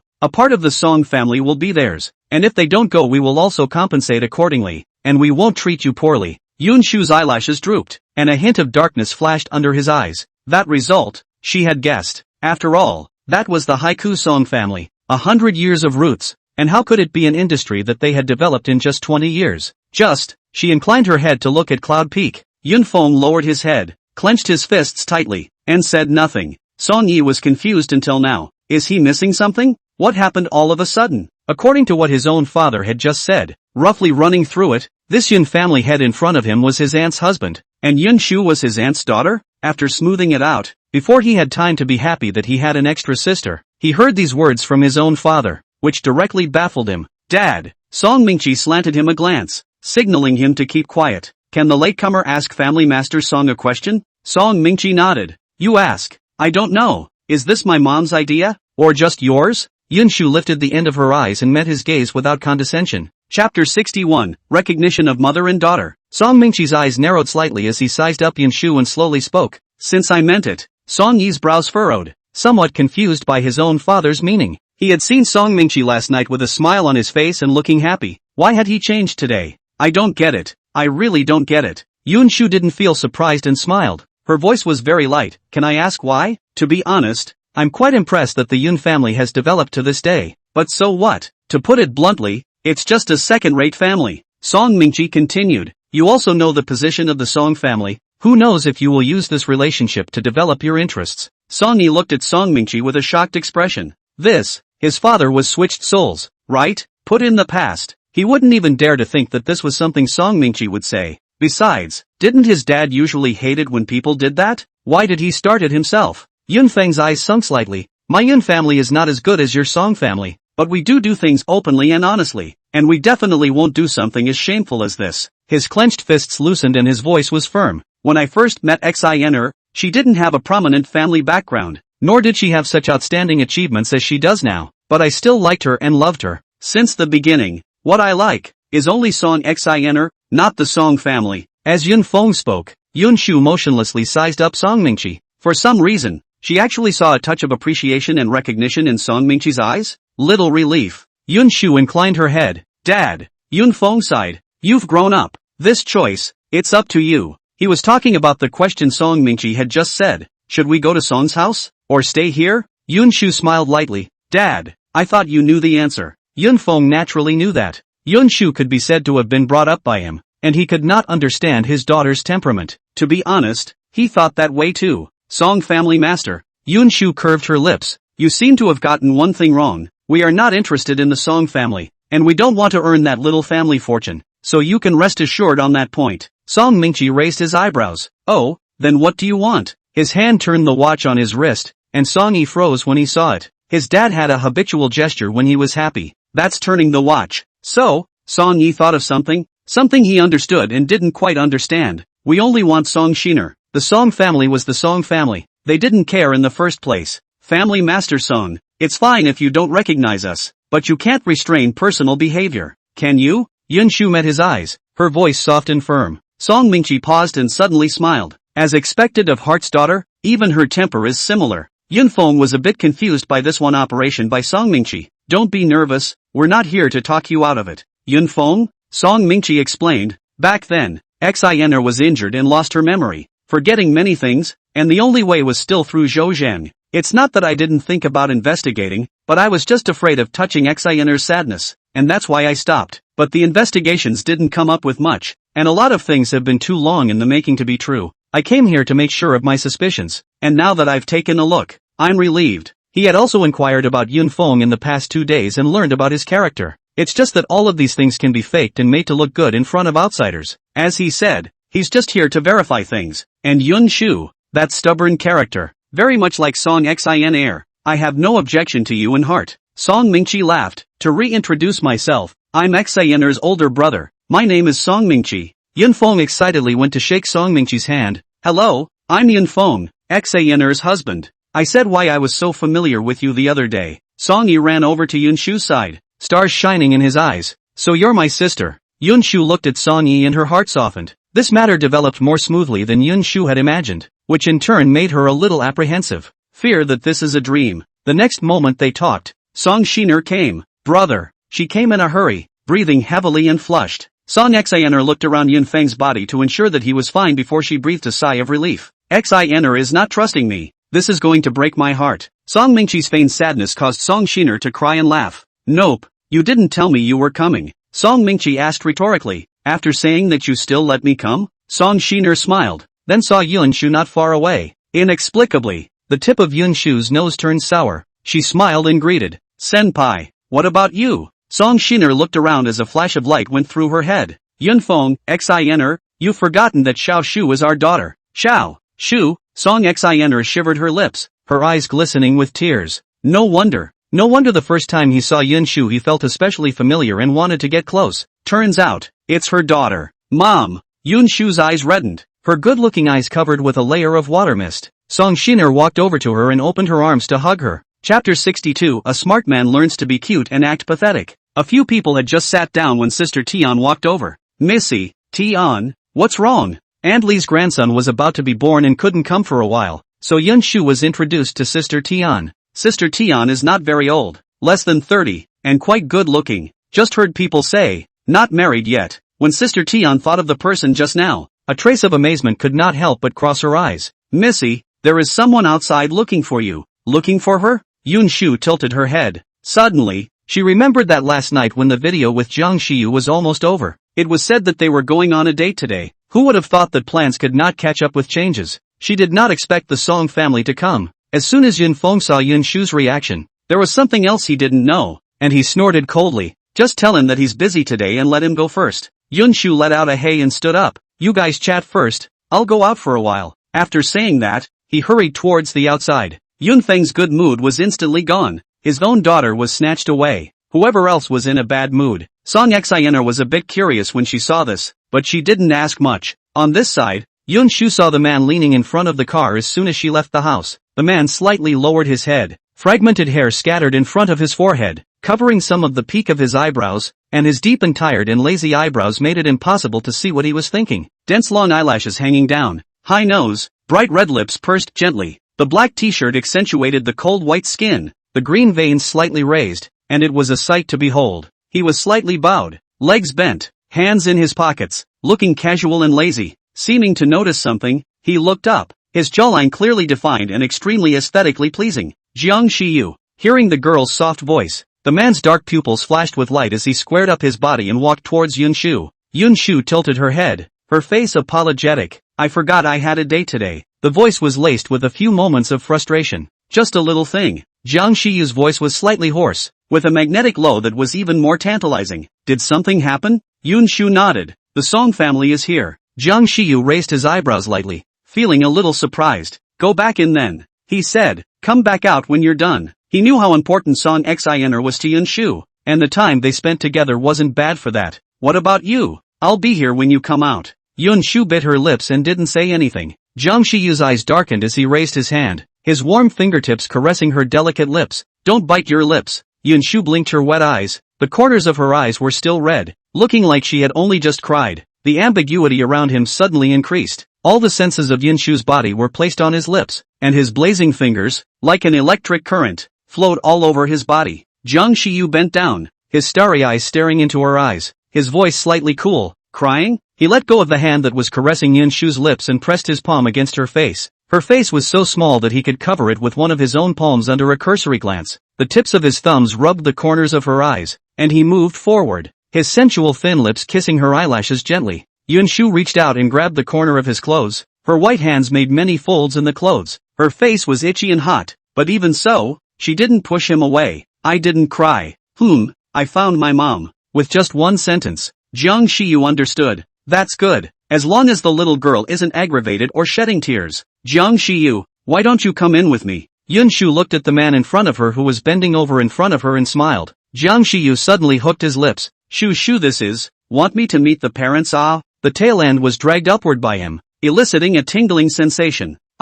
Yun Shu's ears reddened. Oops, are you going? Go. The smile on Jiang Xiyu's face deepened, his chest vibrating non-stop. If Shu has said so, naturally I have to give my future daughter-in-law face. Yun Shu only felt her ears get hotter. I haven't agreed to marry you yet. Jiang Shiyu deflated her mouth and looked aggrieved. Can Shushu bear not to want me? It was like an aggrieved daughter-in-law. He read online last night that smart men learn to be pampered and act pathetic. Chapter 63, so good. Yun Shu has no resistance at all to such Jiang Shiyu. Her heart is a soft mess. She raised her hand and jerked down the man's fine and soft hair, and spoke softly, it won't be she won't not want him. The corner of Jiang Shiyu's lips hooked up in a winning smile, allowing the girl to touch his head, and even rubbing her head against her palm. Sure enough, the internet honestly doesn't lie to him. Yun Shu laughed along with him. She now realized that Jiang Shiyu was so well behaved. There doesn't seem to be any temper at all. Yun Shu retracted her hand with satisfaction, then naturally took Jiang Shiyu's big, bony hand and walked towards the door of the house. Shu, why don't I go get something? It doesn't feel good to go to see your future father-in-law so empty-handed. It's not like my dad is that dead set. Jiang Shiyu thought of the scene of meeting Yun Feng. The impression was already bad. What if the impression was even worse after this time? Yun Shu smiled and took his arm. Alright, I'm here. Then it's up to Shu to protect me. The two entered the room hand in hand and several people who were chatting looked over in unison. Master Shaojiang? It's you, bastard. Spread your hands. And here he was, not the least bit restrained and pissed off. Three voices sounded at the same time. Song Mingqi looked at Yun Shu and then at Jiang Shiyu, and a bold idea surged through his mind. It's not, is it? No way. The prince of Zhang's family is not his niece's boyfriend, is he? Last time the painting exhibition, Song Yi could see that the relationship between the two of them was not quite right, just did not expect that it had reached the point of meeting the parents. The sister he'd only just recognized was gone? Thoughts and, looking at Jiang Shiyu's gaze with a slight grudge, Yun Feng, needless to say, was now upset and angry at the sight of Jiang Shiyu, especially when he dared to hold his daughter's hand in front of him. Can this be tolerated? Of course you can't. Song Xaner sat on the sidelines and didn't say anything. Jiang Shiyu raised his lips in a lazy smile. Good morning, aunt and uncle. Yun Feng said in a bad mood. I'm not good at all. Dad, Yun Shu whispered. Yun Feng grunted and twisted his head to not look at them. Out of sight, out of mind. Song Shiner smiled and returned him. Good morning. Jiang Shiyu nodded at Song Mingqi again. Mr. Song. As for Song Yi, he was ignored completely. Song Mingqi's eyes were obscure. He could finally understand why Jiang Shiyu asked about topics that had nothing to do with him that day. So it was for his niece. Yun Shu thought and said, then pulled Jiang Shiyu to her room. Jiang Shiyu, you stay for a while. Jiang Shiyu surveyed the surrounding layout and asked an irrelevant question. Do you like this? Yun Shu froze and realized what he meant by that. I set up this room. In other words, like, I know. Jiang Shiyu stroked his chin, then bent down to level with her and, Yun Xiaoshu, I'm very good. Hot breath hit her cheeks like a summer breeze, causing a throbbing in her heart. Well, Yun Shu coughed lightly twice and pointed out the location to him. There are books in that place. If you're bored you can read them first. I'll be right back. There's no rush. Jiang Shiyu intimately and naturally stroked Yun Shu's hair at her temples behind her ears, smiling in a loose and frivolous manner. Yun Xiaoshu, isn't this the role of a boyfriend? Yun Shu argued, but waiting will make people irritable. Others she didn't know. Anyway, she doesn't like to wait for people, and she doesn't like to make people wait for her. Jiang Shiyu curled the corner of her mouth. That's someone else. Shu, waiting for you will never annoy me. Yun Shu's heart beat like a deer in the headlights as she stared at him in a daze. The man leaned over and planted a kiss on the corner of her lips. Go on, don't keep them waiting. Yun Shu nodded. Good. By the time she was out of the room, her out-of-control heartbeat still hadn't recovered. Jiang Shiyu was too impressed with her. Sometimes it didn't even take an extra move to make her blush and her heart beat faster. And, each time he gave a response, she felt his slow affection for her as if it were about to overflow. Jiang Shiyu looked at the girl's back, lowered his eyes and let out a low laugh. He raised a hand to cover his face, the upturned corners of his lips suppressed. How could his little girl be so cute? Chapter 64 Notre Dame de Paris. Jiang Shiyu's eyes swept around, noticing the bookshelf beside the desk, which was filled with various books. He stepped closer on his long, slender legs and skimmed roughly over the title of the book. Not knowing what he saw, he paused for a second, his pretty fingertips nudging at the book, which had its name written on the side, Notre Dame de Paris. Jiang Shiyu paused, suddenly remembering that when he was in high school, Yun Shu was wearing her school uniform and holding what seemed to be this book in her arms. With a thought, he clasped his fingers around the raised book cover and tilted it down toward his place. The book was placed tightly. The moment the book was taken out, it fell with a book next to it, and Jiang Shiyu caught it in his hand with a quick eye. The book is plain, with nothing extra on the front cover, not even a name. Jiang Shiyu only glanced at it before putting the book back down, casually sitting on a chair. He opened the book and started reading. Flipping the cover, A page of the table of contents made his good-looking fingers stop there, unable to turn the page any further. At the top of the catalog was a sentence with the little girl's crisp, clean handwriting on it. Seeing you today, I remembered a saying, there is a blazing sun above your head, and your feet are paved with flowery paths. Jiang Shiyu gently rubbed the marks that were the same shade. His heart was full of mixed feelings. He was silent for a long time before turning the next page. He desperately wanted to know the answer to what was in his heart, and felt that he couldn't just see this without doing anything. So he restrained himself and read the words of the page word for word before turning to the next page. Almost every page inside has words on it, more or less. Some are simply 3 or 4 words. Some are long paragraphs. Missed him. He didn't come to school again today. He came here today, but his clothes looked dirty. Did he get into a fight again? I don't know if he's hurt. I passed by his class today and saw that he had been scolded by his teacher for wearing a school uniform, and I didn't think he'd actually wear it. Surprise. Jiang Shiyu's breath hitched. With trembling fingers, he turned the next page. Didn't write it this time. His eyelashes dropped, covering the depth and darkness of his eyes. For a moment, he couldn't figure out whether he was happy or sad. After about 3 pages, the familiar handwriting struck again. It's so hard. Jiang Shiyu's heart tightened, wanting to know why, but there was only a single stroke on it. Nothing more. He went back to the next page. Unhappy. He paused, his heart aching and bitter as if clutched, and a deep sense of powerlessness. The words on it were like a lingering death, and every page he read was agonizing. He suddenly regretted it. If he had known about this day, even if it went against his principles, he should have run to her without hesitation. But the corners of Jiang Shiyu's lips were bitter. To be blunt, he thought it was just an excuse. He may not have liked it as much then as he thinks he does now. No, it's not possible. It should be. He lowered his head and continued to flip. The next few pages are again not written. The next moment, his movement stopped and he looked straight at the words. Today I saw a text swipe that was a cryptic confession, from here to the moon and back again. After writing it, I guess I was afraid of forgetting the meaning and added at the bottom, I love you from here to the moon and back again. Jiang Shiyu's throat tightened. He remembered that the last sentence on the little girl's confession letter to him was this. It doesn't really count, because that line was crossed out by her. The line at the beginning, from here to the moon and back around again. He made a point of searching for the meaning of these 2 phrases. And there's a line that, the next thing you know, it's intermittent, and it takes several pages to see one. On the last page, he saw the other of the meanings that had made him search for 2 sentences. Resignation of the Twilight Zone. The year of smoke and fire. Squeak dash. Before that book could be closed, the door was pushed open. Jiang Shiyu looked up at her, his eyes red and bloodshot. Yun Shu's eyes fell to the book he held in his hand. The title of the book was not seen and some of the cover was seen. Her heart skipped a beat. She'd had that book for almost a year and a half during high school, and with just a glance, she recognized it. She asked dryly, are you, done reading?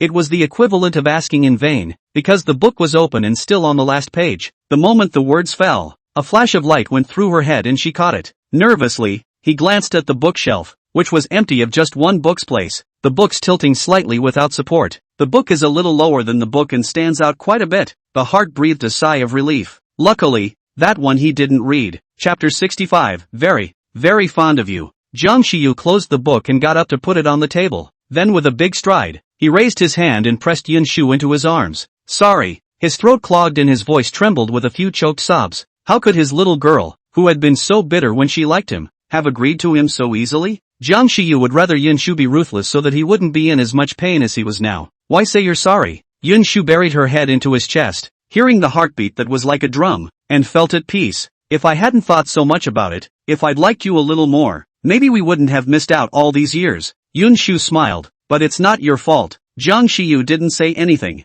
Jiang Shiyu. Yun Shu left his embrace. I didn't think it was a pity in the first place. She looked at him seriously and said, if we had actually gotten together in the first place, would you have been sure we would have gotten this far? Jiang Shiyu stared at her blankly, opening his mouth to say firmly that he would, but when he saw Yun Shu's eyes, he couldn't say anything. Will it? He wasn't sure himself. He never started easily until he was completely sure of what he wanted. He drooped his head at the thought, looking listless. Yun Shu curved her eyes and smiled lightly. Jiang Shiyu, what's important is now. It's now that we're together. The past is the past. Jiang Shiyu mumbled, aha. Yun Shu stood on her tiptoes and touched his head, her voice soft, be happy. Jiang Shiyu raised his hand to hold her hand, put it to the corner of his lips and kissed it. Shu. The current Jiang Shiyu won't be like the 17-year-old Jiang Shiyu. He likes you a lot. Very, very much. Yun Shu did not expect Jiang Shiyu to suddenly come to this wave of affectionate confession. After returning to her senses, her ears were slightly hot,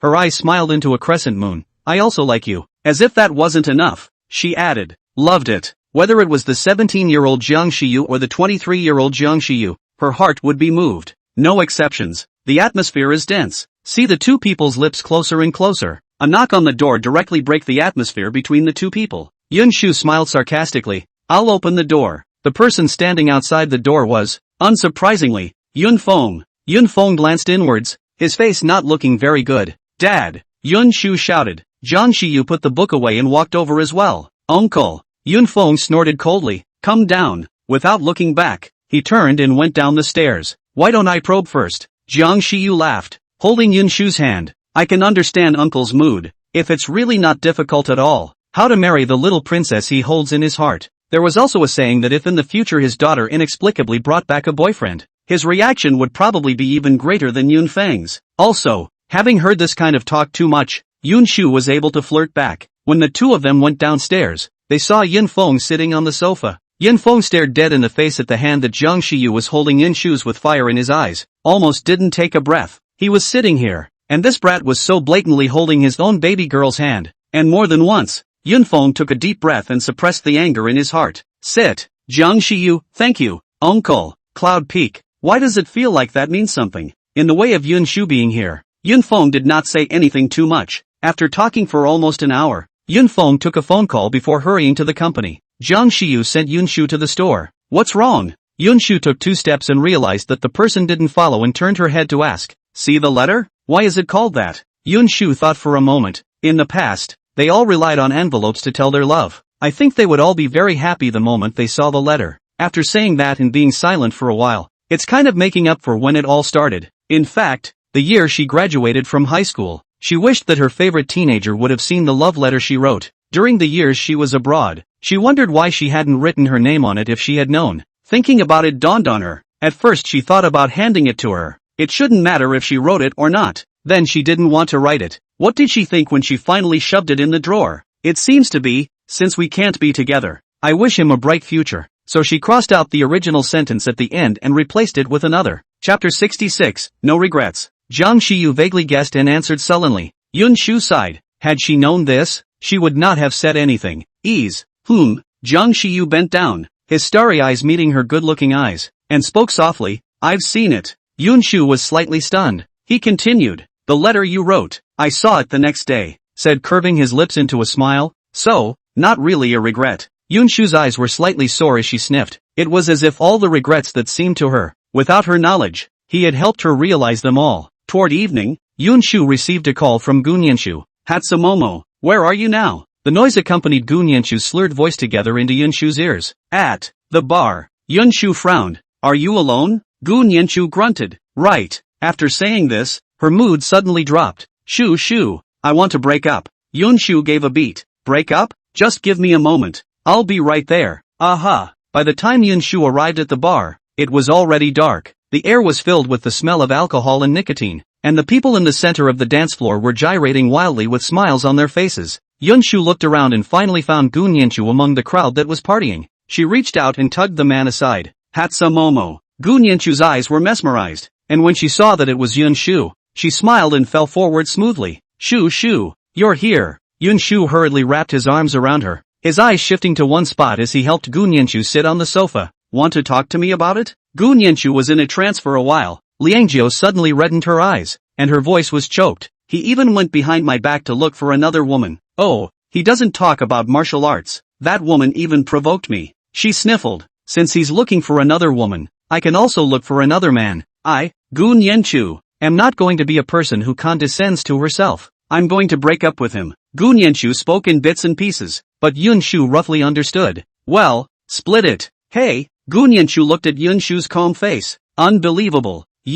Aren't you going to persuade me? Yun Shu shrugged her shoulders. If Jiang Shiyu and I had a fight and wanted to break up, would you advise me? Gunyanshu's eyes widened violently and she shouted out of breath. What? He dares to quarrel with you? Split immediately. Yun Shu had a look on her face that didn't see anything wrong. Gunyanshu snorted coldly, greeted the waiter with a few bottles of wine, and handed Yun Shu a bottle. Come on, drink. Not caring about Yun Shu, he touched the bottle of wine to himself. tilted his head and drank 2 mouthfuls. When he put it down, he wiped the corner of his mouth with the back of his hand. What do you need a man for? It will only affect the speed of my drinking. Yun Shu's eyes narrowed slightly as she found Gun Shu's cell phone and entered the password to open it. The cell phone code was no secret between the three of them. Yun Shu found Chen Jingzhou's phone and pressed dial. The phone was answered quickly. The voice on the other end was on fire. Nian Nian, listen to my explanation. I'm Yun Shu. There was a moment of silence on the other end. MS. Yun, is Nian Nian at your place? Yun Shu glanced at the drunken unconsciousness and nodded. We're at the bar. Without further ado,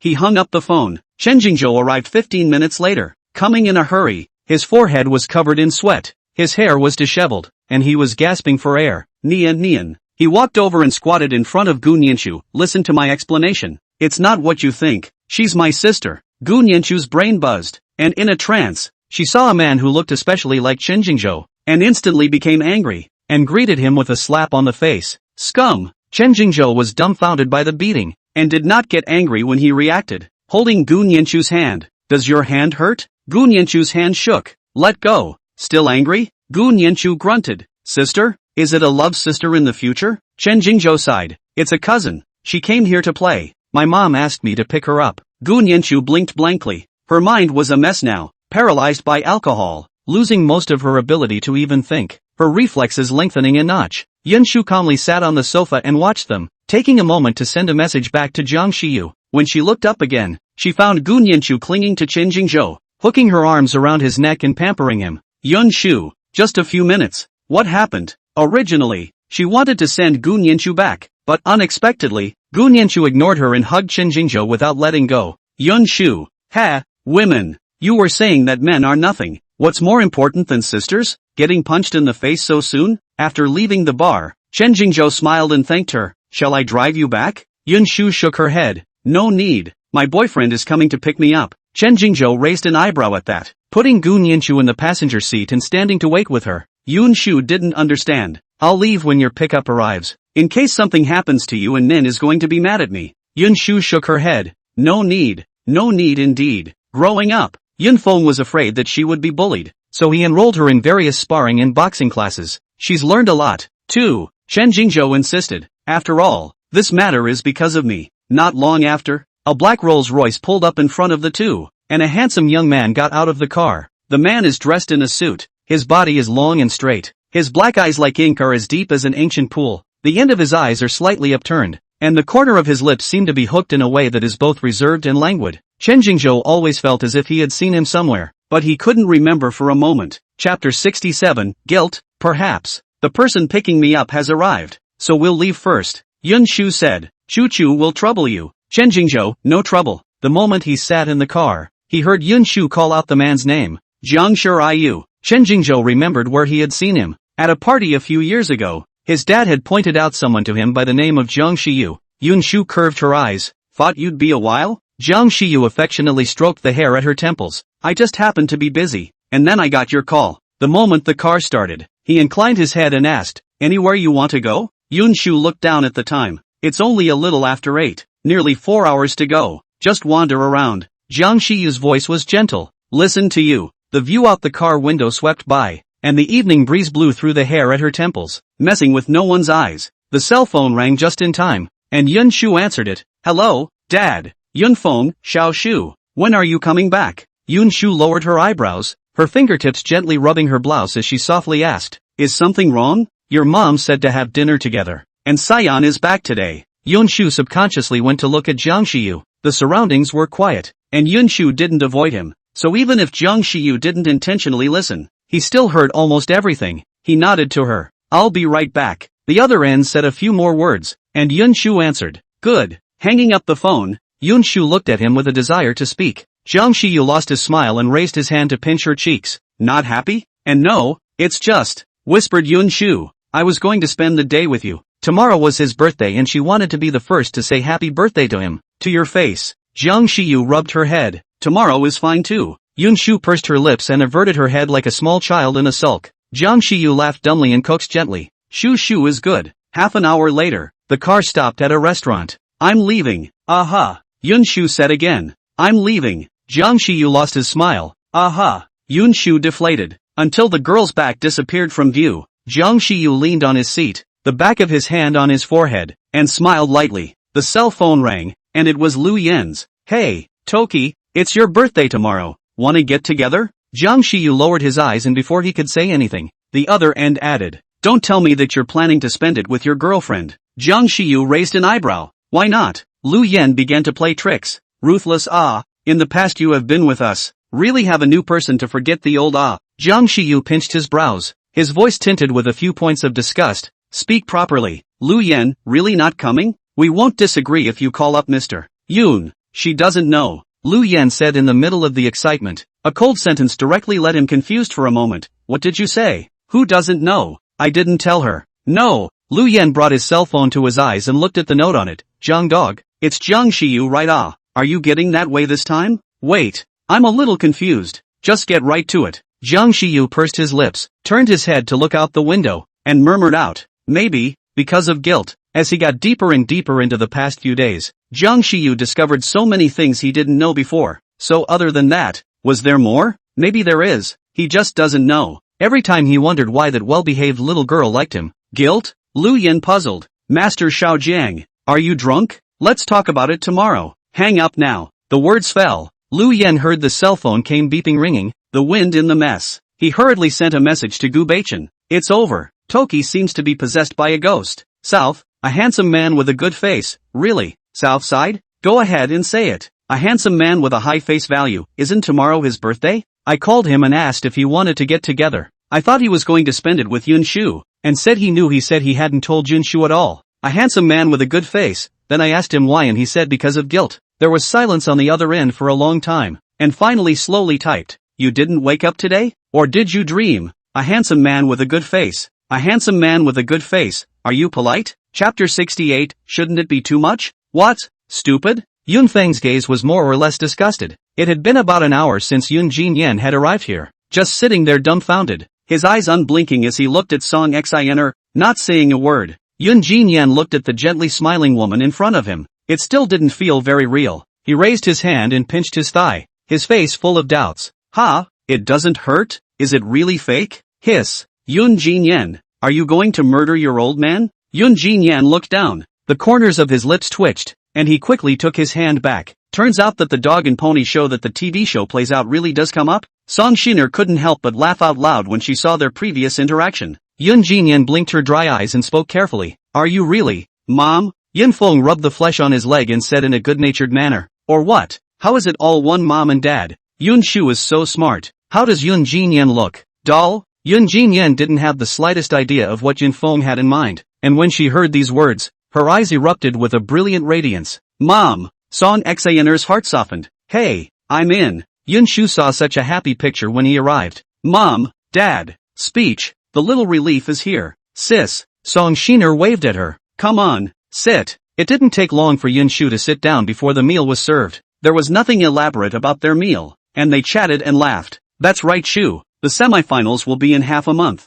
so I might have to leave Kyoto by then, and I haven't decided on the exact place yet. Yun Jinyan asked. What semifinals? Song Shiner, designer competition. Xiao Shu has already passed the preliminary round. Yun Feng was instantly proud. Worthy of being my daughter. Just smart. Yun Jinyan chimed in. My sister is just awesome. Yun Shu wanted to laugh a little at that. Song Xiner should be more careful. Xiao Shu, don't feel pressured. Just do your best. I know. The other day, her mentor messaged her and asked her something, and after hearing that it was AI Yun who recommended her, he was relieved and only gave her 2 instructions before hanging up. Xiao Yan is also about to take the college entrance exam, right? Yun Jinyan was named and sat upright. Well, there are still 8 days. Song Xiner was in a bit of a trance. She had heard Yun Feng talk about them in the past few days, and some of her brain's memories had sprung up sporadically. I remember them as little kids, and now that I look at them again, they're all grown up. Don't stress too much. It doesn't matter if you don't do well on the test.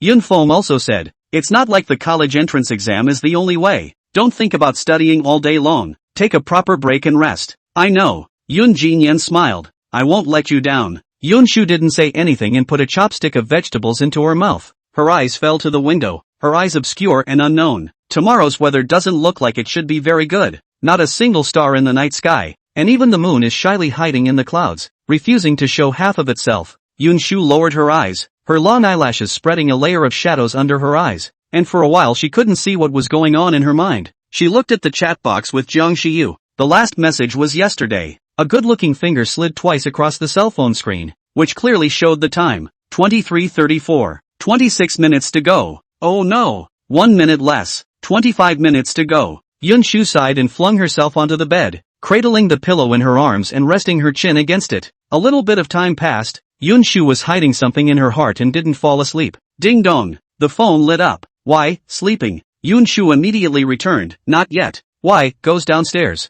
Yun Shu's heart jumped at the tip of her heart. She got up from the bed, stood in front of the window, pulled open the curtains. Then the hazy light saw that there was a black car under the tree, and there was a person standing in front of it. He had his cell phone in his hand, emitting a faint light. Yun Shu's breath stuttered, and without caring about anything, she turned around and ran towards the stairs. Jiang Shiyu looked at that message out of his mind. Originally he had planned to leave after 0 hour, but in the last 2 minutes, he couldn't resist. Before sending the message he thought about it. If Yun Shu didn't reply to him, he would leave. Yet she returned, still in seconds. Jiang Shiyu saw that message and suddenly smiled. Then it shouldn't be too much to ask her to spend a birthday with him, should it? If he could, he'd make another wish. She's his girlfriend, she should, and it's not too much to ask. Jiang Shiyu, a voice with a gasp rang in his ears. Jiang Shiyu raised his eyes. The moon came out from behind the clouds and poured out a great deal of light. The ground was dappled with tree shadows, and 2 similar shadows. Yun Shu had her back to the light. Even her hair was covered with a mysterious luster, and she was wearing a white dress, like a holy white and flawless fairy. Jiang Shiyu looked at her steadily, his heartbeat missing a beat. Chapter 69, Can I get a present? Why aren't you asleep? His voice was dark with an unspoken meaning. What about you? Yun Shu tilted her head and asked instead of answering. What are you doing here without sleeping? Jiang Shiyu stared at her in a daze, and without replying, he took a big step and reached out to press the girl into his arms. Ease. The voice was clear and loving, just like the wind in a stream, blowing across the surface of the sea and causing a ripple. I think. Wait. Yun Shu pushed him away and looked at the time. There is still 1 minute. Oh, 58 seconds. Jiang Shiyu was puzzled. You're in? Don't you say anything yet, Jiang Shiyu? Until the time on your cell phone changes to midnight. Jiang Shiyu. Yun Shu raised her eyes bright. Happy birthday. Jiang Shiyu paused, and it took a long time to find his voice. You know my birthday? Yun Shu proudly puffed out her chest. I specifically memorized it. A crush always remembers everything about the other person's preferences. Jiang Shiyu pursed his lips, his eyes reddening. In the night, his hands hidden behind him were trembling. Yun Shu curved her eyes and smiled lightly. I came in a hurry and forgot to take the gift I prepared for you. Ease. His throat tightened and he bowed his head and said, Thank you. Thank you for all the years of liking me, for still liking me today, for everything you've done for me. You're welcome. Yun Shu's eyes curved into a crescent moon. Jiang Shiyu, do you have any wishes you want to fulfill? I can help you fulfill it. He asked. Is anything okay? Yun Shu thought about it and nodded his head. As long as I follow the law, as long as I can do it, it's fine. Jiang Shiyu was dumbfounded,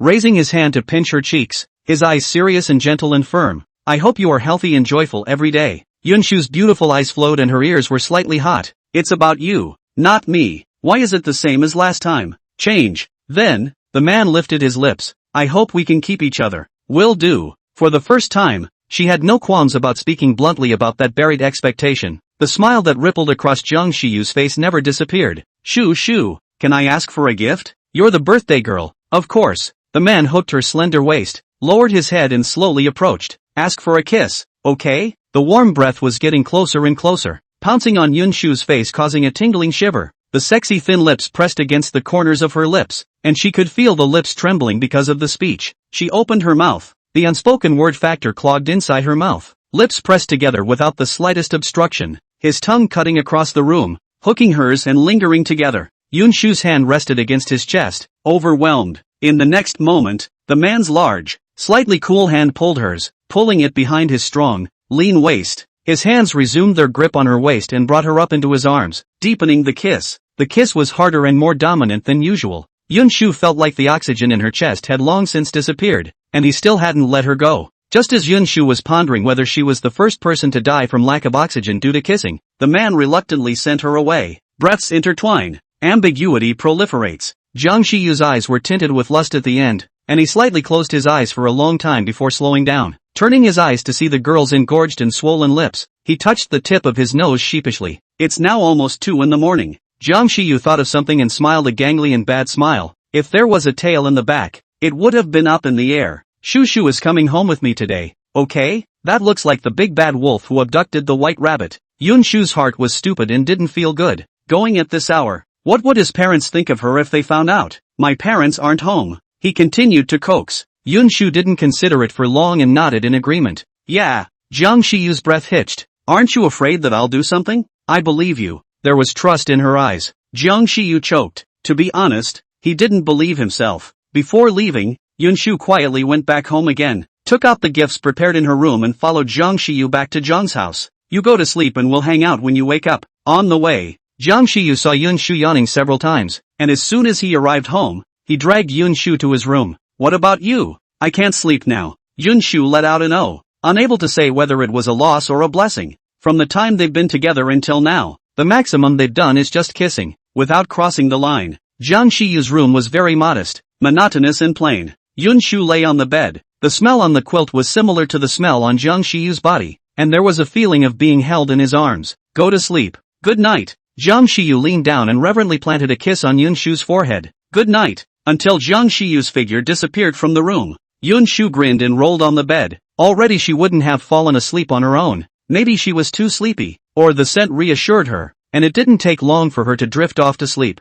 Jiang Shiyu went to the balcony, lowered his eyebrows, took out the cigarette case and poured out a cigarette, lowered his head and bit it, pressing his thumb on the lighter. There was a click dash and a blue-red flame, and he sent the cigarette through, stopping about 3 centimeters from the flame. She doesn't like the smell of smoke. Putting the lighter back in his pocket and the cigarette between his fingers, he pulled an orange-flavored candy out of his pocket with his other hand, peeled off the candy paper, and bit the candy into his mouth. The sweet, creamy flavor melted in his mouth, making him feel better about his irritation. He looked up into the night sky, the evening breeze blowing through the hair at his temples. Slowly, the edge of the sky had brightened. Jiang Shiyu sat against the wall, one leg flat and one bent, his arm resting against his knee, candy paper falling around him. Having not slept all night and with bruises under his eyes, he looked a little haggard and disheveled. Tugging at his dry lips, he got up and went to the guest room to take a shower. It's time for the little girl to wake up and get breakfast ready. Chapter 70, The Little Fish. When Yun Shu went downstairs, Jiang Shiyu just happened to have breakfast set up, and when he saw her, he reached out and pulled back the chair, then raised his lips and smiled. Come over and eat. Only when she sat down did Jiang Shiyu sit across from her. Yun Shu took a bite of a small dumpling and her eyes instantly lit up. Is this the one in front of Xuanha? Well, guessed you might like it. Love it. Yun Shu said vaguely as she took another bite. The Xiaolongbao in Xianhe High School was Yun Shu's favorite breakfast store during her high school years, and even after so many years, the taste still hasn't changed, and it's still very close to her heart. Jiang Shiyu's gaze burned. It's good if you like it. After breakfast, Yun Shu sat paralyzed on the sofa with her pillow in her habit. Jiang Shiyu sat down next to her. Yun Shu sat upright, inclined her head and asked, Jiang Shiyu, did you see the gift I bought you? Jiang Shiyu paused and honestly explained, not yet. Oh, Yun Shu didn't ask more questions. Then when I'm gone, you can read. The rest of her words came to an abrupt halt, and the reflection of the man's enlarged, handsome face in her eyes caused her breath to ease. The atmosphere around them was disorienting and ambiguous, and the temperature was rising. The man traced the shape of her lips with his, little by little, lovingly and tenderly. His hands wrapped around her slender waist and brought her into his arms, deepening the kiss. Oh little fishy, mommy's back dash. Jiang Mother had come back to celebrate Jiang Shiyu's birthday in high spirits, but when she saw the scene in front of her, she froze directly in place. The sudden shout made the two of them stiffen. Jiang Shiyu's eyes were quicker than his hands, and he hugged Yun Shu a little tighter, his face carrying a bit of lustful resentment as he stared up at Jiang Mother. What are you doing back here? Jiang Mother for a long time before returning to God. Shivering hand, you, brat, how did I teach you? You even dare to others, little girl. Thinking of the scene just now, Jiang Mother was so angry that her body kept trembling. Jiang Father rushed over from the door with a puzzled look. What's going on here? Jiang Mother grunted coldly. Ask your good son. Jiang Father glanced at Jiang Shiyu and didn't find anything wrong.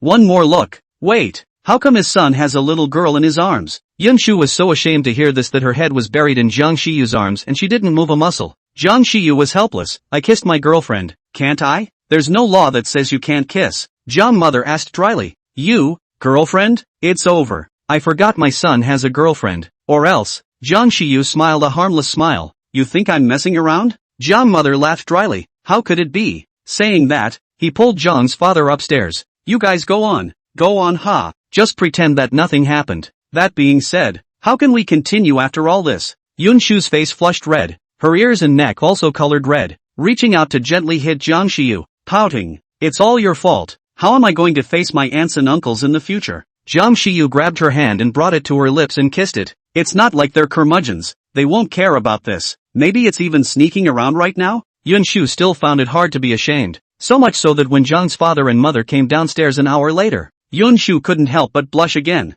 Jiang mother loved Yun Shu when she saw her, arching Jiang Shiyu to the side and pulling Yun Shu to talk about her. Yun Shu didn't expect Jiang mother to be so enthusiastic, and for a moment, she was a bit at a loss for words. Her pleading eyes turned to Jiang Shiyu, who gave her a reassuring smile. Yun Shu's nervousness relaxed considerably. There was a coldness on her white wrist. She looked down and refused with wide eyes. Auntie, I can't take this. It's too expensive. When Jiang's mother heard this, she was not happy, and hurriedly coaxed. Shu, this is not a valuable item. It's not worth much money. You wear it, as a gift from Auntie. Not expensive? Yun Shu looked at the emerald-colored jade bracelet on her wrist. How could she not feel like it? Although she didn't understand this, she had been exposed to some of it, and this jade bracelet was estimated to be worth several $100,000. Jiang Shiyu sat on the side. Seeing this, the tail of his eyes lifted up slightly, and the corners of his lips rippled into a smile. Auntie, this one I really. Yun Shu went to look at Jiang Shiyu and found the man nodding at her,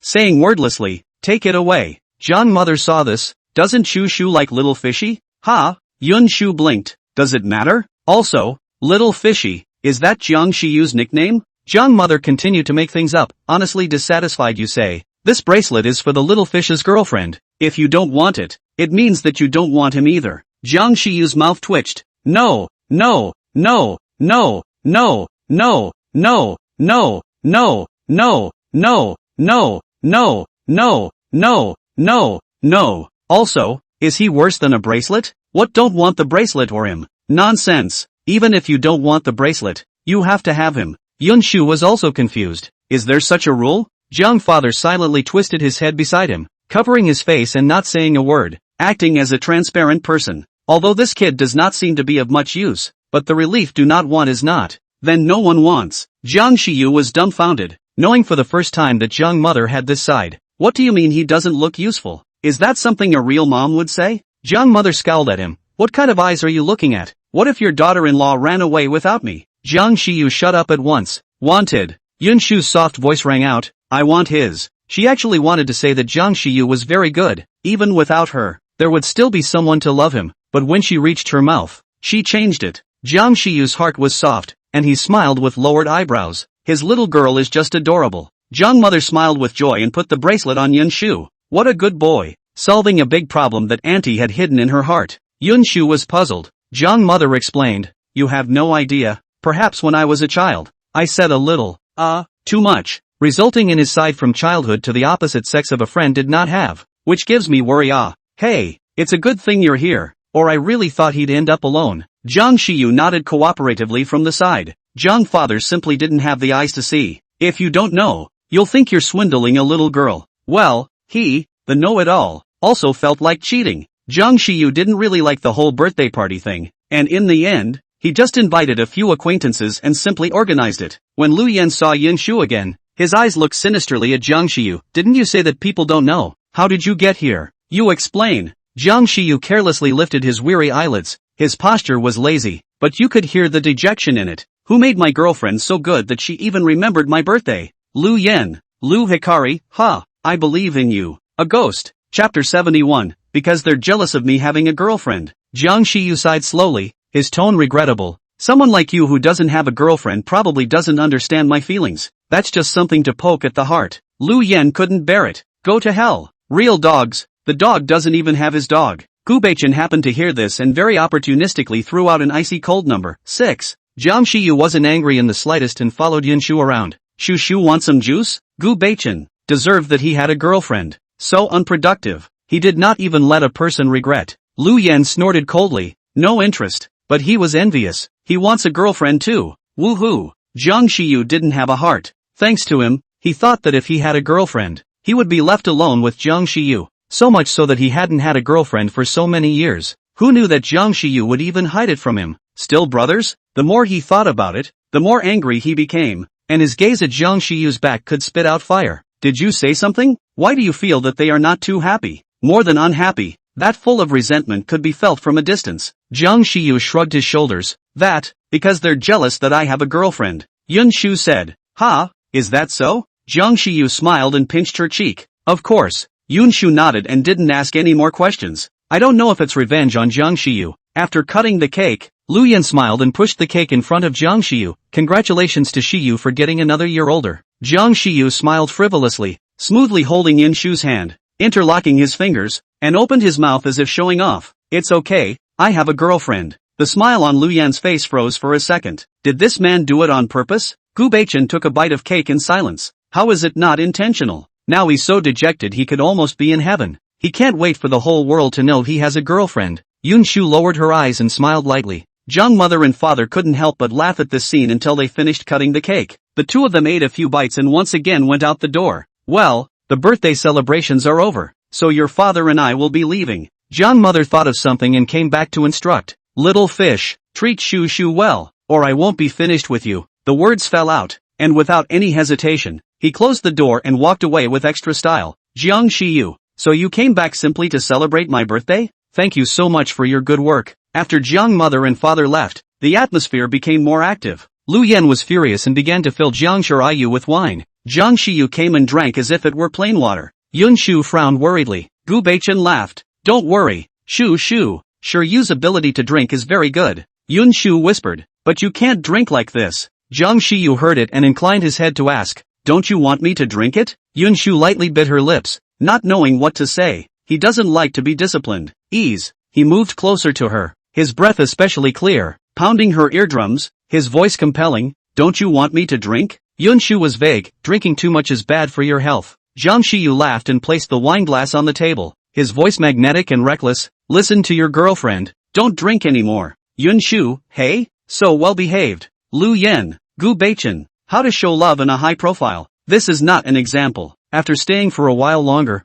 Jiang Shiyu pulled Yun Shu up. You guys continue. I'm going on a date with my girlfriend. Lu Yan. He had never been so convinced of a person in his life. Gu Beichen dragged his chin with the back of his hand and casually responded. Aha. Jiang Shiyu nodded down and led Yun Shu out of the villa. Is that good? Not good there? He curved his lip. I think it's fine. He's spending his birthday alone with his girlfriend. It's not too much. Yun Shu laughed along with him. Yun Shu did not expect Jiang Shiyu to drag her to the amusement park. Let her more did not expect Jiang Shiyu. So childish? Even the carousel took her to experience it. Looking around at the small children who were full of smiles and had curious faces when they saw them, Yun Shu laughed dryly and turned his head away. The moment she turned her eyes, she happened to meet those doting eyes. The heart beat a few moments faster. Once off the merry-go-round, he was stopped in his tracks. Hello guys, the man laughed. Here's the thing. I'm a photographer and I just took some pictures of you. 4 things and people of beauty. I want to record them. No offense intended. Said he showed them the pictures he had taken.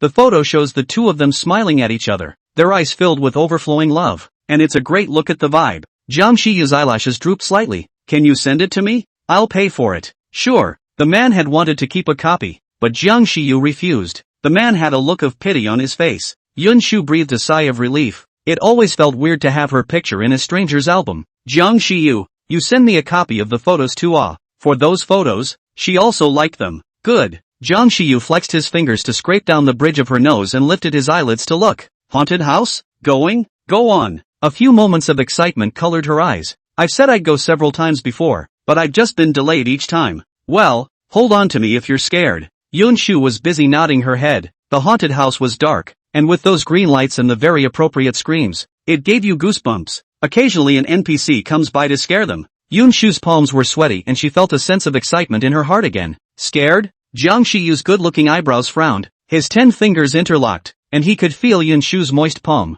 Kind of. Before Jiang Shiyu could comfort him, he heard the second half of Yun Shu's sentence. Exciting. He looked at Yun Shu's glowing eyes and let out a light sigh. NPCs ready to scare them. How is it different from what they think? After leaving the haunted house, Yun Shu was still a bit reluctant to finish. Jiang Shiyu, let's come back next time. Okay? Good. His own girlfriend, indeed, was not an ordinary person. A little bit of time passed, and as night approached, the two went for a ride on the Ferris wheel. There's always something surprising to see up high. Like right now, those usual skyscrapers and multitudes of people became so small in this moment. Even the clamor was inaudible. Fishy. Yun Shu excitedly went to pull him. Jiang Shiyu couldn't help but hold his forehead when he heard this name. Why do you want to call it that? It's nice to hear. Yun Shu inclined her head and smiled. Fine. Whatever the girlfriend's name is. Jiang Shiyu wrapped his arms around her from behind, his chin resting against the girl's shoulder, his voice carrying an indescribable indulgence. How about girlfriend? I like it all. Chapter 72. Bailey kissed me for the first time.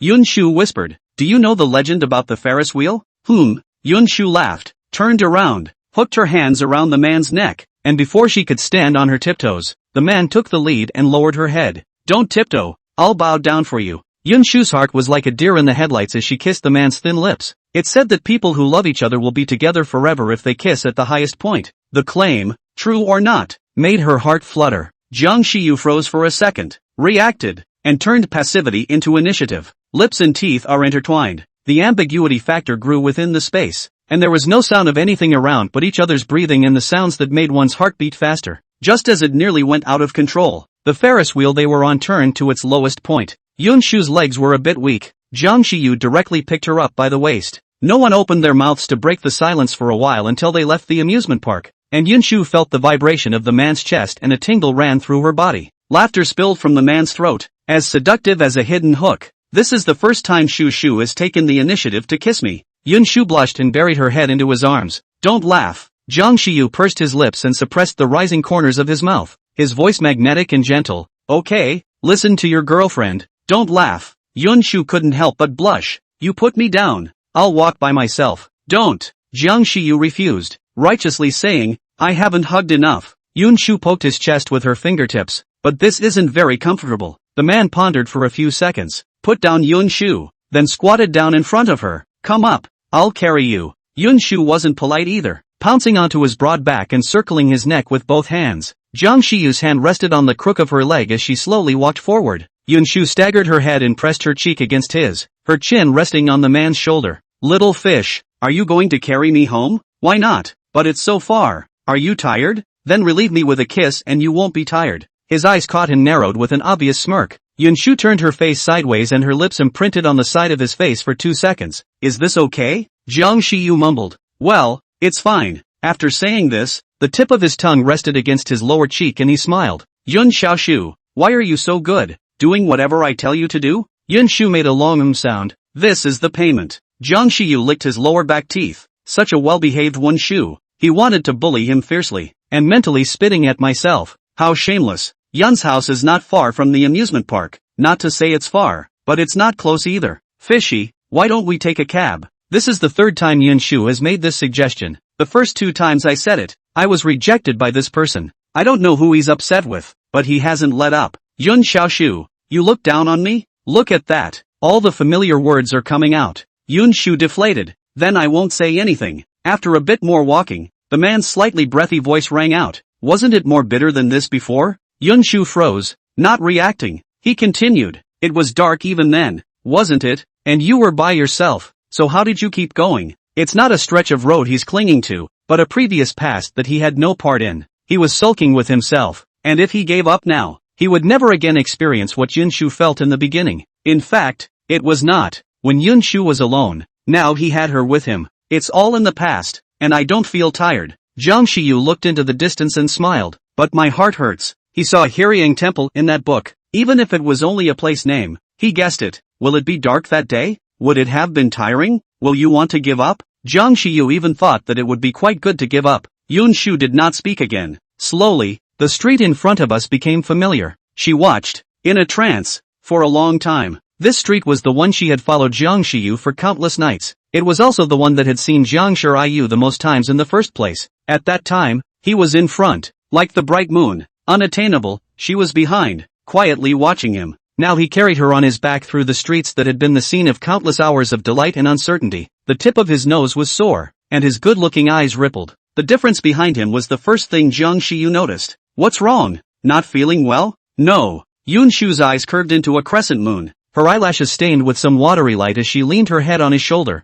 Jiang Shiyu, I'm very lucky. The favorite is him. Every time he wished for something in his youth, he responded. He shook his head. I should be the lucky one. It was almost 9 o'clock when I arrived at Yun's door. It was summer now, and after walking such a long way, Jiang Shiyu's forehead was seeping with sweat. Yun Shu painfully wiped it for him. See if you still try to be strong in the future. The wind, which came at some point, blew their clothes and raised them in the air in a nice arc. Jiang Shiyu got an inch. Then am I awesome? Yun Shu is pretty awesome, carrying her this far. Then how about a reward? Yun Shu pretended to dislike it. Don't. It's all sweaty. Jiang Shiyu. He cried out and racked his brain for a defense, but there was an extra softness at the corners of his lips. He paused. I lied to you. I don't mind my boyfriend. For a moment, Jiang Shiyu's heart beat like a drum. He had just wrapped his arms around Yun Shu's waist and was about to kiss her again when he heard a voice filled with anger. Don't move your hands. Let go. Chapter 73. When I was a young man in high spirits, the sun shone brightly and paved the way for flowers.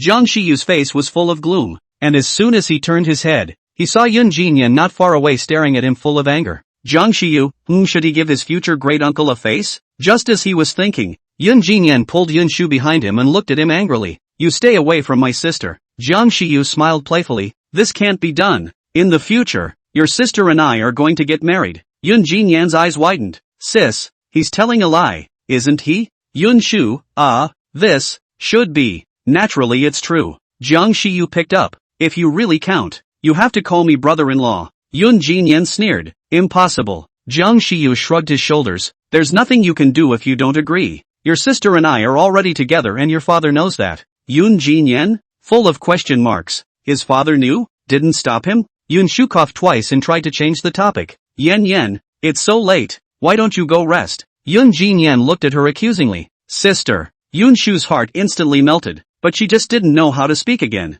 Seeing this, Jiang Shiyu pinched Yun Shu's face. Go back. Yun Jinyan almost didn't die of anger, pulling Yun Shu and walking towards home without looking back. Yun Shu had just turned around when Yun Jinyan blocked his view. What could he possibly be up to as a big man? Jiang Shiyu pinched his brow. It doesn't look like it's too easy to get into the Yun family's door. Sis, are you really with him? Yun Shu nodded. Aha. Yun Jinyan, it's over. My own cabbage has been swept away by a pig. Yun Shu smiled and touched his head. Yen, don't worry. He's very good to me. Yun Jinyan grunted coldly. If he treats you badly, I'll go beat him up. Yun Shu smiled. Okay, I'll tell him for you. Yun Jinyan parted her head and hummed. I didn't acknowledge him. Yun Shu wanted to laugh. This arrogant look was really cute. Returning to her room, Yun Shu was the first to send a message to Jiang Shiyu. Have you arrived home? That one came back fast. Just arrived. Cloudy steals a drink. Just now Yen told me that if you don't treat me well, I'll put together you /smile JPG.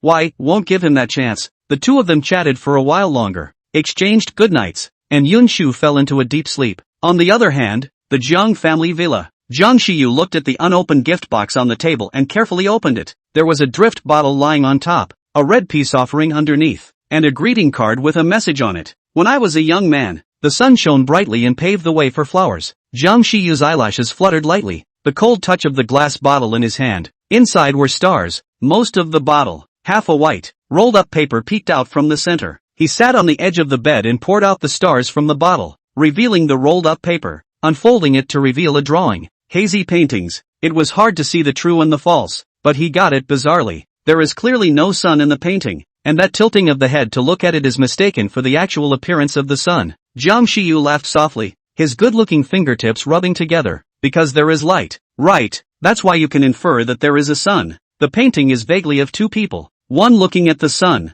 the other at him. A closer look reveals that it's not again, but again, it seems to be two people side by side, both looking at each other as they walk together towards a brilliant tomorrow. Jiang Shiyu pursed his lips slightly, his eyes obscure. He picked up a star, his brow twitching slightly as he ghostly unwrapped it. It's got words on it. I met a very nice teenager today. Jiang Shiyu guessed something and held his breath. I know him. His name is Jiang Shiyu. It's a nice name. He doesn't seem quite the same as the rumors. I seem to like him. I didn't see him today. I'm sad. Hey, you're observing him every day. You look like a pervert. He seems to like orange-flavored food. Jiang Shiyu's eyes were sore, and his heart felt like it was being pinched, making it difficult to even breathe. With trembling hands, he unwrapped one after another, looking at them over and over again. The tone on it is all very lighthearted, and it's energizing to read, and some of it even jokes about it. It was just that each word was incredibly hard for him to read. After watching, he folded the star and solemnly placed it back in the drift bottle. I wanted to send a message to Yun Shu, but considering that it was time for her to go to bed,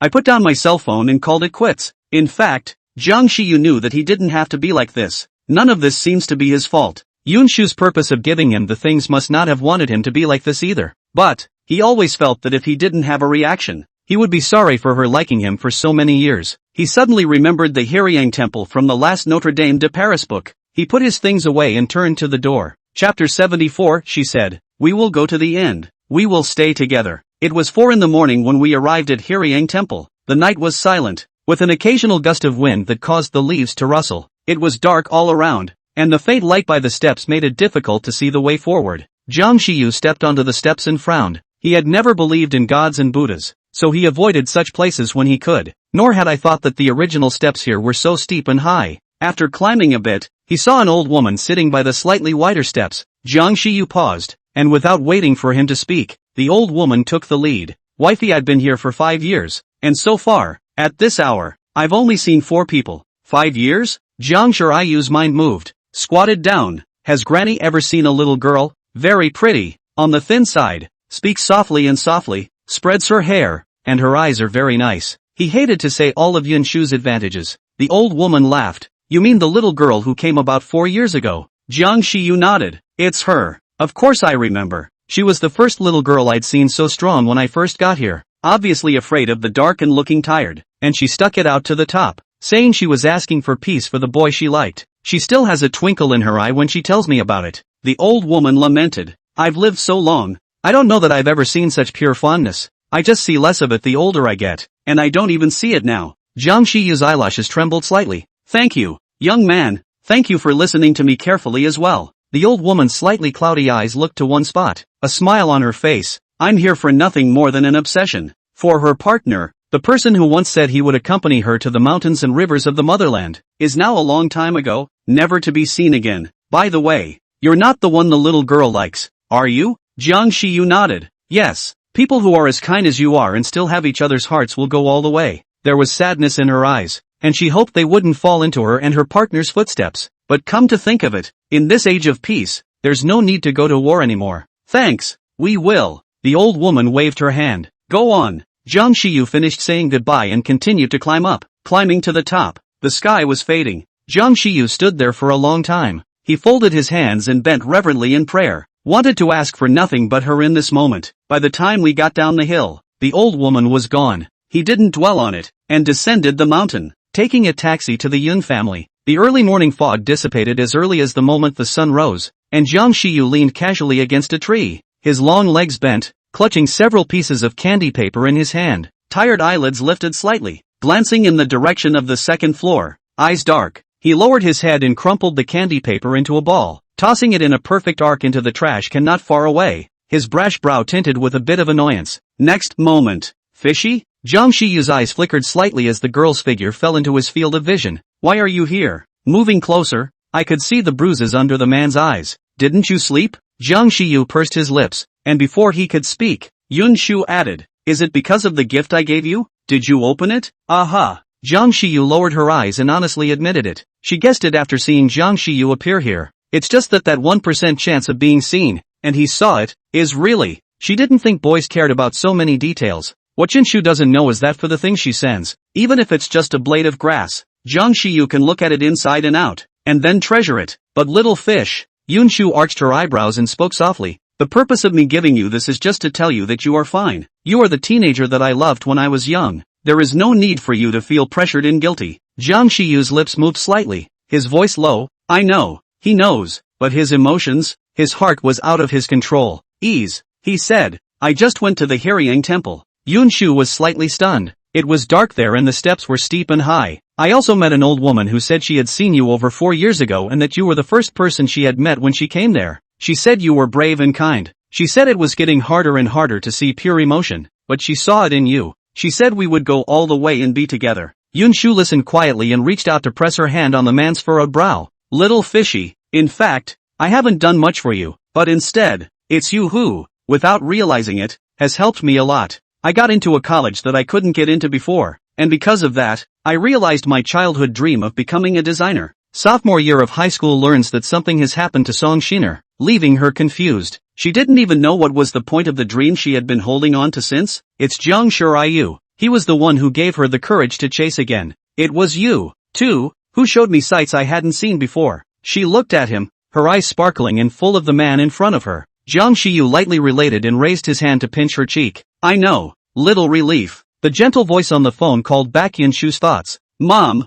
what's wrong? It had been 3 or 4 days since they had met that day, and they didn't know what Jung Shu was doing. Song Xiner, Xiao Shu. The semifinals have been moved up, so pack up and let's go to see City tomorrow. Early? Yun Shu paused and glanced at the calendar on the table. It's June 4th today, and the entrance exam is in 3 days. She thought she could accompany Yun Jingyan. Little relief. Ha, I know. Yun Shu responded back. Well then, I'll send you the exact address and time later, so you can take a look. Yun Shu should be down. Song Xiner sighed. I know you're worried about Xiaoyan's college entrance exam. His college entrance exam is very important. So are you, and you only have this one chance. On Xiaoyan's side, your father and I will pay more attention. You just have to think about the competition. Yun Shu, well, I know that. Hanging up the phone, she was going to call Jiang Shiyu, but after thinking about it, she got up and went out the door. Half an hour later, John's group, the receptionist saw her and asked politely, who are you looking for? Ma'am, I'm looking for Jiang Shiyu. Is he there now? The receptionist froze. May I ask if you have an appointment? No, I don't know what came over me just now. An impulse. I'm sorry, you can't see Mr. Xiao Jiang without an appointment. Chapter 75 Belcher Baby Belt, Patch. Yun Shu was just about to call Jiang Shiyu when she heard a commotion around her. She turned with a heartbeat and saw the man coming down the elevator. The man was dressed in a suit, and his handsome, godlike face had collected its usual hangdog ways and composed itself a lot. Only his eyebrows were still untamed. Jiang Shiyu's eyes abruptly lit up when he saw her, striding towards Yun Shu. Why are you here? Missed you. Such bold and straightforward words made Jiang Shiyu's heart beat wildly. He reached out and circled the girl's shoulders, his head tilted smoothly, leaning against her shoulder and rubbing against her shoulder. Quite a bit of pampering. I miss you too. The crowd in the lobby winds down. This person who is hugging and pampering people is their usual little Jiang master who doesn't care about anyone and looks like I'm not going to be beaten up by my son? Is there something wrong with them or with Master Xiaojiang?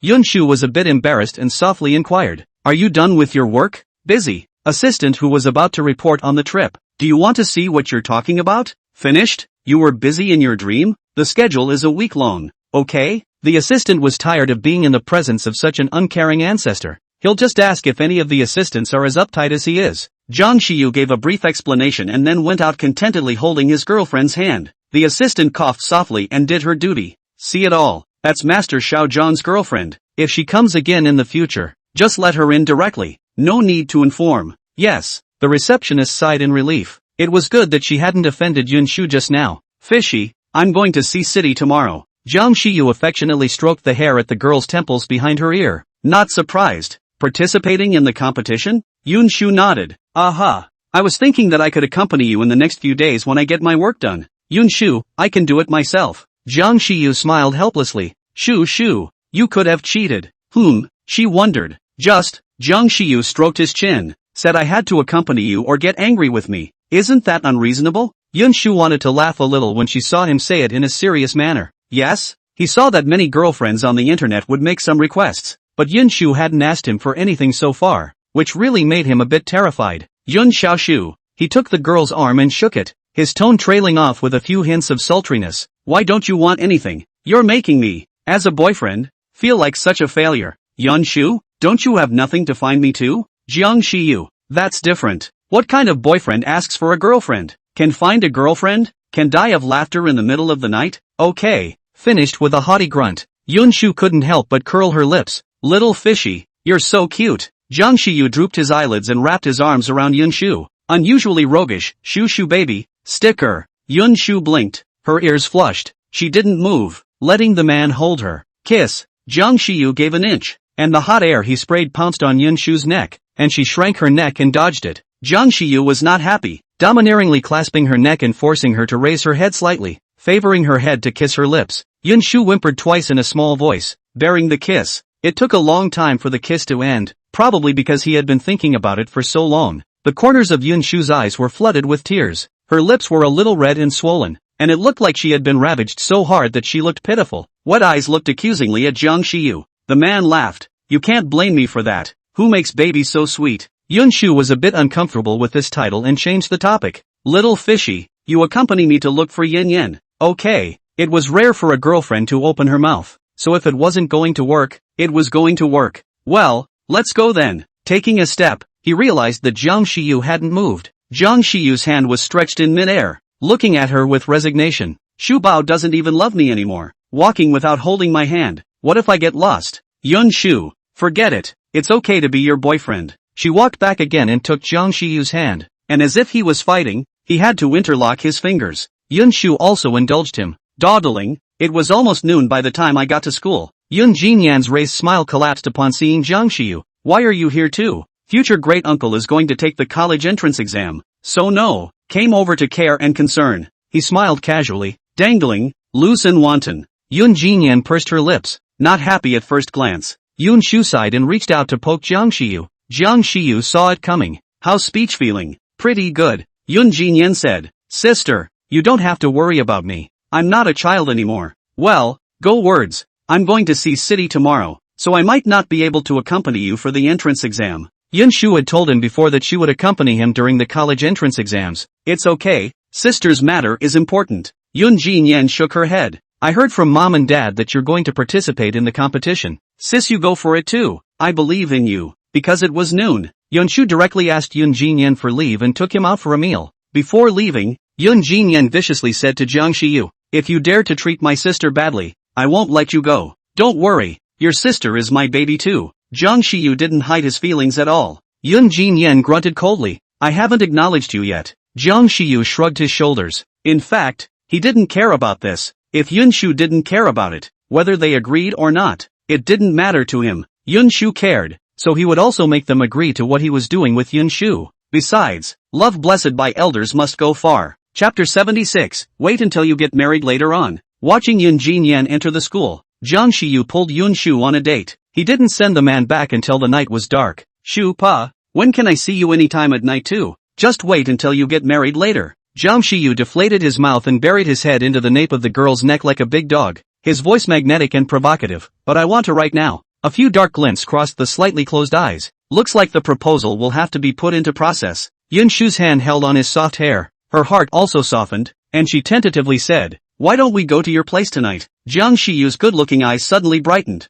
remembering something and frowning. Will uncle agree? Of course it won't agree. If Yun Feng had known about this request from Jiang Shiyu, he probably would have come out with a broom and hit someone. Jiang Shiyu sighed in his heart and leaned down to kiss the corner of Yun Shu's lips. Forget it, I'll make him agree one day. Yun Shu nodded her head, not knowing whether she was lost or happy. Then you pay attention to safety and send me a message when you get home. Last time, on Jiang Shiyu's birthday, she didn't come home in the middle of the night. Yun Feng knew about it and caught her educating her for a while. Aha! He rubbed the girl's head and smiled. I'll drop you off tomorrow. As the saying goes, plans can't keep up with changes. And the next day, Jiang Shiyu didn't go because of some company business. The assistant watched the low pressure released from the man's body and hid behind him, shivering. It's not his fault. He's just a briefing. He can't decide these things. Jiang Shiyu entered the conference room with his long, slender legs and raised his eyebrows lightly when he saw the people inside. This person, why does he feel so familiar? Where have I seen him before? Chen Jingzhou stood up.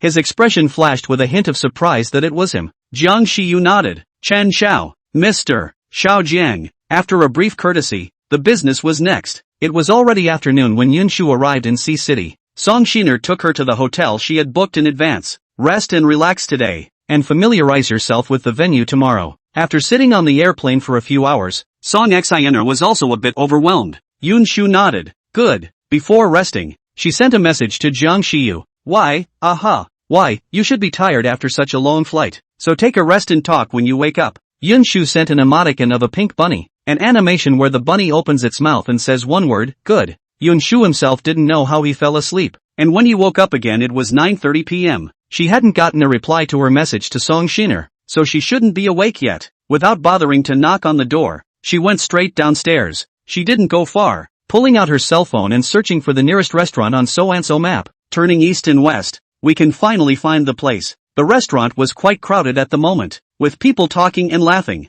Yun Shu found a slightly out-of-the-way place to sit down. Hello, may I ask what? Yun Shu? The voice carried a hint of surprise. Yun Shu inclined her head at the sound and paused. Zhou, why are you here? Zhou Zhang was not angry at her attitude. I can't come here? Yun Shu looked complicated. Zhou Zhang laughed instead. What? You guys came to see City to compete, and I came to see City as well, so you're just being unkind? Yun Shu did not deny that she really did not have a good impression of Zhou Zhang. You really put it down? Of course, or I wouldn't have left. Is that so? Yun Shu raised her eyes to look at him, her tone cloudy and light, the corners of her lips slightly hooked, obsessing for so many years, and giving up just because of this? Zhou Zhang, how do you expect me to trust you? Believe it or not, it's up to you. Zhou Zhang couldn't care less. I own this store. Are you still eating now? Eat? Why not? She didn't want to find another one this late. After ordering, looking at Zhou Zhang's back, Yun Shu lowered her eyes and rubbed her pretty fingertips together. Forget about it. Just be on your guard. Chapter 77. Some things don't have to be so complicated. The speed of serving the food was quite fast, and when Yun Shu picked up her chopsticks to eat, there was a person standing at her side. She hadn't cared, but the man opened his mouth. Yun Shu, you're here too. Another acquaintance? Yun Shu raised her eyes. Xiao Jiahe? Xiao Jiahe smiled. Rarely, you still recognize me. Naturally. Yun Shu nodded and invited. Want to sit down and eat together? Xiao Jiahe didn't refuse, but just ordered 2 more dishes. After dinner, the two walked side by side. Congrats! Taking a good score in the preliminary round. Yun Shu smiled. Thank you. The two of them were staying at a hotel, and after parting ways with Xiao Jiahe, Yun Shu went and knocked on Song Xianer's door. Shu, quick, come in. Aha! Yun Shu put the packed meal on the table. Mom, eat while it's hot. Song Xianer was not polite and ate 2 bites before putting down her chopsticks. Is Xiao Shu having something on her mind? I just had dinner and saw Zhou Zhang. He opened a restaurant in Sea City. Maybe he put it down. But Mom, isn't it too far-fetched to think that after all the trouble he went through in the first place, he's just going to give up now just because he's been poked and prodded? Song Xianer raised her hand and touched Yun Shu's head, and softly said, Xiao Shu, life in the world. Some things do not need to think so complicated. The more you grow up, the more you will understand a lot of things that you did not understand before. Sometimes you want to fight for something that you know is not possible, and you try, but in the end it doesn't turn out the way you want, and you don't think about it so much, and you open up, you let go, and you embrace a new beginning. Yun Shu listened quietly and nodded with seeming understanding. I still don't quite understand, but I get it. She didn't understand. Does an obsession really give up after a long time? Maybe it won't. Maybe it will. The answer to that question should be the respondent, not her. The two of them talked for quite a while, and when they looked at the time, it was past 12. Mom, I'll sleep with you today, okay? Yun Shu pulled Song Xianer's sleeve and pouted. Song Xianer was all smiles. Of course, like every time when she was a child. Song Xianer gently patted Yun Shu's back. In a flash you've all grown up. It's Mom's fault for vacating you for so many years. Yun Shu rubbed against Song Xianer. Even if you're big, you're still a child in front of Mom. Yes, you will always be children before us, Song Xianer said gently. Xiao Shu, when this competition passes and Xiaoyan finishes her college entrance exams, I'll take you back to the Song family, okay? Good. Perhaps it was because her mother's embrace was too warm. Yun Shu's eyes had begun to droop uncontrollably. Go to sleep. Good night. Good night, Mom. Yun Shu fell asleep. Song Xianer couldn't sleep. With the contact, there were already a lot of fragmented memories in her head, just complete ones that she still couldn't recall. Song Xianer sighed and inclined her head to look at her daughter's sleeping face, her heart softening. It's for the best, isn't it? The next day, Yun Shu went to the competition venue. Not a single person was seen except those who came to compete, judges and all. The contest was posted at 7 p.m. For 1 week. Design a dress and ask for a full-length presentation on the theme love. It may seem like a simple subject, but it's not easy to do in practice. Yun Shu had been stuck in the hotel for 3 days, removing the clumps of scrap paper all over the floor, and there was not a single satisfactory finished product. She had a bit of a clue in her head, it just wasn't very clear. Song Xianer, as a judge, left the moment the contest title appeared. The premise of being a judge was not to touch the contestants.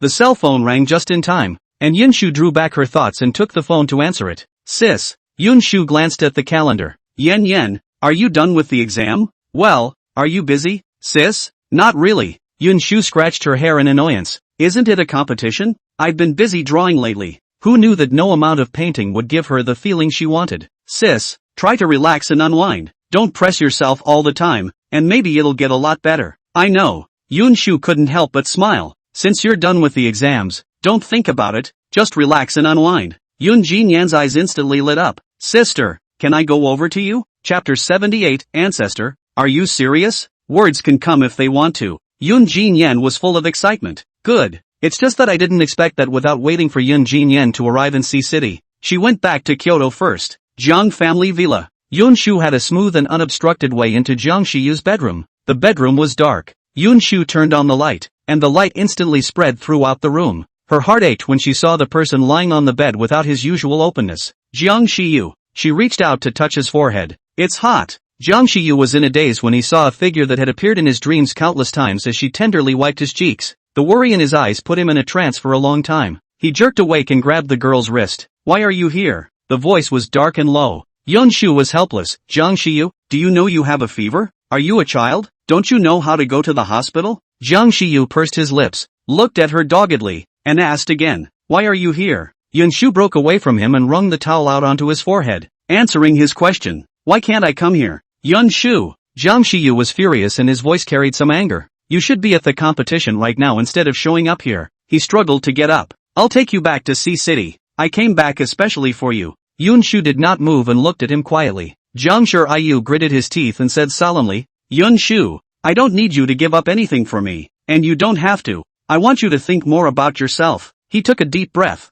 I'll have my assistant take you back. Yun Shu bit her lip lightly, reached out and tugged on his sleeve, asking softly, Jiang Shiyu, are you angry? Jiang Shiyu instantly deflated and rubbed the girl's head. No, I just don't want you. But Jiang Shiyu, no one can manage to be so calm and rational when encountering anything. Yun Shu's eyelashes trembled, and so did her voice. I'm worried about you. You've never been able to take care of yourself. Do you know how I felt when I heard you were sick? I have a point about the match. Her voice colored with a few choked sobs. I don't want us to fight because of this. Jiang Shiyu, don't be mean to me. I'm scared. Jiang Shiyu's heart was a soft mess, and he wrapped the person in his arms and said sultrily, I'm sorry. It's his heart that's in a hurry. Because of the fever. His face carried a few degrees of abnormal redness. Shu Bao, it is your wish to become an outstanding designer. I don't want you to be delayed because of this little thing. In my case, you are the most important and special. Your business, more than anything else. Yun Shu's eyes were red, some teardrops hanging on her long black eyelashes,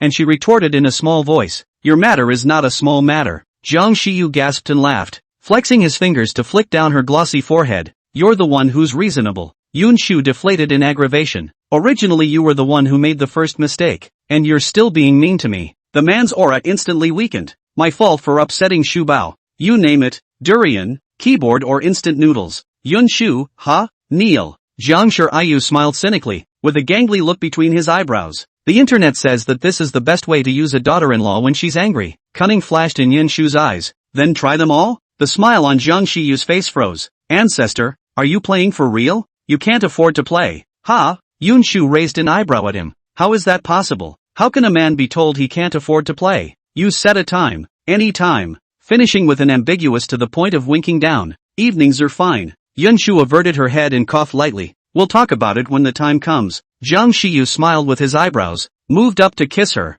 thought of something and stopped. You still have a fever? What if it's contagious? Yun Shu read his mind and took the initiative to come up and kiss the corner of his lips. Kiss if you want to. Cowering. It's not even like your little Master John's character anymore. A smile crossed his lips. Oh, what's my personality? Yun Shu glanced at him, knowingly asking. After saying that, she got up and went to get the medicine on the table. You take it first, and if the fever doesn't go down, go to the hospital. Jiang Shiyu answered lowly. Aha, ease. Does it really have no effect on the game? He was still uneasy. Yun Shu gave him a blank look. It's not like I'm a love brain. I am. The man leaned on the edge of the bed with rare meekness. I'm a love brain. He doesn't want anything but to stick it to his daughter-in-law. But there's no way around it. Whoever made his daughter-in-law's career so important, he'll be generous and not grab it first. He said it with no shame at all, but rather with pride. Yun Shu, there's nothing good about love brains. She uttered the words dryly. Jiang Shiyu shrugged his shoulders. This score is divided into people.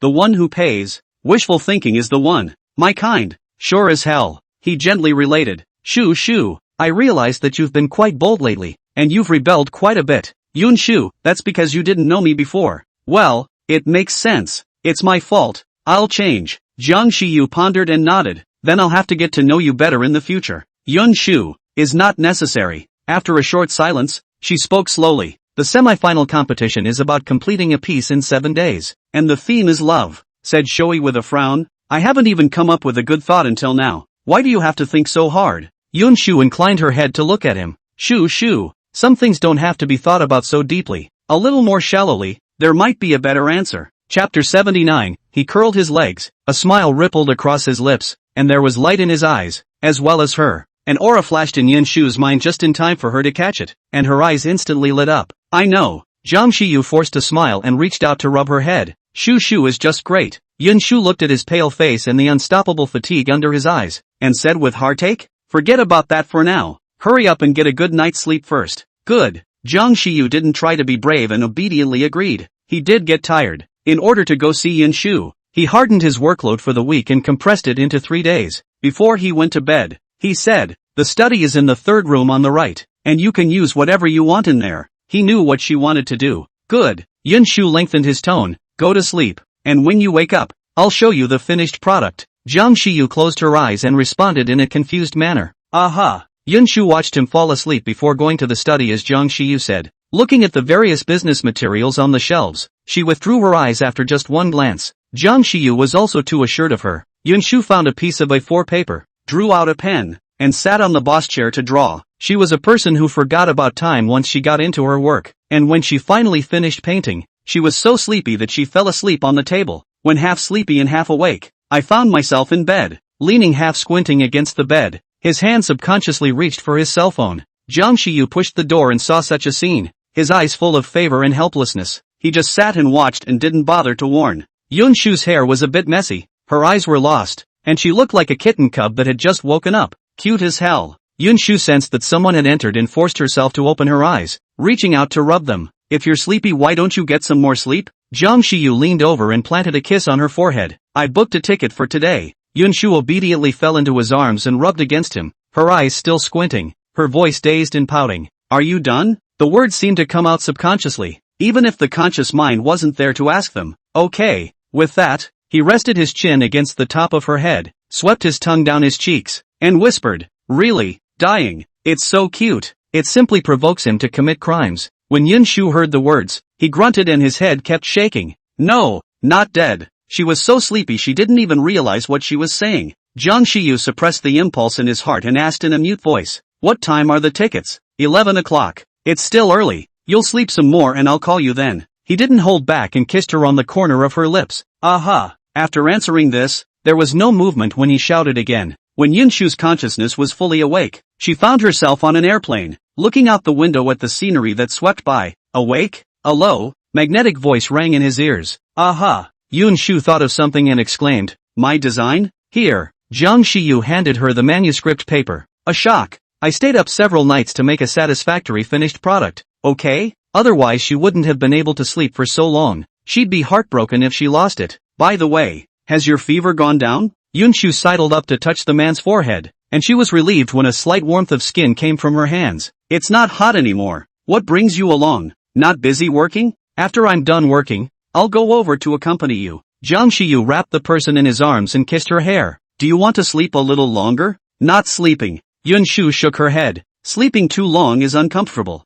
Brain is still confused to this day. Got off the plane and ran all the way to the hotel. It just so happens that the purchase arrived as well. The design is good. The next step is to cut the dress. Counting the time, Yun Shu only had less than a day. Zhang Xiyu sat to the side and didn't bother her. On the day of the semifinals, Yun Shu saw Song Shiner in the judging panel, look away and smile at each other. Before the match, lots were drawn to determine the order of appearance, and Yun Shu's luck was average. In the middle of the pack, ease, in a crowd full of strangers, it's always quite refreshing to see someone who looks familiar. Xiao Jiahe took her hand. What number are you? 23. I'm 2 ahead of you. Xiao Jiahe smiled, quietly came to her ear, and mysteriously said, but I have a hunch that in this match, you will definitely be able to pass. Yun Shu lost his smile. Then I'll borrow your good advice. Xiao Jiahe patted her chest. Trust me. Time snapped by as the two men joked and laughed. Xiao Jiahe rubbed her hands together. Actually, I'm a bit nervous. Although it's not the first time I've participated in a competition, it's the first time I've participated in this kind of competition. Yun Shu comforted. Just pretend that everyone down there is a cabbage. Besides, there will always be people in the world who share your aesthetic. Thank you, Shu, for being comforted. When Xiao Jiahe went on stage, Yun Shu made a cheering gesture at her. Excuse me, is this MS? Yun Shu Yun? I am. The waiter smiled and explained. It's like this. There's a gentleman at the door who says he'd like you to step outside for a moment. Almost instantly, she guessed who it was, holding back his wildly beating heart. I got it. Thanks. She was wearing a nearly floor-length gown today, and her feet were on heels, so she couldn't run too fast, just at a pace, much faster than usual. Exiting the room, she caught a glimpse of the man leaning against the wall. The man's hands copied the pocket. The hair in front of the forehead fell scattered, slightly dim light illumination of the eyebrows deeper and deeper, thin lips slightly hooked. He was wearing a t-shirt the same color as her dress. The neckline didn't cover his delicate collarbone, and a little higher up, the sexy knot of his throat. He curled his legs, a smile rippling across his lips, light in his eyes and hers. Fishy.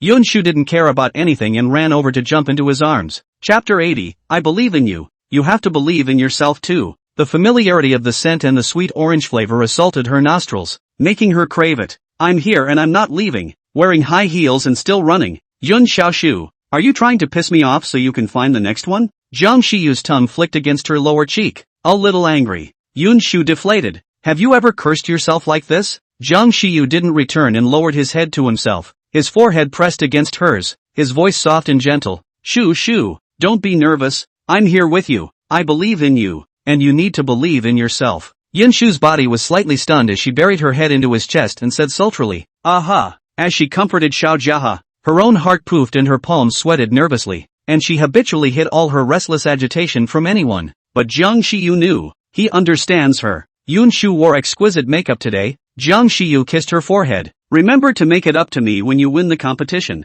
which is such an easy win. I don't care. In my heart, my daughter-in-law is number one. Jiang Shiyu hummed. That look, arrogant. Yun Shu's heartbeat lost control. And remember to make it up to me. Ha! The man's voice was sultry. You've been keeping me a widow for days. She couldn't help but want to laugh. I've even called Yen to stay away for a while, but I've been with you for the past few days, okay? Jiang Shiyu drooped her eyelids and looked unhappy. It's been so long since we've seen each other, and when we meet, we've been busy with the competition. Think about it, how long has it been since we've been on a date? It's not for a few days, I think. The rest of the words were unable to be said by his gaze. Yun Shu was helpless and was going to touch Jiang Shiyu's head. He lowered his head before she could stand on tiptoe. Alright, I'll stay with you when I'm done with the game. Well, Jiang Shiyu took the girl's hand and kissed it reverently on his fingertips. Go on. The moment the spotlight hit her, everyone's eyes couldn't help but gather there. Yun Shu stood on the stage, and with a sweep of her eyes, she saw the man at the very back. He braced his legs and rested his elbows on the back of the chair, smiling openly and prodigally toward her. Yun Shu suddenly remembered the year he was 17 years old. He sat on the platform in the playground.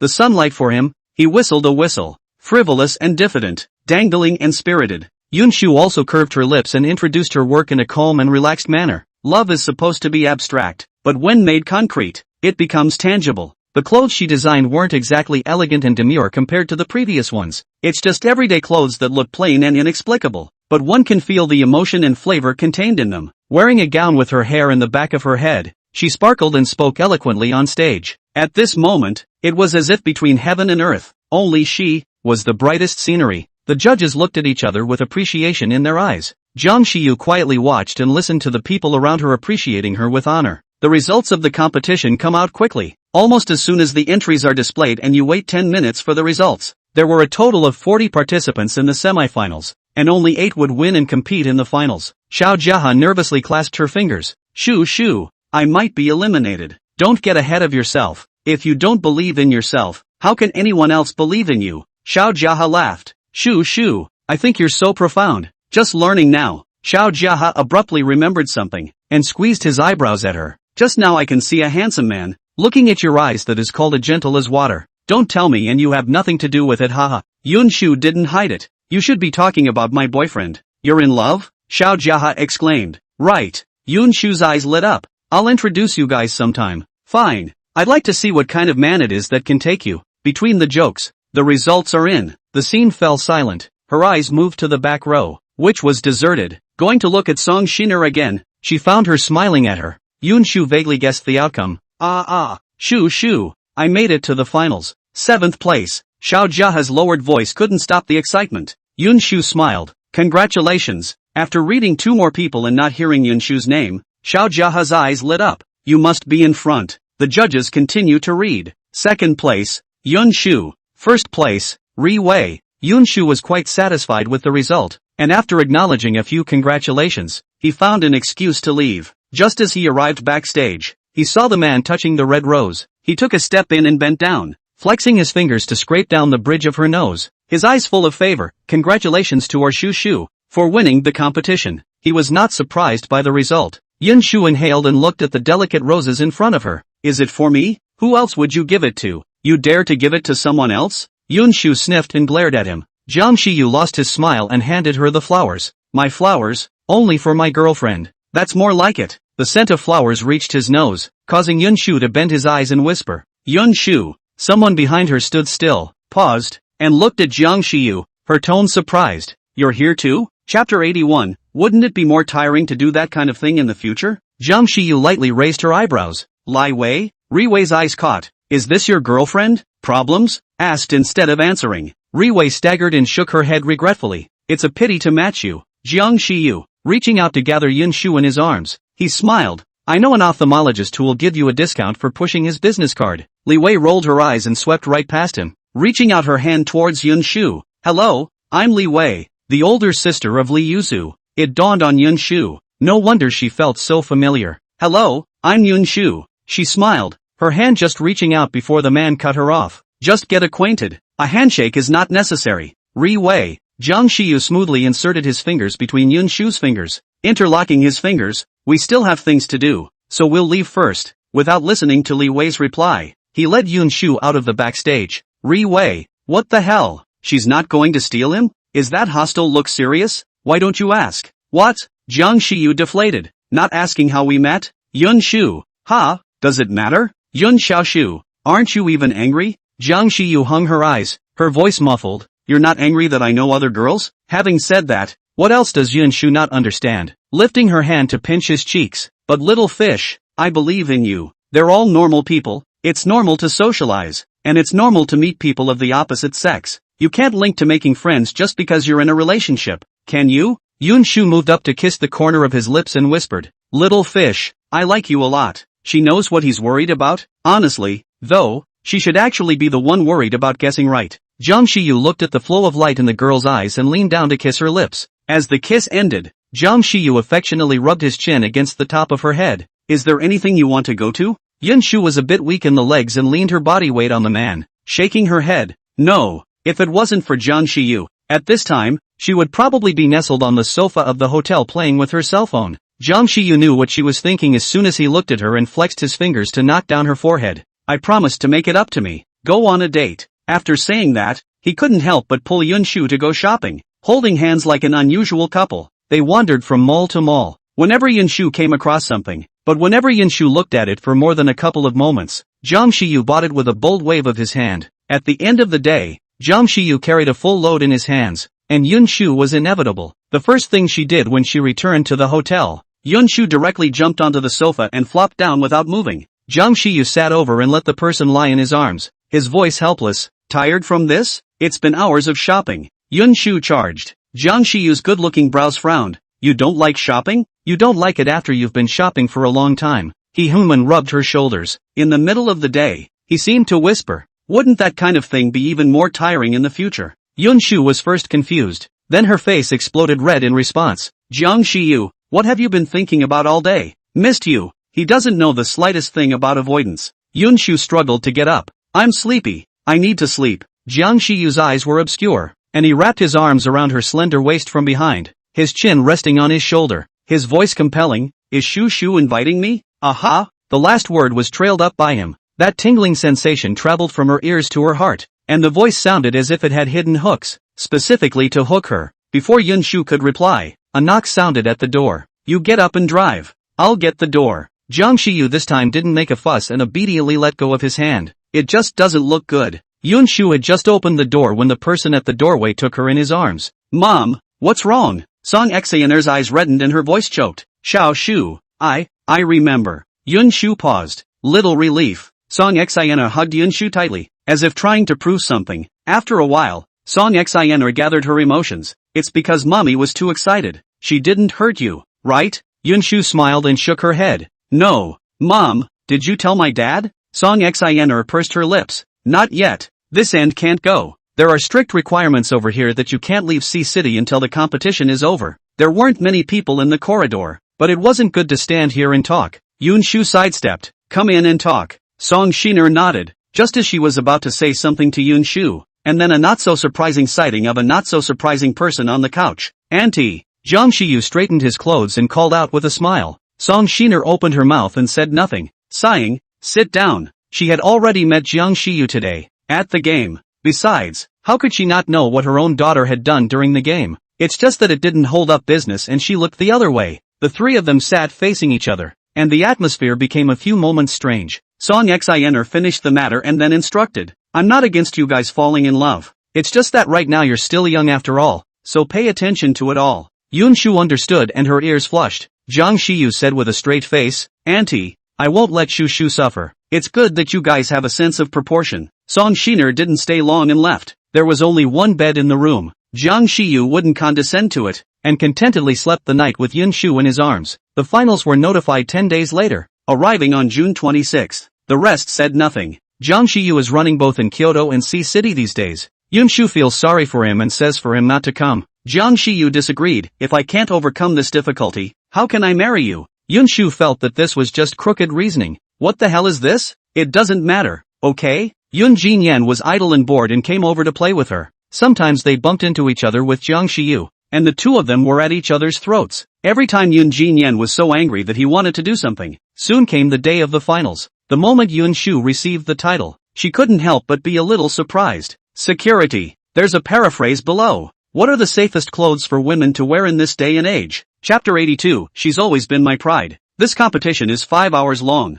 5 hours to design a draft plus make the finished product. Led by the staff. Yun Shu came to an empty room. There was nothing in the room but the necessary equipment. The staff member said and left in a hurry. Yun Shu found a stool and sat down, taking a pen and thinking. This issue is also more controversial in today's society. Tada! The sound of tapping on the desktop followed one after the other in the quiet space. Yun Shu raised her eyes and noticed the clock hanging on the wall. With the sound of tick-tock, the minute hand turns little by little. Yun Shu stared out, and inspiration came to mind. 5 hours, gone in a flash. This time, the display was still a lottery, and Yun Shu was not very lucky and drew the last place. Each person will have 10 minutes to present. You have 6 minutes to state your original design away from the idea, and the remaining 4 minutes are for questions. There are not many works to watch, but it is easy to become aesthetically fatigued. At that time, it's hard to achieve an eye-opening vision. But today, there is only one step to take. She looked at the person introduced on the stage. It was Xiao Jiahe.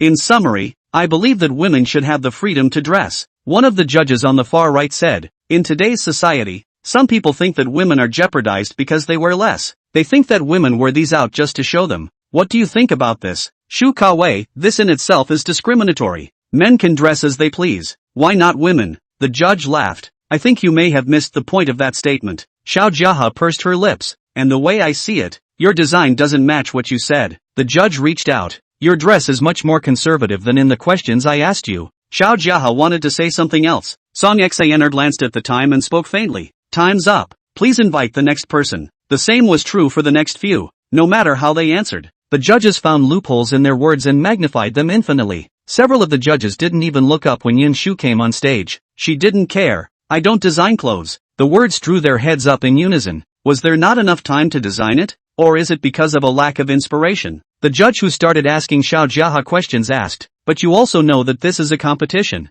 And if you don't even have this ability, I'm afraid you won't be able to get here. Don't you guys give questions with no answers? Yun Shu took a deep breath and said, what is the safest thing for women to wear in today's society? First of all, when that statement was uttered, there was already discrimination. If that statement had been made by a male, everyone would probably have scoffed, because they don't have to think about that. It's like the world has a rule for women, and we have to realize our worth within that rule, and no one asks our opinion, and everyone considers our feelings. Because of the hurt, girls became afraid to wear pretty dresses, clothes that showed a little bit of skin, and were afraid to dress up pretty. The rhetoric of the crowd only focuses on the victims and how they are doing, but no one has thought about whose fault this is. They think they can't be wrong, because everyone says so. They think they're right. They think they're on the highest moral ground, judging people they've never known. So, I don't think there is an answer to this question. What women wear should be their own decision. We are bystanders and can't comment on the people in the bureau. Those who are dark inside see everything darkly.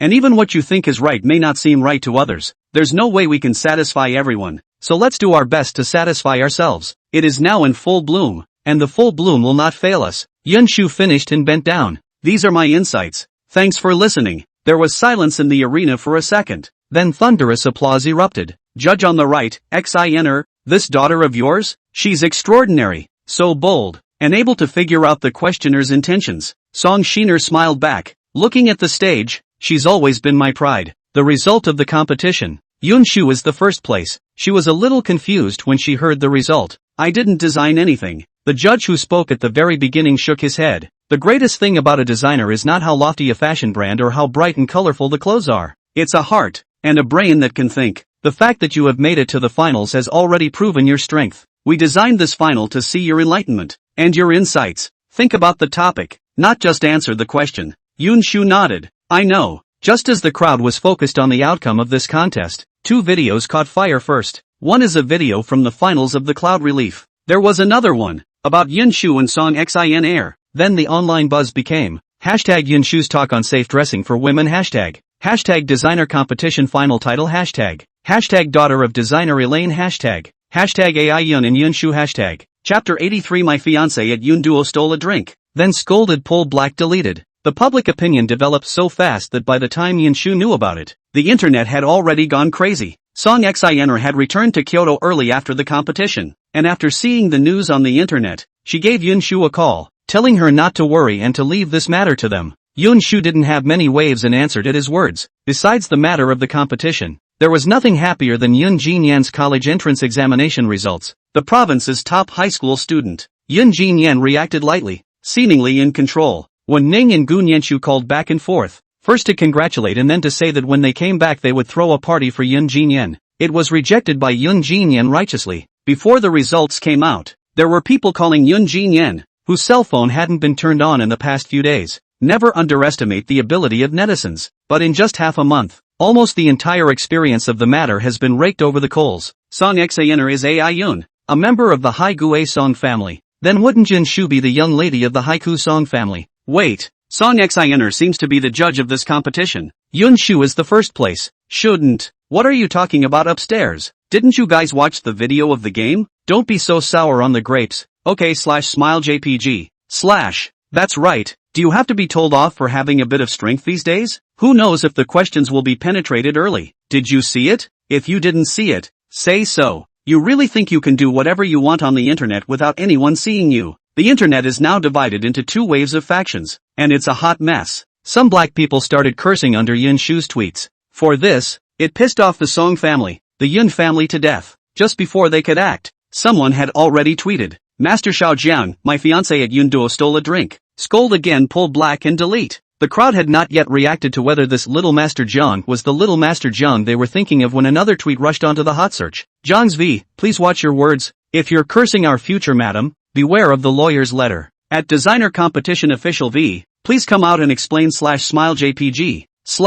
The next jaws of the crowd never retracted. Designer contest official V, to explain. Before our contest, the judges were isolated in advance and did not contact the participants. As for the final title, the judges also knew about it moments before the competition started, and there was no penetration of the title. AINV, my daughter at Cloud stole a drink. Songs V, this is the little miss that our song family has been looking for a few years at Cloud stole a drink. Clouds V, our little princess from Clouds. Meet at Cloud stole a drink. After posting it, he replied under Master Xiaojiang's tweet, I haven't admitted it yet. Don't talk nonsense. At a glance, it was clear that Yun Feng had personally come down to send it. A few tweets later, the scene nearly got out of hand. What do I see? Yun Shu and Master Xiaojiang. I've been following Master Xiaojiang for a few years now, and the first time I've seen him tweet is because of this? Oh, good knock. These 2 days is not I did not come to see City to play. Took pictures. Just a look. Feel a little familiar. And then look again. I realized that a few days ago to take pictures accidentally Yun Shu and Xiaojiang Master photographed on it. Without further ado, put up the picture, image JPG. On the far right side of the photo is the now hot topic. The handsome man lowered his eyebrows and smiled gently and dotingly. His eyes couldn't hold anything else but the girl in front of him. The girl showed half her face, a smile rippling across it, holding a marshmallow in her hand and handing it to the man's mouth. From now on, I'm their CP fan. Belongs to CP. Sweet as hell. I happened to flip through the microblog today and saw so many hot searches. I didn't think to open it without thinking about hitting it, and I go. It's even my high school classmates. This post caused another bout of reverie among the vertically entrenched CP fans. Several novels about inspirational young adult romance were born. The public opinion on the internet did not have the slightest effect on the Yun Shu several people. At this moment the Yun family. The atmosphere was heavy and tense. Yun Feng and Yun Jinyan stared with cold faces at Jiang Shiyu, who was sitting against Yun Shu. Song Mingqi looked around. How was he going to show any expression that wouldn't stand out at this time? Song Yi joined Yun Feng and Yun Jinyan straight away, glaring angrily at Jiang Shiyu. Seeing this, Song Xin smiled helplessly. Jiang Shiyu looked extraordinarily calm and pushed the things he had prepared in advance onto the table. Auntie and uncle, what was posted on the internet wasn't a whim of mine. It was the result of a long time of consideration. There is some information about me in these matters, and I would like to ask you to give me Yun Shu. Yun Shu's heart beat half a beat faster. Song Shiner picked it up and flipped through it. The content on it was clear and concise, and it looked like it was done with care. Yun Feng's brows furrowed. No, I don't agree. You've only been together for how long? The future is so long. Who knows if you'll regret it one day? Married? No way. Yun Jinyan and Song Yi nodded in agreement. I know uncle's thoughts. I've been considering this matter for a long time. Jiang Shiyu collected his usual hangdog attitude. The future is long, but I will only choose Yun Shu. Song Xiner laughed. This matter we will consider. Just to get married. Is it too early? Both parents have not yet met. Auntie, don't worry. My parents have already rushed back from abroad. No surprises. They will arrive in the next 2 days. Since Jiang Shiyu came, he had already made all the preparations. Yun Shu blinked. She hadn't heard a peep about any of this. At the end of the conversation, Yun Feng gave the biggest concession and waited until Jiang Shiyu's parents came back to talk about it in detail. In the afternoon, Yun Shu went back to the store, and Jiang Shiyu followed along. Fishy, are you proposing today? The man wrapped his arms around her slender waist from behind, his chin resting on the nape of her neck, his cheek pressed against hers, his voice magnetic and low. Well, does Shu promise? Yun Shu curved her eyes and smiled lightly, her hand resting on his, jokingly saying, so simple? I don't agree. It's been ready for a long time. Jiang Shiyu said, just waiting for you to go.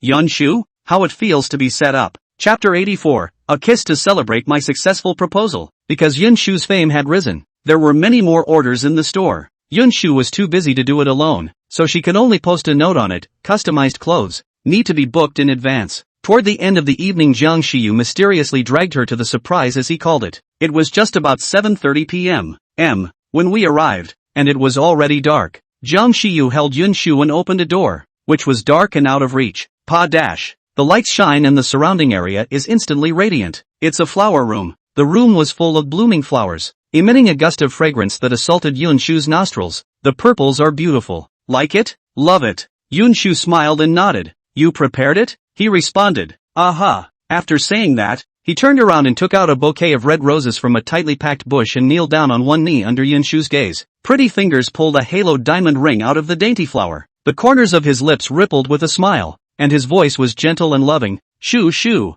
are you willing to give me a chance to accompany you through the long years to come? Although Yun Shu knew that he would propose, but when it really came to this moment, her eyes were still sore, and her eyes were hazy. The greatest dream of her youth, the one who had made her harbor a maiden's heart, was at that moment asking for her hand in marriage. Jiang Shiyu, who didn't hear an answer, was a bit flustered. He was a little unsure of what Yun Shu meant. Even knowing that there was a high probability that she would say yes, there was no guarantee that anything would go wrong. Until things are done, every moment is on edge. Shu, maybe you think it's too fast, Jiang Shiyu said, but we've already missed a few years. I don't want to. Again, I do. Yun Shu's eyes contained stars. Little fish, I've always been willing. Jiang Shiyu froze and reacted by hastily putting the ring on Yun Shu's hand, fearing that she would regret it. The deal is, the curve of his lips suppressed upward. You can't take off my ring when you have it on. Yun Shu felt the cold touch coming from her fingers and sniffed and whispered, how overbearing. Only the smile on his face never went away. Jiang Shiyu bent down to get closer to her, his lips a little bit closer to hers, as if showing off, and said, take a kiss to celebrate the fact that my proposal was successful. Yun Shu, it's been an hour since I got out of the bower. The man wrapped his arms around her in resignation and pouted like a big dog. When will I be licensed? Yun Shu pushed him in disgust. This is still up to you. This action provoked Jiang Shiyu to grunt and said accusingly, "You've only just gotten me and you don't know how to cherish it." Yun Shu, simply crying, "I'm not." "Then you just pushed me. It's summer. Aren't you hot?" Jiang Shiyu frowned and pondered for 2 seconds before saying, "Then our wedding won't be held in the summer." "You want a summer wedding? The first time I met you, it was summer." Jiang Shiyu smiled. "This season, it's more or less monumental." "Given the monumental significance, how did you change it? Aren't you too hot?" Jiang Shiyu said rightfully, "The wedding is important, but you are more important." After saying that, he didn't forget to add, Shu, in my place, no one is more important than you, and you are always the first choice." Yun Shu's heart beat like a deer. "I know, the night is exquisite, and the moonlight is dense with hazy beauty." The two had just gotten in the car when Yun Feng's phone called, urging Yun Shu to hurry home. Jiang Shiyu was helpless. "My father-in-law's opinion of me is quite deep." As the words left his mouth, his cell phone rang. Jiang Shiyu looked at it and handed Yun Shu the cell phone. "You answer it for me." Yun Shu looked at him suspiciously and then looked at her cell phone, which showed MS. "Lin, slide your finger over that green button." "Hello, Ease?" A familiar voice rang out. Yun Shu paused and snapped her eyes wide. "Auntie?" Jiang Shiyu's note to Jiang mother is really, Shu, little fish is next to you, right? Well, is Auntie looking for him? Yun Shu signaled Jiang Shiyu who was driving next to him. Just in time for the red street light, Jiang Shiyu stopped the car and casually pressed the speakerphone. "No looking, you don't have to give." Jiang mother's voice did not bring any hesitation at all as her words resounded throughout the space. "I don't have much to talk about with him."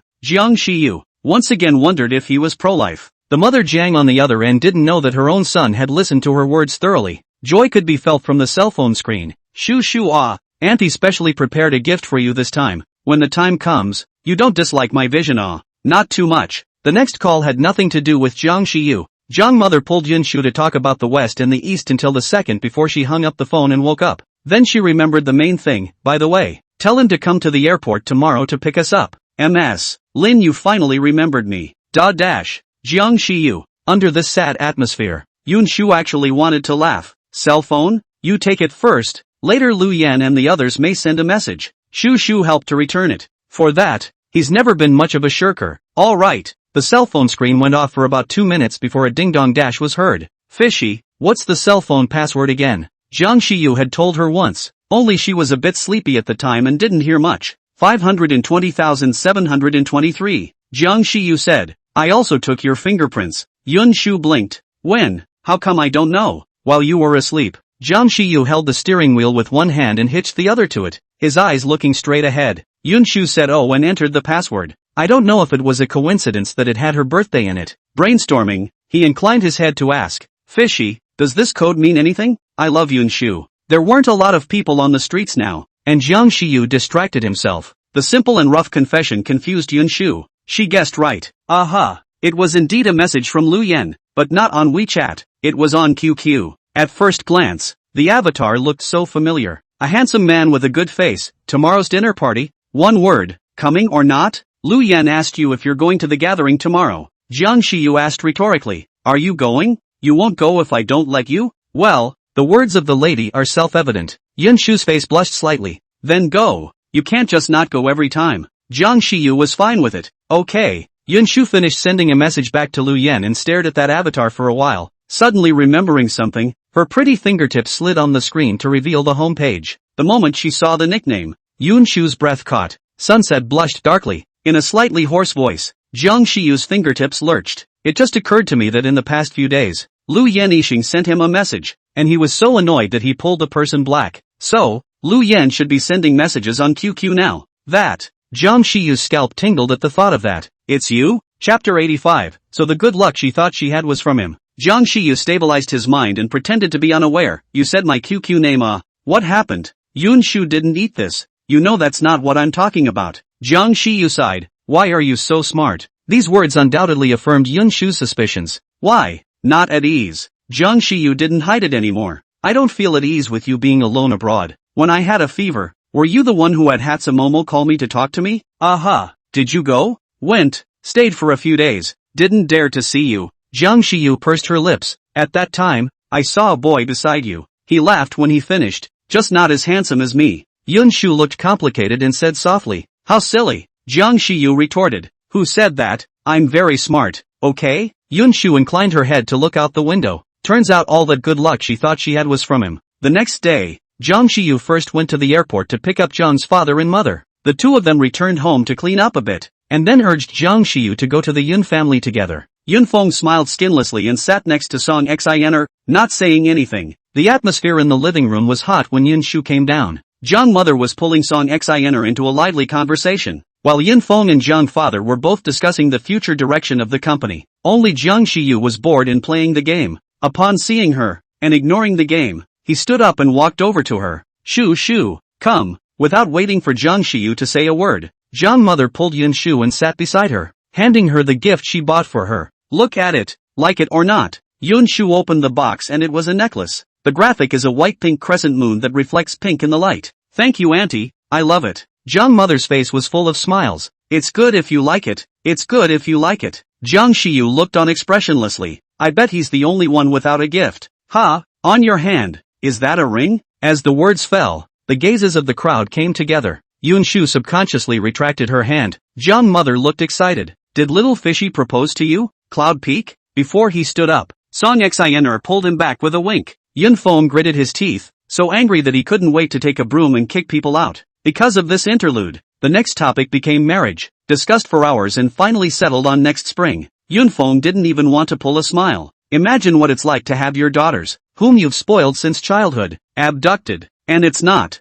Father Jiang and Mother Jiang in turn, not to mention how happy they were. At the evening party, Jiang Shiyu received a heavy storm from Lu Yan as soon as she arrived. It's a busy day when you have a girlfriend. Jiang Shiyu glanced at him. Not a girlfriend. Lu Yan? Looking at Yun Shu, he asked incredulously. You guys, broke up? Thinking about what? Jiang Shiyu very much disliked the word. We're getting married soon. Lu Yan nodded. Well, married. Wait a minute. Married? This fact was even harder for him to accept. You're getting married? No, Master Xiao Jiang. Jokes aren't common these days. Jiang Shiyu dejectedly raised his eyebrows. I would joke about that kind of thing. Lu Yan, Gu Beichen, Gu Nianchu and Wen Ning pulled Yun Shu to ask questions, after which they were also shocked with two faces. Silent thumbs up. Awesome. Gu Nianchu staggered. How long has it been? And you guys are ready to get married? Yun Shu nodded. What about you? Me? Gu Nianchu deflated. Don't say it. According to his character, we've only been together for a long time,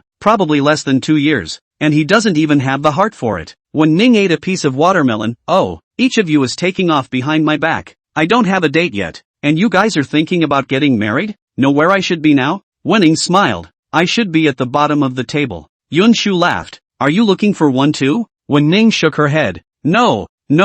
For the time being, I don't have this intention. Also, do you guys think that a good man is like a cabbage, so easy to find? Gu Nianchu was happy. Then if you say so, I'll listen to Lucky haha. Wen Ning rolled her eyes. At first together are not all like this. Tired to death. After the breakup, each other do not see eye to eye. Hate the predecessor to die. It's not like it's just talk when you get it and don't know how to appreciate it. Yun Shu and Gu Nianchu looked at each other. But it doesn't work that way. Yun Shu thought about it and retorted. If that's what you think all the time, then wouldn't you close your heart to anyone? Even if you meet someone you like in the future, you'll think that it won't be long-term anyway, and then you'll miss out because of it. If you don't have that confidence, how can anyone else take it seriously? Wenning spread his hands. Anyway, I have no recent plans in this regard. Write a text every day to break down. All day long, I'm either in or on my way to jamming. Popularity is not good either. Sometimes Wenning wondered if perhaps she really wasn't suited for this path. Either that or give up. But you can't afford to give it up. The days go by as they tangle and tangle and tangle. Yun Jinyan was frustrated with his head down when he got the news. Sis, don't you just love him? Yun Shu nodded and acknowledged. Yun Jinyan, I know. In fact, he had heard of the name Jiang Shiyu a long time ago. It was in one of Yun Shu's journals. He overheard it when he was delivering milk to Yun Shu. At that time, he thought, that Jiang Shiyu's name is really not discerning. His sister is so nice that the guy doesn't even like her? He had secretly gone to observe the teenager, and he did shine. A brash brow and an open smile on his face. He'd seen the man fight and knew the truth of the matter. That man has this heart that doesn't match his appearance, soft and delicate. Yun Jinyan smiled. Sister, congratulations and good luck. Words must be happy too. Yun Shu's eyes fell behind him, and Yun Jinyan also turned around and saw the man leaning to the side. Unlike before, now he only had Yun Shu in his eyes. My sister is in your hands. If you let her suffer, I won't let you go. Jiang Shiyu lifted the end of his eyes. His voice low and magnetic. Won't give you that chance. Chapter 86, A Diary Full of His Name. After that day, Yoon Jinyan's attitude towards Jang Shiyu was really much better than before. It's also limited to the fact that you don't make snide remarks when you meet, and you'll smile. Throughout the summer vacation, as long as Jang Shiyu dragged Yun Shu on a date, Yoon Jinyan always found various reasons to cut in. Still smiling innocently, I'm not used to being so far away from my sister, so my brother-in-law shouldn't blame me, right? Jang Shiyu gritted his teeth. Won't. What the hell did this great uncle learn from the internet? In the end, Jang Shiyu couldn't take it anymore and dragged Yun Shu on a trip. Yoon Jinyan deflated his mouth breathlessly after learning the news. Isn't it just that you're afraid he might break up if he keeps talking? Just this little thing, and you're avoiding him? How petty. It wasn't until Yoon Jinyan started school in September that Jang Shiyu dragged someone back. Yun Shu smiled helplessly at this. After the designer competition, Yun Shu increased his fame and now he can be seen all over the world. Jang Shiyu sometimes couldn't see her once a month. According to Yoon Jinyan's words, my sister is a career brain. Don't stop her from developing. Jang Shiyu rolled his eyes in an extremely childish manner. That's said as if he doesn't know. Yun Shu did not run every month, and in their spare time, the two of them nestled on the sofa of the apartment bought by Jang Shirayu and watched movies. The atmosphere went ahead and they hugged and kissed each other, unavoidably rubbing the gun. Jang Shiyu ruthlessly pressed the person into his arms, gasping for air. The sexy knots of his throat rolled up and down, his voice muffled. Baby. Yun Shu didn't mind this. It's fine. Jang Shiyu froze, then smiled, raising his hand to touch her head. You trust me so much, how can I be irresponsible to you? He said, moving up to kiss the corner of her lips. Be safe. I didn't buy it. Later, Jang Shiyu prepared in advance in the apartment, and then the bad news was that he and Yun Shu started to get busy. A day or two would be fine, but this time I didn't see any shadow for a month. When he saw the person, Jang Shiyu glumly wrapped the person in his arms. When can we see each other all the time? When that's out of the way, it's time to get ready for the wedding. Jang Shiyu muffled a hum. The original charming thoughts instantly disappeared after seeing the bruises under Yun Shu's eyes. Grand designer Yun,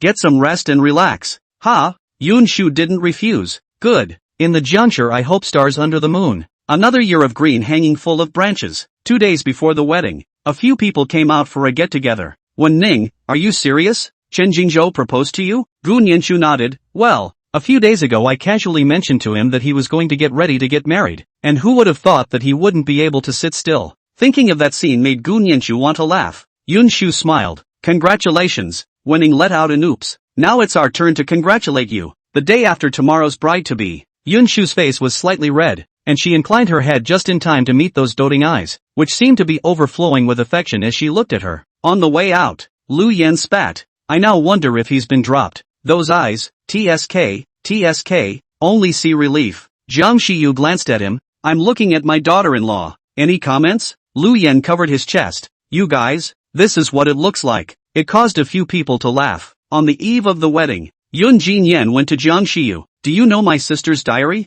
A journal? Jang Shiyu was slightly stunned. What? Yun Jinyan had a sure enough expression on his face. Looks like my sister didn't tell you. It's supposed to be my sister's private business and I shouldn't tell you, but I don't want her thoughts to be hidden from her for the rest of her life without a peek into the sky. Besides, this is about you, and you deserve to know. Jang Shiyu's heart jumped at the tip of his heart, and his mind inexplicably thought of that bookshelf in Yun Shu's room back then. Next to Notre Dame, there seems to be an unnamed book. I saw it by accident too. It had your name written on it, a whole page. As for where Ben is now, I have no idea. But according to my sister's nature, she shouldn't have lost it. Jang Shiyu's eyelashes fluttered lightly. I know, thanks. After parting with Yun Jinyan, Jang Shiyu went to find Yun Shu. I don't know if God is helping him, but Yun Shu and Wen Ning, Gu Nianshu went to play. Song Xianer also had something to do and brought Jang Shiyu to Yun Shu's room. Xiao Shu should be back here. Shiyu, you wait here now. Good. Jang Shiyu gathered the emotions under his eyes.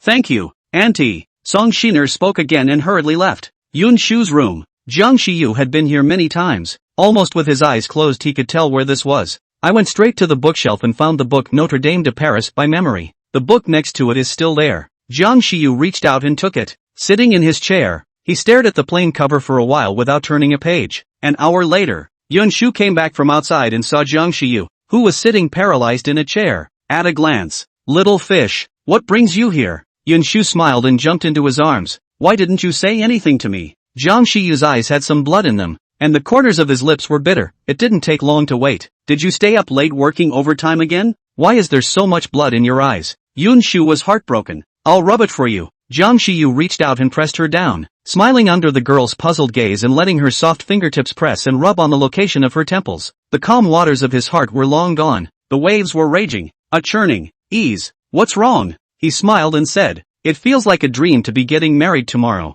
Yun Shu's movements paused. I feel the same way. Not true. Jiang Shiyu pulled her hand over and reverently branded a kiss on the back of her hand. Shu, I love you. What's wrong today? Feel like you're acting weird? Yun Shu blinked and naturally sat on his lap. Did you do something bad behind my back? I wouldn't dare. Jiang Shiyu raised his hands in a surrender position. I'm really wronged. After fooling around for a while, Jiang Shiyu was called back by a phone call, said to explain something about the wedding tomorrow. When Jiang Shiyu heard that, there was no reason not to go. He normally didn't take things to heart, but this wedding, which he had begged for so many times, could never go wrong. Only when Jiang Shiyu's figure left did Yun Shu stand still by the bookshelf, find exactly where she keeps her diary. Last time, I wanted to change the place, but then I thought that Jiang Shiyu might not notice this, so I didn't change it. And now, Yun Shu remembered Jiang Shiyu's state, her eyelashes drooping as she looked at the book that hit her teenage heart. After a long time, she gathered the courage to turn the page. Chapter 87, From Now On, I Only Love You. Breath hitched at the sight of the top. April 4th, 16. Overcast. My mom left and I suddenly started thinking about life and why people live and wanted to go to my mom. There was a reply at the bottom, in sharp, open handwriting. For those who love you. April 23rd, 16th. Clear. I met a very nice teenager today who saved me and gave me a ride home. He's not good because you like him, that's why he's good. But he's been getting better for you. April 26th, 16. Cloudy. I saw him again. He seems to be hurt, worried. Buy him a bottle of medicine and send it to him tonight. Medicine he received and said thank you. May 3rd, 16. Clear. It was a big detour to find a special reason to see him. He was sitting against the wall, not wearing his school uniform. The class teacher told him off. I didn't think he'd put it on, but he took it off and slept on his pillow for the next session. Without wearing it, the old class will be rambling for a long time again. Sleeping pillows make your arms numb. Pillowing your clothes will be better. May 5th, 16. Clear. I went to turn in my homework today and saw him come in over the wall, so high up, and I'm glad he didn't get hurt, but his clothes seem to be dirty. Did he go to fight again? How uncaring. Not a good boy at all. Didn't go to the fight. Went to help people. He'll be good from now on. Listen to you, and love his body. May 12th, 16. Overcast. I heard that we're going to be divided into classes in senior year, so we should be able to be in a class with him if we work hard. Well, you'll get what you want in the future. May 24th, 16. Clear. So he's friends with Hatsumomo's brother. Isn't this a way to get closer to him? Will, at that time he, too, was secretly watching you. May 29th, 16. Light rain. So tired. Studying is so boring, but thinking about him keeps me motivated. I saw him again today. He seems to be particularly fond of orange-flavored cold drinks, and every time I see him, that bottle is waving in his hand. Not really a favorite, because it's habitual. June 1st, 16. Clear. I walked by the classroom today and didn't see him. He's gone to do something bad. I won't look for him anymore, okay? June 26th, 16. Heavy rain. The fever is so bad. He'll be heartbroken. July 1st, 16. Cloudy. Didn't see him again. Not happy. If he upsets you in the future, you'll punish him by kneeling on a washboard. July 8th, 16. Clear. It's almost vacation, and for the first time I hate being on vacation and not being able to see him. See you every day from now on. He can't wait to stick to you every day. September 3rd, 16. Overcast. I got into the same class as him. Happy, smiley face. He's happy, too. September 16th, 16. Light rain. He's so good. He got first in the exam. He's trying to prove himself because of you. October 28th, 16. Clear. It's a coincidence to see him every time. Unfortunately, he did it on purpose. November 1st, 16. Clear. I met someone who confessed to him, but he seems to have rejected it. Hey, I've seen so many people in love lately. I wonder if he will. No, he's waiting for you. March 13th, 17. Clear. I saw a very cryptic confession quote today. From here to the moon and back around again. Write a love letter to him in the future and try to add that to the list. Added. He saw it. March 14th, 17. Clear. Write a love letter in pink. Will he like it? You prepared it and he liked it. March 15th, 17. Cloudy. He was heard saying that he hadn't interrupted his readiness for a relationship lately and said he wanted to study. Then we'll write it when we graduate. Because there were quite a few people who wanted to confess their love for you at the time. 2, and he got jealous. June 6, 17. Heavy rain. It's the college entrance exam tomorrow, and when I got together with them, I told him to go for the entrance exam. He was having a great time, and I hope you're cheering too. June 8, 17. Clear. While delivering a love letter, I saw him reject a girl, saying he didn't like good students. Do I count? I don't know. I still didn't throw it away and shoved the love letter in his drawer. He probably won't read it. Maybe throw it in the trash tomorrow? Because he only likes you. He read it, and that love letter is treasured by him to this day. June 9, 17. Clear. Today I swiped a video and saw a quote. The people who trapped my youth never looked back at me. It feels quite apt. I just don't know what kind of girl will be liked by him in the future. You're also the one who trapped my entire youth. I don't need to look back, because you're ahead. Like you. Thank you for always liking me. Don't rush. Wait a few years. The 23-year-old Yun Shu will like you and come after you, and you'll be his only rose from now on. On the last page, 3 words filled the entire page. Yun Shu. Only now there's an extra sticky note. Shu. I'm sorry, I seem to have ruined your diary. I know you probably don't want me to see it, but it is about me after all. And wouldn't it be unfair to you if I didn't know? I was actually hesitant at first, and remain hesitant after reading it. I don't know what posture I should take to face you, so I will make up for all these years, what I didn't do or say, all in this diary. I'm sorry. 17-year-old Yun Shu probably didn't like you that much and that's why she missed you. But the 23-year-old Yun Shu can't live without you, and in this life, he only loves you. Yun Shu's hand holding the book trembled, her eyes were red, and the corners of her eyes were glistening with tears. Ding dong. Between her teary eyes, she saw the lit-up screen, which showed her WeChat friend Little Fish. Chapter 88. My heart tells me that it will always love you as long as it keeps beating. Why? And 20 hours. Why? Time passes so slowly. Why? What to do? I've only just left and I miss you. He said nothing about the diary. He didn't mention it, and neither did Yun Shu. Replying to his message, Cloud steals a drink, and then we can stay together all the time. She suddenly remembered the words Yun Shu had just left. See you every day from now on. He can't wait to stick to you every day. Thoughts and, her pretty eyes curved into crescent moons. Why? Aha. After a pause of a few seconds, he sent again, Shu. Are you nervous? What to do? I'm a little nervous. Yun Shu's fingertips slightly stalled, not expecting him to send this at all. She stared for a long time before replying. I'm nervous too. It's a lie not to be nervous. It's a wedding she's been looking forward to for a long time. Why, with me? 3 short words set Yun Shu's restless heart. Cloud steals a drink. I know. This chat didn't last long before it ended. I don't know if it was because of the diary, but Yun Shu didn't take the initiative to chat and offer to find her for the next few hours. To know that these days Yun Shu couldn't wait to stick to Yun Shu's side 24 hours a day. It wouldn't be an exaggeration to say that it was a leg pendant. Yun Jinyan returned home and saw Yun Shu leaving and hadn't come back until now. So what exactly was written in that diary that made Yun Shu so affected? He was so lost in thought that he didn't notice Yun Shu walking over and sitting next to him. That journal? You told him about it, didn't you? Yeah. The rest of his words all stuck in his throat when he saw the person. Yun Jinyan smiled sarcastically. Sister, when did you come back? Yun Shu, I'll just guess. Yun Jinyan, you went back to your room? Brother-in-law just left. Yun Shu, no one has seen that diary except you.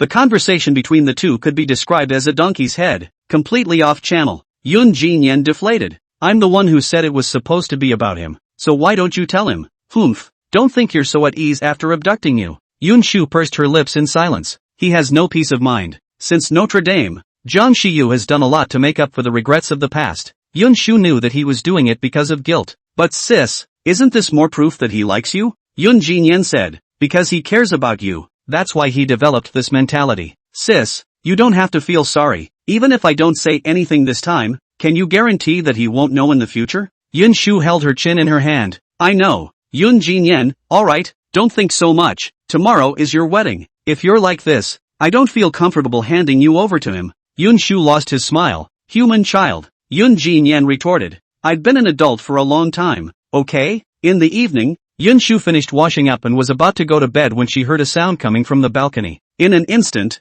her heart was beating fast and she ran to open the balcony window. The black figure landed lightly on the ground with a brash brow and an open smile. It carried a slightly cool breeze, as if it had been standing here for ages. Why don't you come in through the door? Yun Shu pulled him into the house. Yun Shu obediently followed behind her. Perhaps not speaking for a long time, his voice was hoarse and low. Missed you. Aren't you getting married tomorrow? Why are you in such a hurry? Yun Shu smoothly held her in his arms from behind, his chin resting against the nape of her neck. Pouting, but I don't want to be separated from you for a minute. Yun Shu's body leaned back slightly, leaning against his chest. Then, stay for a while. Jiang Shiyu smiled. Good. When I say later, I really mean later. The two didn't say a word. They just cuddled and stayed together. Little fishy, do you think we'll get bored if we stick together like this all day from now on? Jiang Shiyu sniffed. His brows knitted in death. You dislike me? Don't steal the concept. I'm talking about. No. Jiang Shiyu's voice was muffled. Shu. My heart tells me that as long as it keeps beating it will always love you.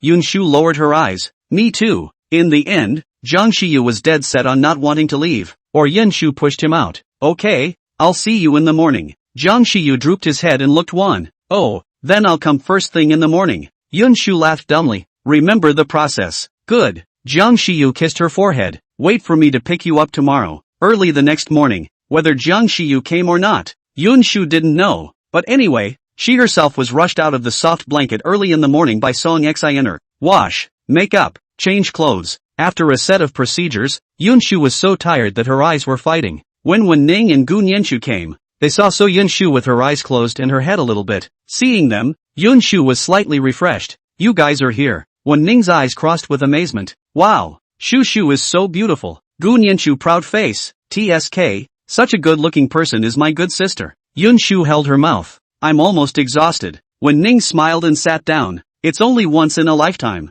so it's worth it to work hard. Gun Yenshu smacked her lips. Ning, this doesn't even look like words that wouldn't come out. Wen Ning helplessly spread his hands. You are not aware that I, a person who has not even been in love, has written several times in the novel about sweet love, marriage, and giving birth to, usually less than giving birth to a baby before the end. Gun Yenshu patted her shoulder. It's really hard work. By the way, where are the bridesmaid dresses? Wen Ning asked. Yun Shu pointed.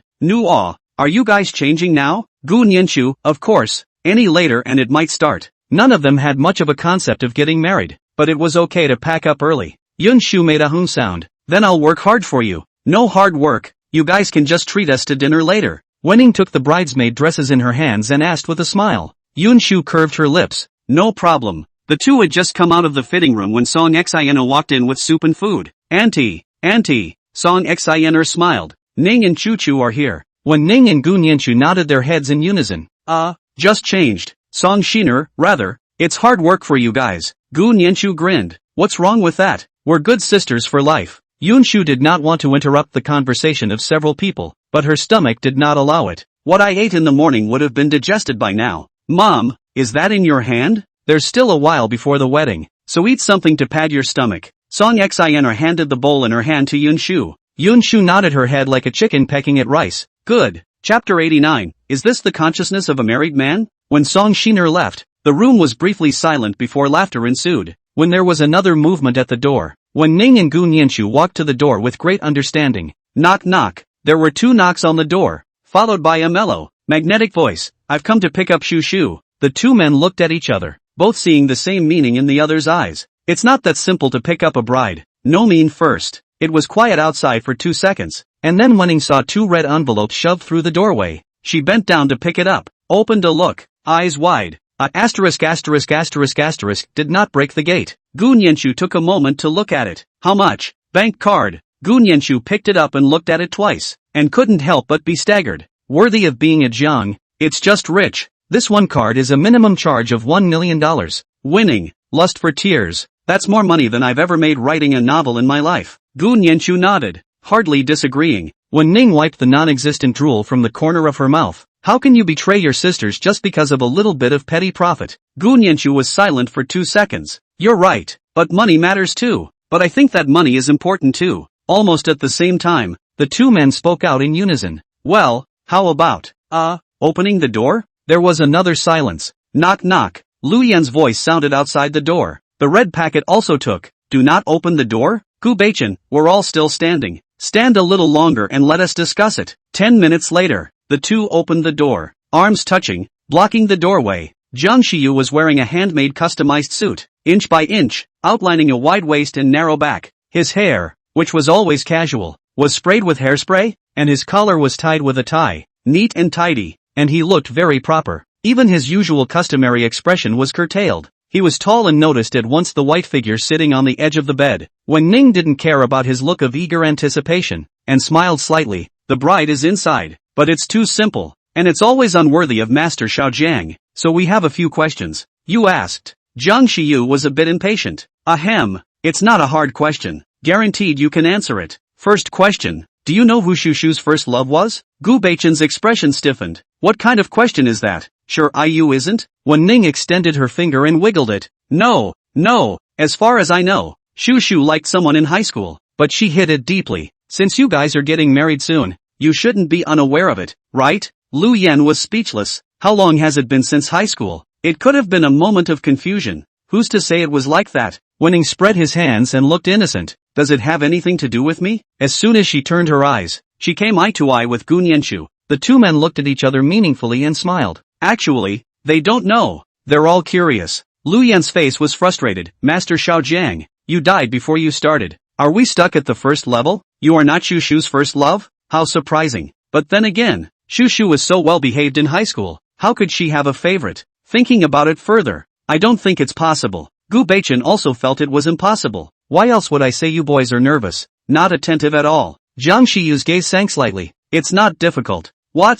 You know? The corner of Jiang Shiyu's lips slightly hooked. Extremely confident. Me. Lu Yan. Gu Beichen. Why do you hear the braggadocio outside the words? Gu Nianchu. Winning. True or false? Winning simply shut the door. Wait. I'll ask for an answer. Lu Yan took a step back in time to prevent getting caught in the door. No, you don't even know yourself? This time the time was fast and the door reopened in 3 minutes. Winning coughed twice. Next question, if Shushu went to the hospital with your ex, what would you say? Lu Yan, wait, where's the answer to the last question? Gu Beichen, is it really him? Gu Nianshu, I'll give you a look to realize it for yourselves. 2. Real dogs. Thanks to them, they were worried. Jiang Shiyu, I don't have an ex. My first love was Shushu. I only liked her. Winning. Forgot about that one. Change it, if Mrs. Jiang and Shushu fell into the water at the same time. Who would you save first? Jiang Shiyu frowned. It doesn't exist. There are no ifs. With me here, I won't let her receive any harm. Winning.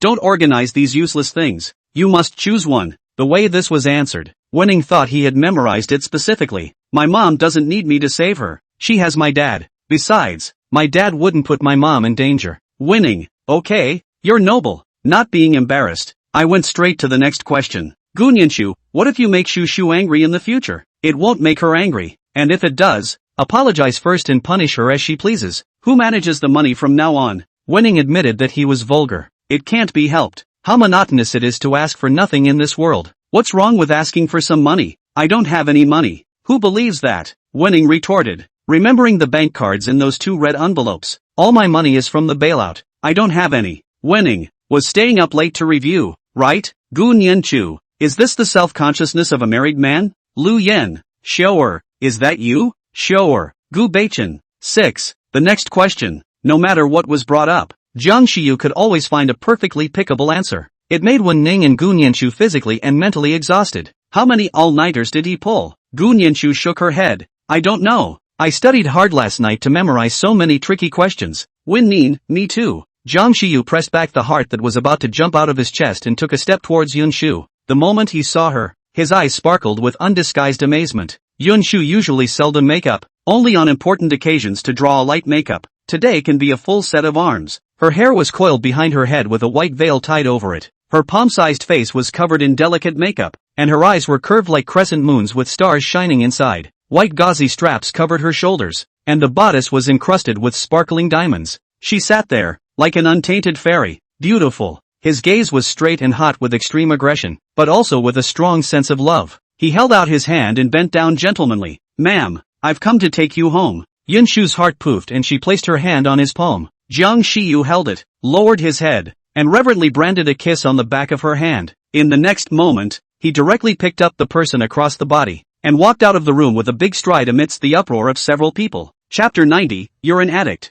The wedding scene, even more lively. As Yun Shu entered the arena in front of Jiang Shiyu on Yun Feng's arm, Jiang Shiyu uncharacteristically reddened his eyes and nearly burst into tears. Scared, Yun Shu was busy comforting him. What are you doing? Jiang Shiyu took her hand and held it with 10 fingers. Happy. Yun Shu lost his smile. If you let Lu Yan and the others know about this, they will definitely be able to laugh at you for the rest of your life. Jiang Shiyu hummed. Arrogant, they don't have a girlfriend until now. They are designated to be envious and jealous of me. You'll have no friends this way. At the bottom, when Ning and Yun Shu had a look of my family has a daughter who is growing up. What a pity. What a good cabbage to be arched. After when Ning finished speaking, she subconsciously looked at Yun Shu and found her leaning on Chen Jingzhou's shoulder, smiling that shy smile. Winning.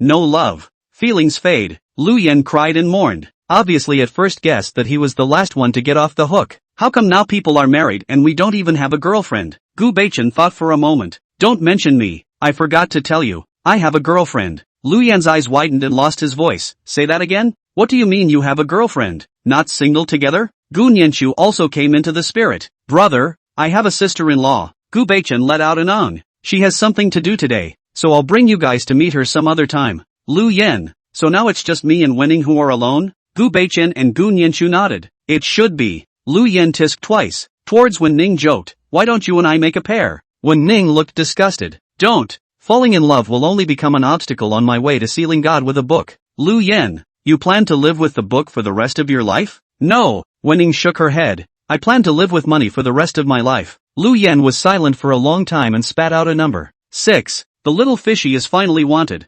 Congratulations. Jiang mother lamented. I'm also someone with a daughter-in-law. Jiang father nodded. Daughter-in-law will go to live at home in the future. It's not good for us to stay all the time. I've thought about it. Hand over the company to little fishy. We'll travel around the world. Jiang mother's eyes lit up. I think that's the reason. Today they are busy. Wait for tomorrow to say. Okay. Jiang's father succeeded in his plan, and with a smile on his face, he rushed to the stage. Excited like a little cutie. Jiang Shiyu, who was as excited as a little cutie on the stage, cast a loving gaze, and then some dislike. That's really not as good as him. When he married Jiang mother, he wasn't this unimpressive and almost cried out. Yun Feng wiped the non-existent tears from the corner of his eyes. Xiao Shu has grown up. Song Xaner smiled and patted his hand. Marrying someone you love is a happy event. Yes? Yun Jinyan and Song Yi said in unison. We're not happy. Song Xaner cried and laughed. You guys aren't the ones involved. When you reach that age and have someone you like, you'll also understand. Yun Jinyan and Song Yi seemed to understand. Song Mingqi sat on the sidelines.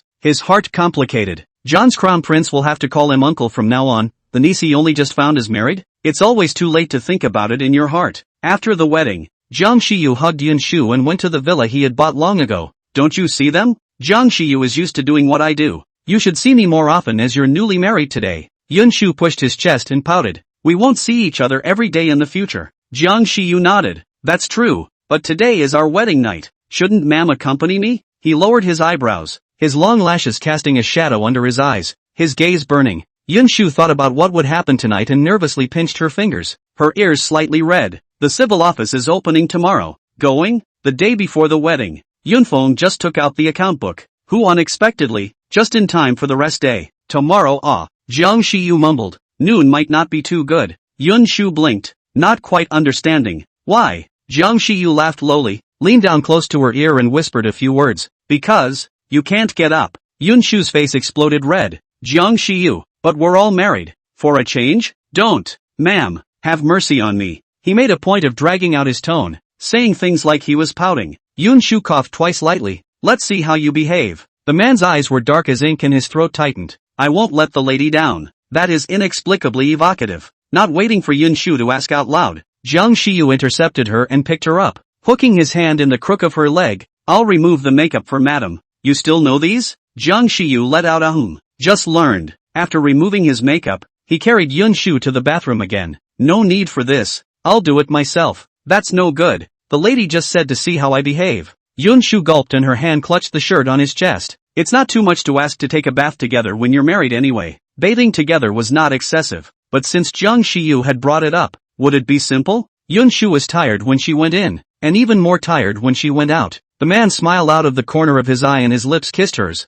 rising up and up, his voice husky and low. Baby, hasn't it started yet? Yun Shu whimpered twice and circled his neck, slightly tilting her swan neck in response. The hand resting on the bed was covered by a large pair of hands, even and nice-looking fingers thrust between them, interlocked. Hot and dense kisses fell on her forehead, eyelashes, lips, chin, all the way down. Strawberry after strawberry was imprinted on the white neck. The man's hair was damp against his forehead, and his breathing was sexy and seductive. He opened his mouth and bit down on the girl's delicate collarbone, a tooth mark vaguely visible. Their breaths were turbulent and burning, intertwined and entwined with each other. At the last step, Jiang Shiyu suddenly stopped. Chapter 91, Show your ladyship slowly later. The charming atmosphere was still spreading around, and Yun Shu opened her eyes to look at him. The eyelashes were slightly waterlogged, so it was hard to see. What's wrong? The voice was delicate and flirtatious, and the knot in Jiang Shiyu's throat rolled as he listened. He didn't return it, shifting his body a bit and pulling a few things out of a drawer. When Yun Shu saw it clearly, "Why are you still preparing this?"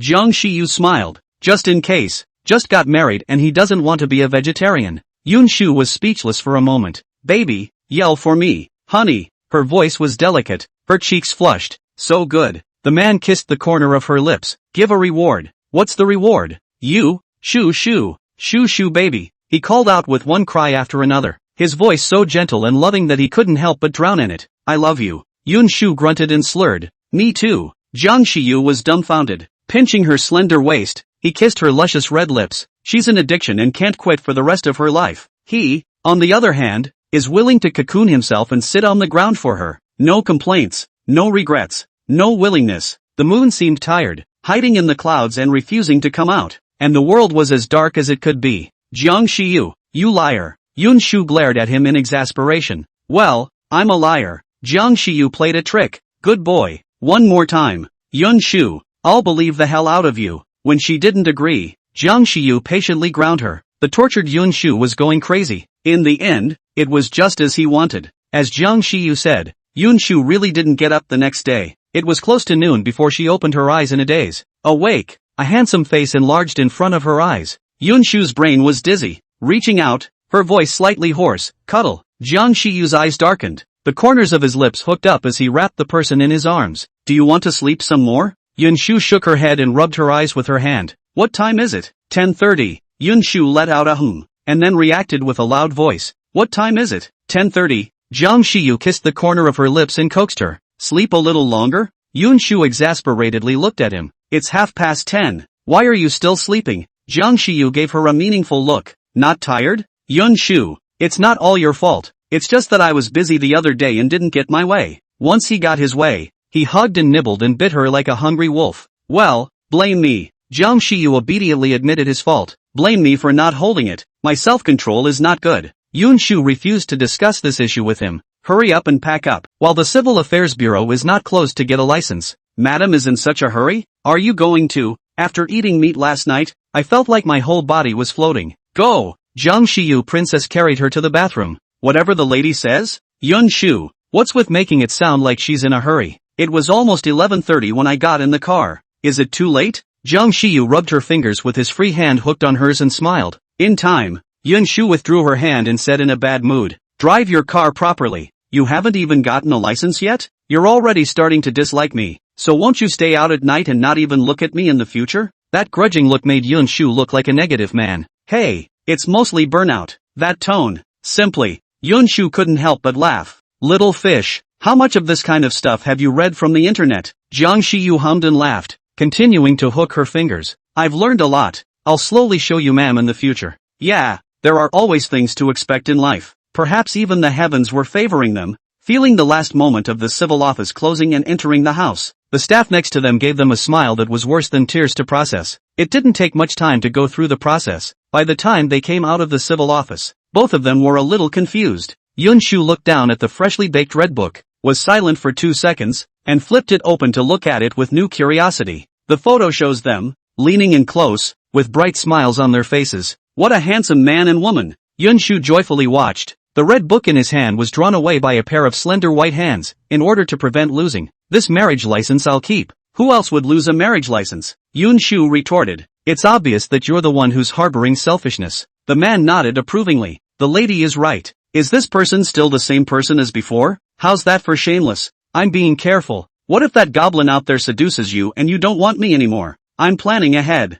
The corner of Yun Shu's mouth twitched. "You're worrying about nothing." Jiang Shiyu was not angry in the slightest. The bottom of his eyes diffuse open smile, embracing the person in his arms. "Well, is this reasoning? But have to prevent." A smile rippled across Yun Shu's face and she whispered, "I won't not want you." When Jiang Shiyu heard this, the smile on his face deepened. "Let's go. Hubby will take you to a big meal." He moved up to kiss the corner of her lips and took her hand, interlocking his fingers. "Wanted fondue? Good. At your ladyship's service." The wind, which came at some point, blew through the treetops along the road. The sunlight tilted, casting dappled shadows on the ground through the tightly packed leaves. The two held hands and walked side by side. Almost simultaneously, the two men looked at each other, their faces blooming into wide smiles. The sun is shining just right, and so is everything good on earth. End of text. Chapter 92 Extra. Lovers won't be separated. In the afternoon after receiving the license, Jiang Shiyu dragged Yun Shu to the airport. In such a hurry? Aren't you going back to get something? Jiang Shiyu smiled meaningfully. Any later and I'm afraid we won't even have a honeymoon. Yun Shu was full of doubts. Jiang Shiyu curved his lips and rubbed her head, his voice doting. Soon you'll know. Very quickly indeed. Just after getting off the airplane, Jiang Shiyu received a phone call. Skewing his head to look at her. Look, it's not coming. Yun Shu? Jiang Shiyu tapped on the speakerphone, and Zhang's father's voice came through the microphone. Little fishy, where are you? Oh, Shu and I went on our honeymoon. We won't be back for a month or two. The corner of Jiang Shiyu's lips hooked up in a harsh arc. Dad, are you having something wrong? After a short silence, Zhang's father spoke. Ha ha, have fun. Don't worry too much. Then I'll leave the company to you. Dad, you can't let me leave behind my relief. That's a true statement. Yun Shu's mouth twitched at the side. Zhang father's voice seemed like it was squeezed out from between his teeth, forcing a smile. You are newlyweds. Naturally you need to spend more time together. You guys have fun. I'll take care of the company. Shu and I will thank you in advance. Dad. No, Yus, thanks. When she hung up, Yun Shu asked, you said there's no chance because you're worried about Dad throwing the company at you? Jiang Shiyu nodded. With what I know about him, I guess the idea is to leave and let me help him with the company. He hasn't taken over John's yet, so it's not considered his. Careful when you get back. Dad will just pass the company on to you. Jiang Shiyu shrugged his shoulders, full of unconcern. We'll talk about it when the time comes, he said, taking her hand. Rest first? Or eat first? Let's eat. I've just slept on the plane and I'm not sleepy. Okay. Jiang Shiyu nodded. As you wish. Seatown is also known as Spring Town, meaning all seasons are like spring. There are many tourist attractions and quite a lot of admirers. The two entered a freshly decorated restaurant, found a seat by the window, and looked at the menu to order a few dishes. The food was served quite quickly, only halfway through the meal. Yun Shu's eyes misplaced the green that blocked the way between the seats and paused. What's wrong? That one looks like Lai Wei. Is that her boyfriend across the street? Looks like she's acting pretty close. Jiang Shiyu faintly sound. Then no further. He and Li Wei were not considered familiar, and the two were able to meet and greet each other all because of Li Yuzu's face. Oh, what does it mean? Jiang Shiyu thoughtfully added. Well, maybe. Yun Shu. Well, hurry up and eat. I don't want to spend my time on this. Yun Shu didn't retort. After all, she wasn't exactly familiar with Li Wei when it counted. When I was about to leave after dinner, I passed by there, and with just one glance, Yun Shu suddenly froze in place, along with Jiang Shiyu. North Star? Gu Beichen was a bit surprised. Sure you, Shu, you're traveling? Ri Wei glanced at them and nodded faintly as a greeting. 10 minutes later, the four were facing each other 2 by 2. So, your girlfriend is Lai Wei? Shu, you know? Yun Shu, I knew each other during the competition back then. Not only do I know each other, but so does Little Fish. Jiang Shiyu added.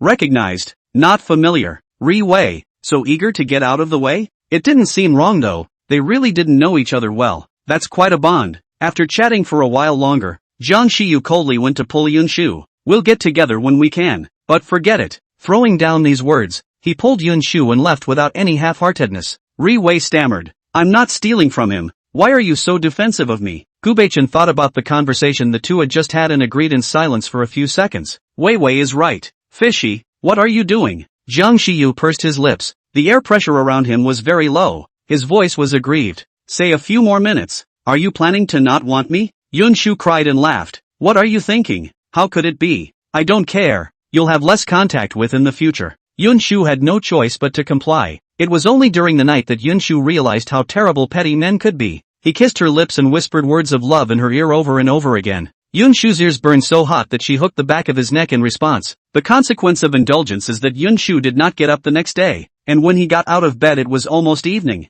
Ate a meal, and watched a movie while nestled in Jiang Shiyu's arms. The movie played on, and Jiang Shiyu was making fire all over her body. Jiang Shiyu, I am, ma'am, he replied vaguely as he kissed her swan neck sideways. You abstain. I'm already very abstinent. Jiang Shiyu retorted. We've been married for less than 3 days. Do you tolerate me being alone? Yun Shu, what's going on here? Jiang Shiyu smiled a gangly smile and pressed the person onto the sofa. I'll try to hurry up this time. Yun Shu, do you believe it yourself? It was like this for a few days in a row. Not to mention the tourist attractions. Yun Shu did not even leave the room. She was so angry that she fished out the pillow next to her and smashed it against Jiang Shiyu, who was calling her to eat. What's wrong? And you ask me what happened? Ask yourself, what have you done? Jiang Shi bent down to pick up the pillow and bumbled up to Yun Shu, handing her the pillow. I'll take you out to play today. Really? Of course it's true. Yun Shu's eyes lit up as she lifted the covers and got out of bed. I'll go change. Jiang Shiyu took her out to play, really no joke. That night the two appeared together on the bright Pearl. The Pearl is a loft. At night, the whole building gives off a dense, hazy light, and standing at the building gives you a different view. At 8:30 p.m., fireworks bloomed together in the sky. Colorful flowers brilliantly, illuminating half of the night sky. Fireworks bloom 2 seconds later, the end of the crackle sound, and there will be a few broken. The flickering light refracted on Yun Shu's face. His eyes curved up and the corners of his lips grinned. Jiang Shiyu inclined his head, and after one glance, he never withdrew his eyes. Little fishy, so pretty. Yun Shu couldn't help but let out a sigh of relief. Yeah, he smiled. It's beautiful. I don't know if I'm talking about people or fireworks. It should be the former. The next day, Jiang Shiyu dragged her to a famous local temple. Yun Shu saw this and teased. Don't you not believe it? Jiang Shiyu's answer was ambiguous, sometimes believable, sometimes not. He asked for nothing else but that she would be healthy and happy and that they would be together for the rest of their lives. These days didn't last long, and half a month later, Yun Shu received news of Gun Yanshu's marriage. Yun Shu was happy for Gun Yanshu and for herself. These days, Jiang Shiyu had to drag her to do that kind of thing every night, not knowing any moderation at all. It's agonizing for her. Her back aches every day. Jiang Shiyu also came with a fuss. It's her physical strength that's not working. She needs to exercise more in the future. Yun Shu, dog man. Jiang Shiyu heard the news and lightly raised his eyebrows without reacting. Just that night, Yun Shu felt the storm that followed that silence. Finally she couldn't take it and begged him with mute sobs. He just stopped. Gun Yanshu's wedding is scheduled for the summer. It meant nothing, simply that summer was warm and suitable for their love. Looking at the bijou on the stage, Yun Shu felt a pang of emotion. Quite good, you both found your happiness. Wen Ning had a blessed smile on her face. Not going to talk about one? Wen Ning shook her head. Recently, I've been preparing a new book. I don't have that kind of mind. Even if she didn't write it, she didn't have the heart for it. Sort of living through it and not adding the fictional ones to myself. And as a result,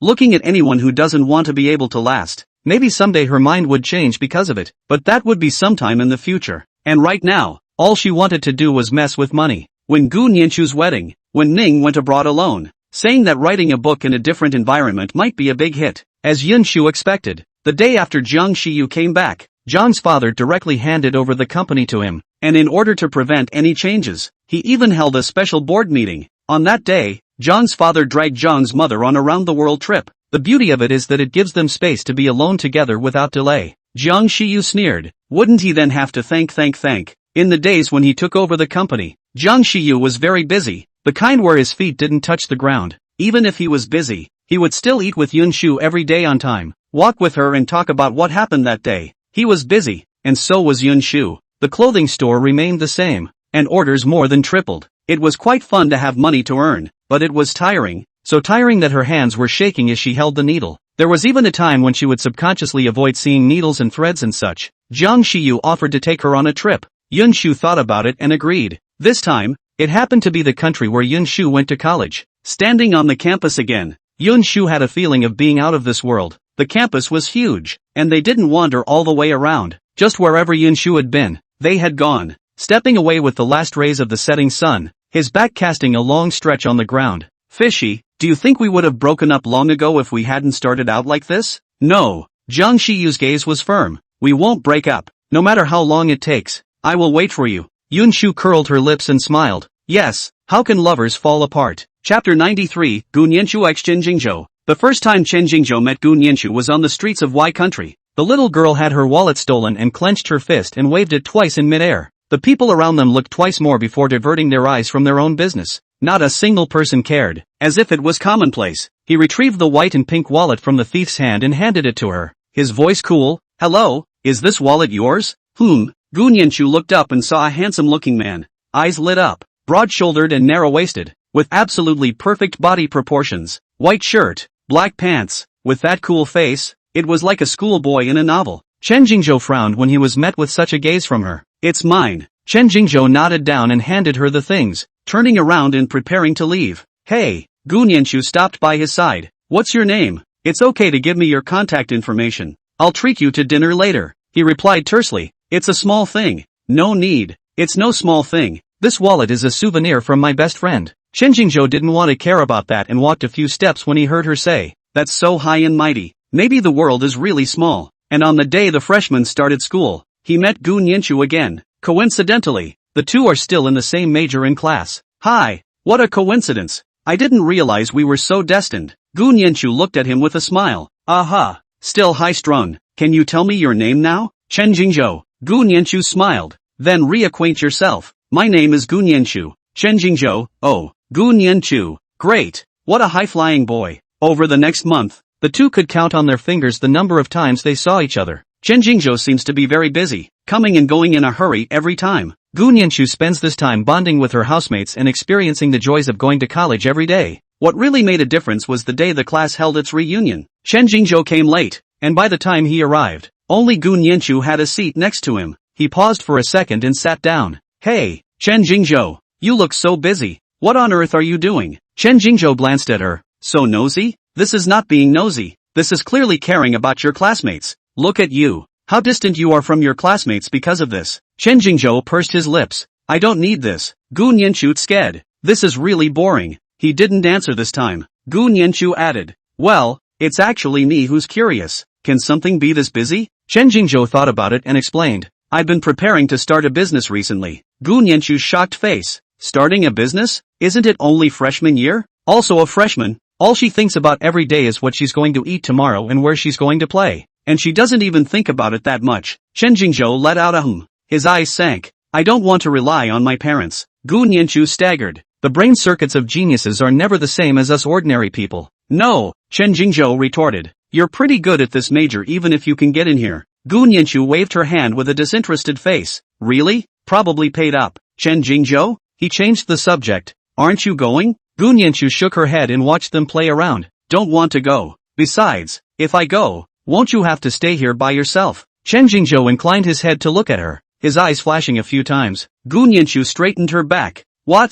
Moved? Chen Jingzhou coldly spat out a few words. You're idle. Gu Nianshu. Chen. Jing. Zhou. Gu Nianshu's eyes widened as she gritted her teeth and shouted his name. Chen Jingzhou swooned a smile under his eyes and obediently admitted his mistake. Gu Nianshu grunted. I'm generous. I don't see eye to eye with you. The two seem to get along much better after this day. We'll offer to say hello when we see each other, and occasionally we'll have dinner together. On her way out the door again, her roommate scowled at her. Hatsumomo, isn't it a good thing? Gu Nianshu smiled helplessly. What are you thinking? We are simply friends. The housemate responded perfunctorily. Oh, I believe it. I believe it. Gu Nianshu shook her head. I'm leaving first. I'll come back and bring you good food. The housemate gestured. Okay. When she got downstairs, Gu Nianshu noticed the man standing under the tree at a glance. Like the first time I saw him, white shirt and black pants, the typical school boy. Chen Jingzhou also noticed her and inclined his head towards her, curving his lips. Gu Nianshu suddenly remembered her roommate's jokes just now, and inexplicably her heart beat a few points faster.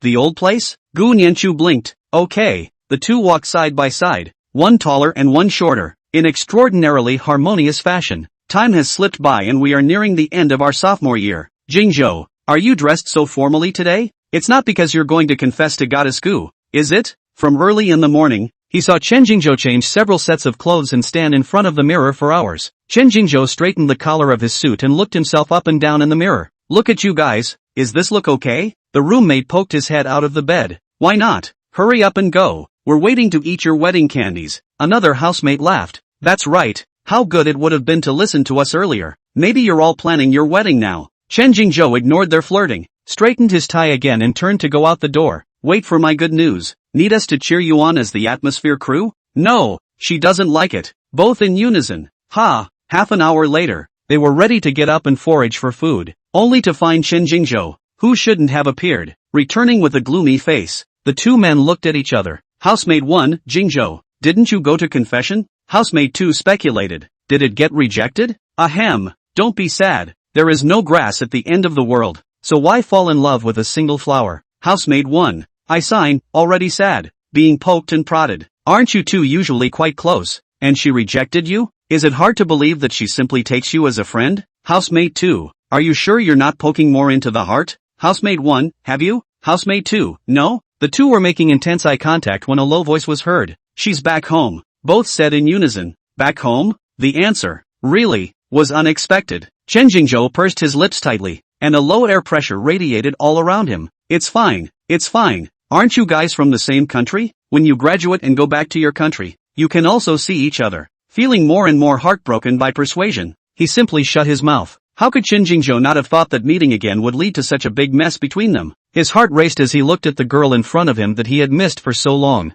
I didn't expect Yun Shu to be as smart as this, and bluntly said that out loud. Chen Jingzhou smiled and asked, want to try it with me? Then Yun Shu ran away. Chen Jingzhou looked at the girl's flustered figure, clenched his hand into a fist to his mouth, and smiled. The call came as promised, and with a frown, he pressed connect. I did everything you asked, and now you don't have to care what I do. The Chen family is not well connected. Both parents have strong personalities and divorced when Chen Jingzhou was a child. In spite of this, the discipline of Chen Jingzhou was still in accordance with their kind of form. Chen Jingzhou was brought up to accept everything by the book, and no one asked him if he wanted to. If he wanted to, it was Yun Shu who told him, if you don't like it, don't do it. The decision is yours. No one can make it for you. Your life belongs to you. When Yun Shu left, he wanted to go look for her and was stopped when he arrived at the airport. Chen's father gave him a request, to graduate successfully and inherit the company in the future. He made a request. When he finished what Chen's father said, he would walk his own path in the future.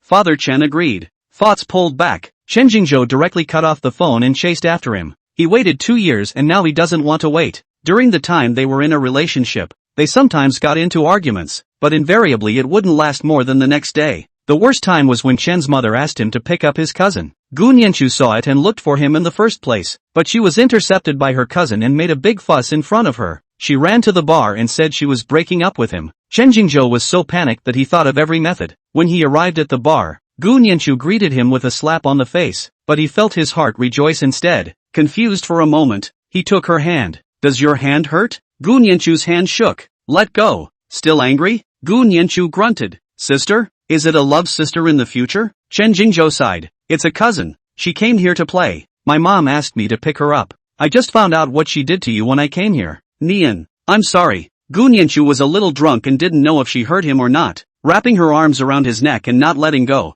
Afterward he went to warn that cousin and went to Mother Chen. Chen mother's face had been bad from the time he went in to the time he came out. Chen Jingzhou didn't bother. Before Yun Shu got married, Yun Shu specifically read in front of him many times. Chen Jingzhou looked at her in that manner and held his tongue. He had wanted to get married for a long time. He was just afraid that she wouldn't be comfortable with it. And now this, instead, was him overthinking it? Falling in love and getting married is natural and smooth. When Yun Shu stood in front of him in her wedding dress, Chen Jingzhou's eyes reddened and he almost didn't cry. Yun Shu curled her lips and laughed at him. Chen Jingzhou took her hand and didn't explain. She probably doesn't know that she's his only salvation. Nian, I love you. Always love. Me too. They looked into each other's eyes full of each other. They confessed their love for each other and kissed under the blessed gaze of the crowd. With her in the afterlife, he would never be alone again. Chapter 94 Extra. Hard work always pays off. After Yun Shu's wedding, when Ning went to S country alone, find the town you saw ahead of time and live a life of leisure and happiness. People here live at a slow pace, and Wenning finds a soothing place every day to conceptualize ideas for inspiration.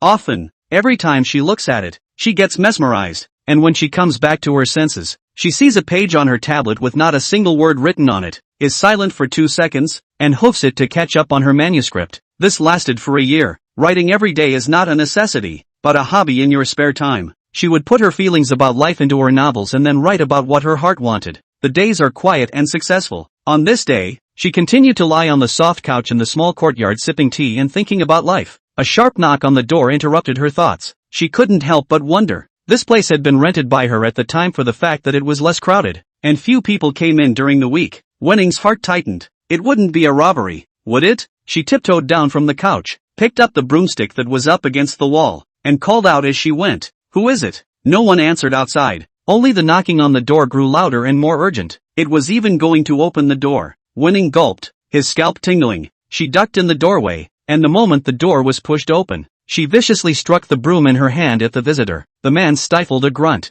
sounding pained. Where did the little thief come from? How dare he come to your aunt's territory to rob things, Wen-ning said as she continued to pump him. Enough! The man bellowed angrily and snatched the broom. It was only then that Wen-ning could see what the visitor looked like. A pair of cool eyes, a high nose, thin lips, and just a little frail looking. It was staring at her icily at the moment. Wen-ning is not afraid. Seeing that you look moralistic, I didn't expect to be so shameless. The man moved his mouth, and the next moment, his eyes closed and he fell straight to the ground. Hey! Wen-ning freaked out and kicked his body with her foot. Get up! Don't play dead! Don't blackmail me! I don't have any money! Shouted and froze. It's not dead, is it? The thought startled itself. I really owe you from a previous life. She dragged the man to the house and went to the village to find a doctor. It's not much. It's just weakness caused by blood loss. Just get some rest. The doctor instructed him twice more before collecting the money and leaving. When Ning looked at the money that was not much. At this moment it is even more shy. Neat pain dead. The eyes moved to the pale man on the bed inside.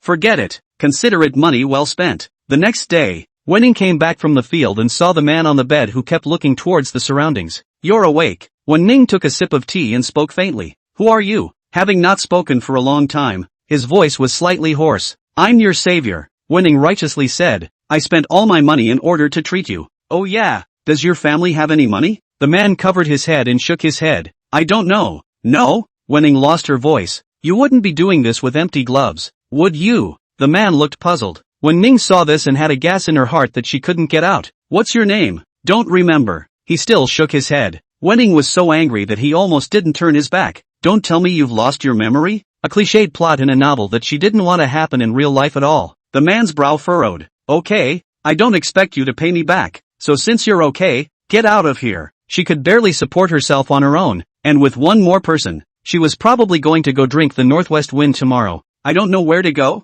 can I follow you? Wen-ning smiled. No. Why? No why? Hurry up and get numb. The man hung his head low and said nothing. I don't have any money. Are you ready to eat dirt by following me? After saying this, Wen-ning spat on herself fiercely in the bottom of her heart. No luck. It's amazing that you feel sorry for him. The man's eyes lit up. I could have worked for you. Wen-ning paused. This seemed like a good idea. Alright then, get well today and I'll set you up on a mission tomorrow. By the way, Wen-ning opened her computer. Since you can't remember what your name is, it's, Fire. Wish my book a big hit means. Fire nodded. It was different with Fire. Some of the things she couldn't do, he could do. Neither do they cry out for pain or exhaustion. Not only that, but she cooks for her every day, reads her novels when she can, and encourages her. The idea is pretty much what I thought, except the market doesn't eat it up right now. Fire asked, why do you have to cater to the market? How do you burst into flames without catering? But you've already started writing. He pointed to Wen-ning's saved document, which already had 30,000 words on it.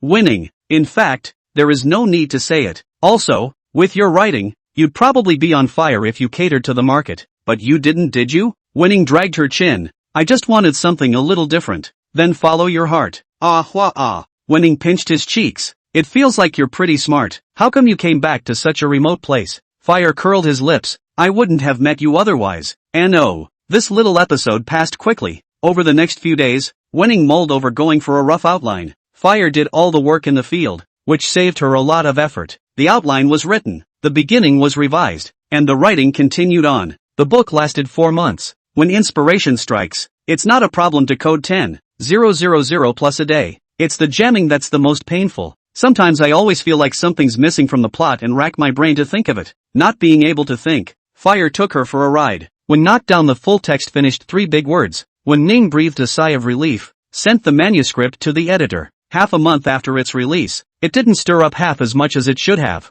It would be a lie to say that she wasn't disappointed. She poured so much heart and soul into this book. Seeing this, Fire dragged her to see the fruits and vegetables that had been planted. It's okay, you can still live well with these, even if I'm gone. In the future, Fire's mood dropped. You don't want me, do you? He was already good looking, but at the moment, with his eyelids drooping, he looked like a wounded animal, and was a source of pity. I can't be here all the time. She's been here a long time and it's time to go. Then I'm with you. Wen-ning shook her head. Don't you want to recover your memories? Don't you want to get your family and friends back?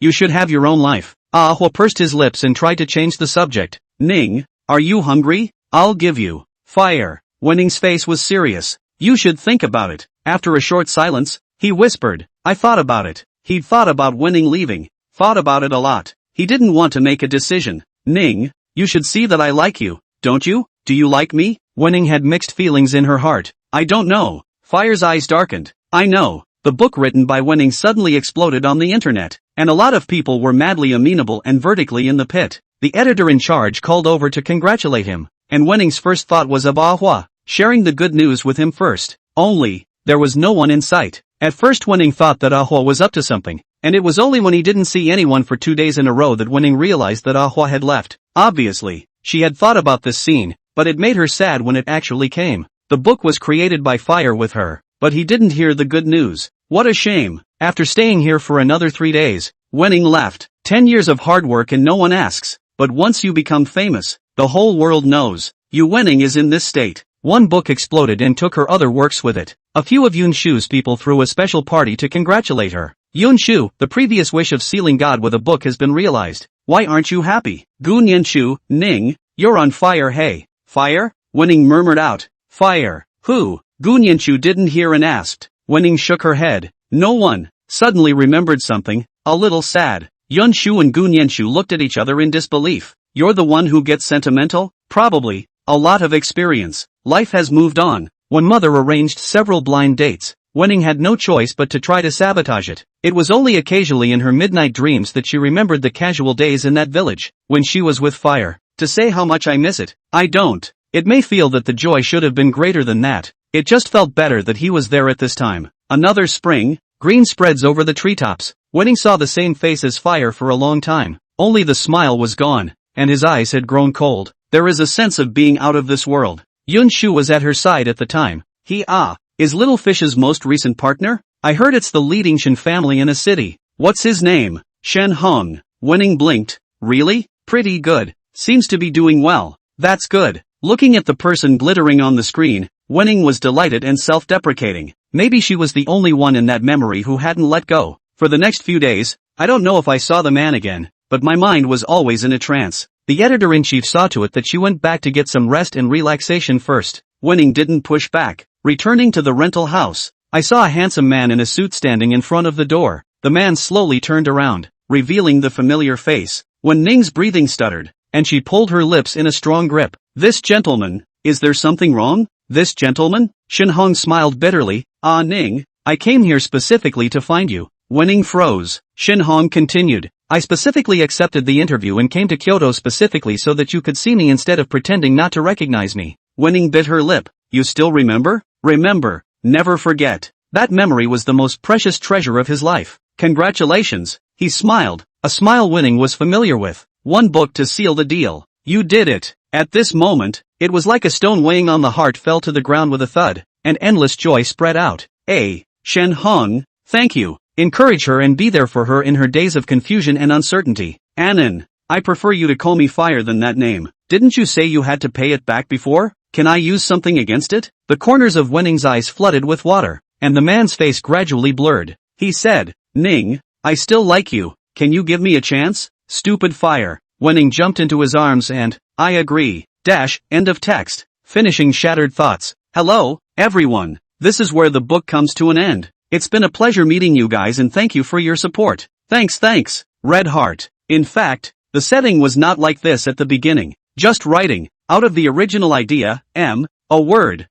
Fortunately, in time to stop, the setting will be changed. Now I think it's pretty good too. It's nice to think that your crush likes you too. Let's start with the relief and the little fish. Shu is very good, knows what she wants to do, understands her own heart, and then moves forward to work towards that goal. To like someone is to change for the better, not to stop or even go backwards. Even though she loved Fishy, she chose the dream she had at the beginning when she applied for the school. A good love is wonderful, but love is not everything. More than love, I think the future is more important. As the saying goes, you have to shine, not be shined. And then there's the minnow. The little fishies like to notice first, then observe. He's rational, and treats relationships the same way at first, clearly analyzing the pros and cons so he can make a choice. He knows that youthful love has a beginning but not an end, so he first thinks about whether he can go to the end, and whether he likes Shu very much. It was only later that the love spermatozoa came over him, and he regretted it so much that he couldn't wait to wear it back to brainwash himself. The things she liked to do alone in her youth,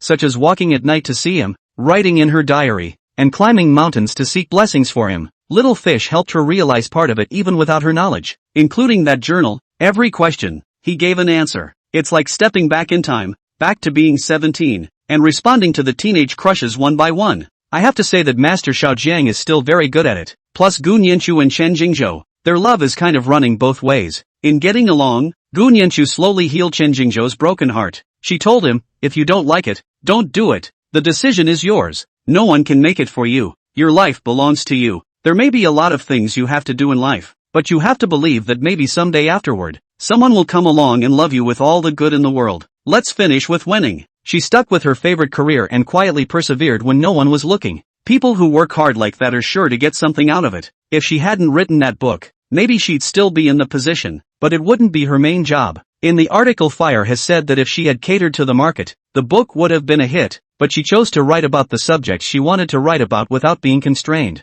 She had been confused, upset, in denial, maybe thought about giving up, but she hadn't. She stuck with it year after year, and it was bitter, and it was good that someone understood. Solely ended up the way she wanted. Alright, we'll stay with them here, but the people in the story drift away, and when you look at them, they're still standing still, glowing. I hope that the questions you once asked in front of the screen will be responded to one by the person you were thinking of. I hope that your wishes will be realized one by one. I hope that every story will have a happy ending. I wish you all the things you wish for and all the things you think about. To conclude with a quote from Mr. Mo Jun, youth and love never grow old, even when they are clad in thorns and thistles and lose their angry horses and fresh clothes. June 16, 2023. Meet the Stars. Extra, High School. Xuanha High School. It was recess at the moment, and the hallways were filled with people and noise. Toki. Yun Shu clearly caught the voice. Her heart trembled at the tip and she subconsciously turned back, just in time to break into those deep eyes. Hands unconsciously clenched the sleeves of Gu Nianshu's school uniform beside her.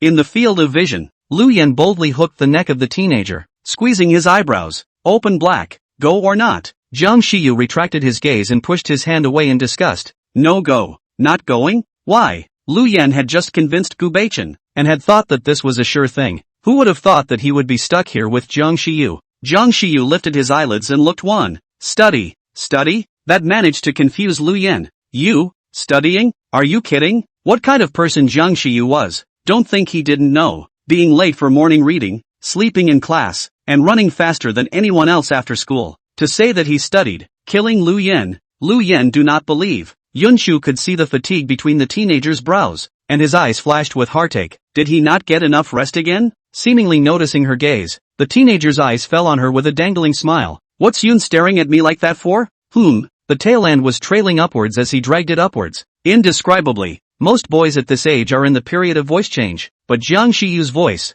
is still low and nice. Yun Shu thought of the description on the internet, like a cello playing a melody, intoxicating, coldly being named. Yun Shu's hands shook and she couldn't speak well. Gu Nianshu pulled the person behind her and nonchalantly rolled her eyes. Jiang Shiyu, don't use the same routine you used to deal with others on my family Shu. Because of Gu Beichen, they were quite familiar with each other. Gu Nianshu knew very well what Jiang Shiyu's temperament was. He's not aware that he's teasing people, and he's still the kind of gangster style that little girls like nowadays. So for the sake of her family's relief not to be poisoned, it's better to take precautionary measures. Jiang Shiyu tongue against the lower back teeth. Posture diffuse lazy, I to others how. Lu Yan also became interested in egged on. Sister, speak boldly, don't be afraid. When Gu Nianshu heard this sister, she directly forgot all the words she had prepared to dislike Jiang Shiyu. What sister? Shouts sister. Sister. Ha, but Northstar keeps telling me you're a sister. He lied to you. I'm the older sister. Gu Nianshu gritted her teeth.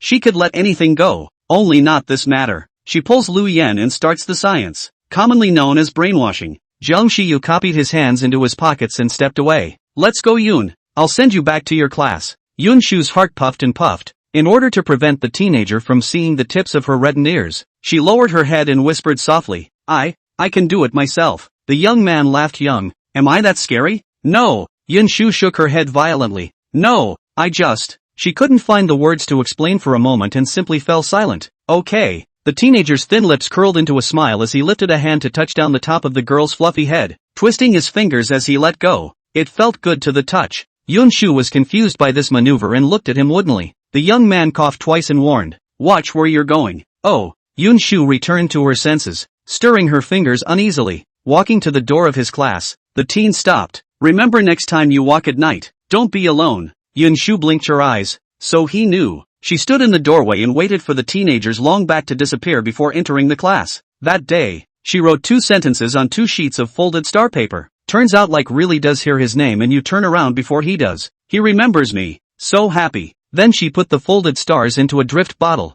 Lu Yen, hacking? Fishy, I want to study. Lu Yen, you can study? Little fish, sorrowful, eyes warning don't spoil my reputation in front of my future daughter-in-law. Lu Yen, you still have a reputation? Isn't that known throughout the school? Little fish. Extra fantasy link. On the opening day of Yun Shu University, I met a very pretty girl when I was walking to the dormitory building with my suitcase. The female has amorous peach blossom eyes and red lips hooked in a confident and dazzling manner. Beside her stood a man in a suit with a suitcase in his hand, and his gentle voice rang out, "Doesn't Yair dislike living in school?" The girl winked. "Living at school would save your brother a lot of trouble." The man paused, somewhat helpless. "It's an honor to be troubled by Dai." The girl pouted and bluffed. "Well, I actually want to experience the life of a resident school." Yun Shu couldn't help but laugh out loud as she watched the two enter the dormitory building. "I just didn't realize that they were so connected." The girl was in the same dormitory as her and the two became roommates. "Hello, I'm Udai." Udai extended his hand generously. "Hello,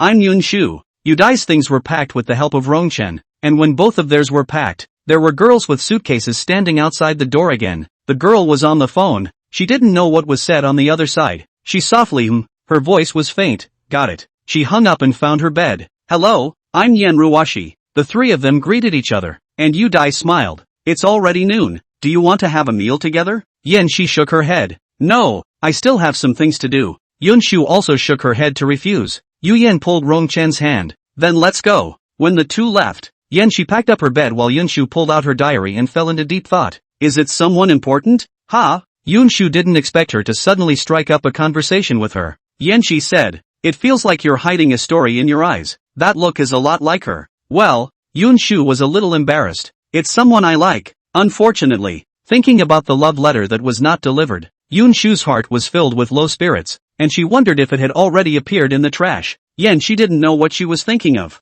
and her eyes were more than a little sad. In fact, sometimes when you like it too long, you become timid. She thought that even if the person in her heart did appear in front of her at the moment, she might subconsciously run away from him, and it would be hard to open up to him with the secrets buried deep inside her. No more. It's all in the past already. Yun Shu smiled and seemed to have really let go. But can a youthful fondness really be cut off so easily? The answer is uncertain. It's even hard sometimes to tell if it ends up being a favorite or an obsession anymore. Yen Shi tugged at her lips and didn't make a sound. For others, whether or not they could pass she didn't know. But with her, she couldn't. That person had long ago become his own white moonlight and vermilion mole. It wasn't long before Yen Shi left. For a while the dormitory had only Yun Shu by herself. Their dormitory was for 4, but from start to finish, it was also just the 3 of them. Udai had gone out to live during her sophomore year, and Yen Shi was rarely at school during the week, so most of the entire semester, Yun Shu was the only one there. Before Udai left, the 3 of them got together for a rare chat. "Udai, you all have someone you like?" After this period of familiarity, Yun Shu's boldness has grown a lot. "Well, we met in high school, and I was going to confess at graduation, but I didn't expect someone to be one step ahead of me." Yen Shi's heart tightened. "They're together?" "No." The guy refused. Yun Shu thought for a moment. "He said he didn't like good students, so I went on the lam, and the love letter I slipped into his drawer, probably already thrown away. Does it seem like I'm a wimp? I think so myself." Yun Shu didn't even know what kind of mood she was in right now to say these words. There would still be regrets in her heart, but that didn't stop. She was moving forward. Yen Shi lowered her eyes and shook her head lightly. "You're much better than me. The people I like don't even recognize me now. We met because he saved me, and then there was no more. And all these years, I've been looking for him again, and I haven't found him. Even if he found one, would he have the courage to confess like Yun Shu? It won't." She's clear. She wasn't timid, but she was afraid to gamble. Being able to have a little connection with him was enough to satisfy her. It was enough to find him now,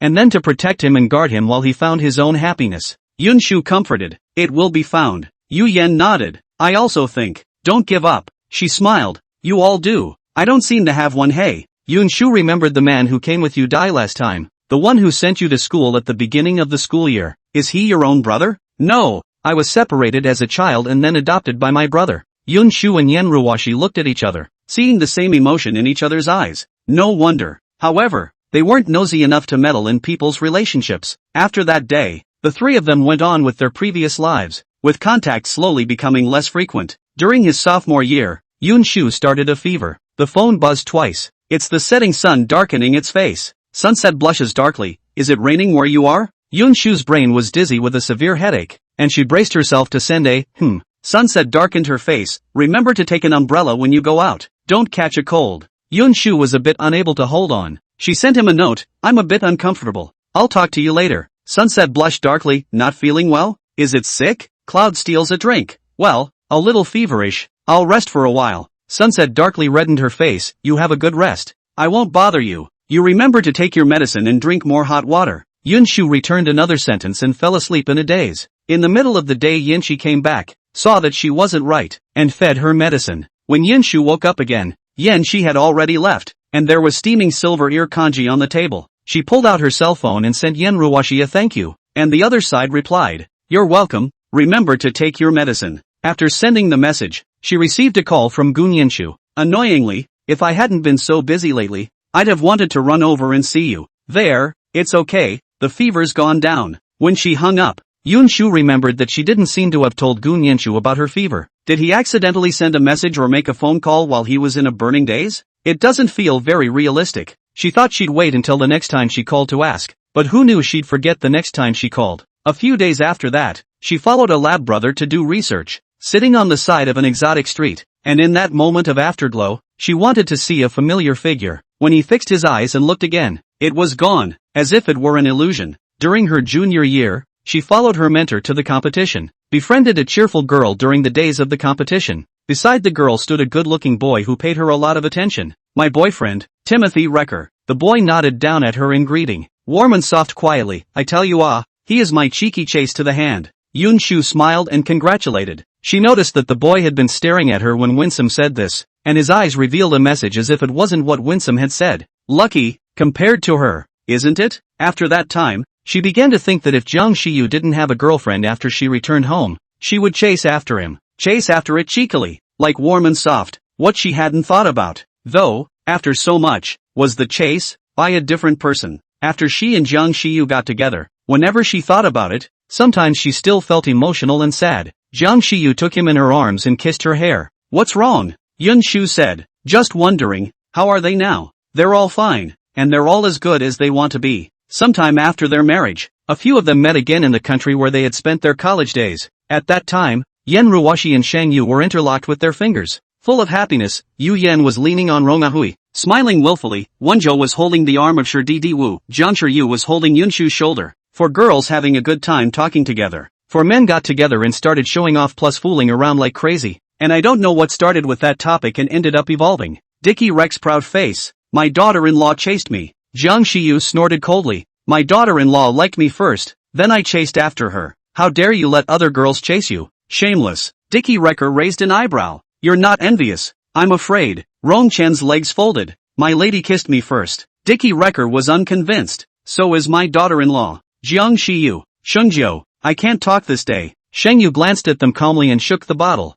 My wife and I have known each other since we were children. Rong Ashen, my lady I raised from a young age. Timothy Recker grunted. My daughter-in-law and I are childhood friends, the kind who are still engaged to be married. Jiang Shiyu. A world where a man is hurt reaches. Jiang Shiyu, my daughter-in-law has a crush on me, although I also have a crush on my daughter-in-law. Sheng Yu leaned back in his chair. This is nothing to brag about. Rong Chen nodded. Agreed. Dickie Rec. Are you guys polite? My daughter-in-law loves me the most. Sheng Yu lazily raised an eyebrow. My wife also loves me the most. Jiang Shiyu picked up the bottle of wine. That's said as if who isn't. Young Ashes, same. Dickie Recker, my daughter-in-law listens to me at home. Jiang Shiyu gave him a skeptical look. Are you sure? Rong Ashen was bland. I'll listen to my lady. Sheng Yu, my wife is the biggest in my house. Jiang Shiyu, my family too. The three men's gazes went to Timothy Recker in unison. Dickie Rec, why don't you follow the rules? The corner of Jiang Shiyu's mouth hooked. MS. What? Dickie Recker said you listened to him at home.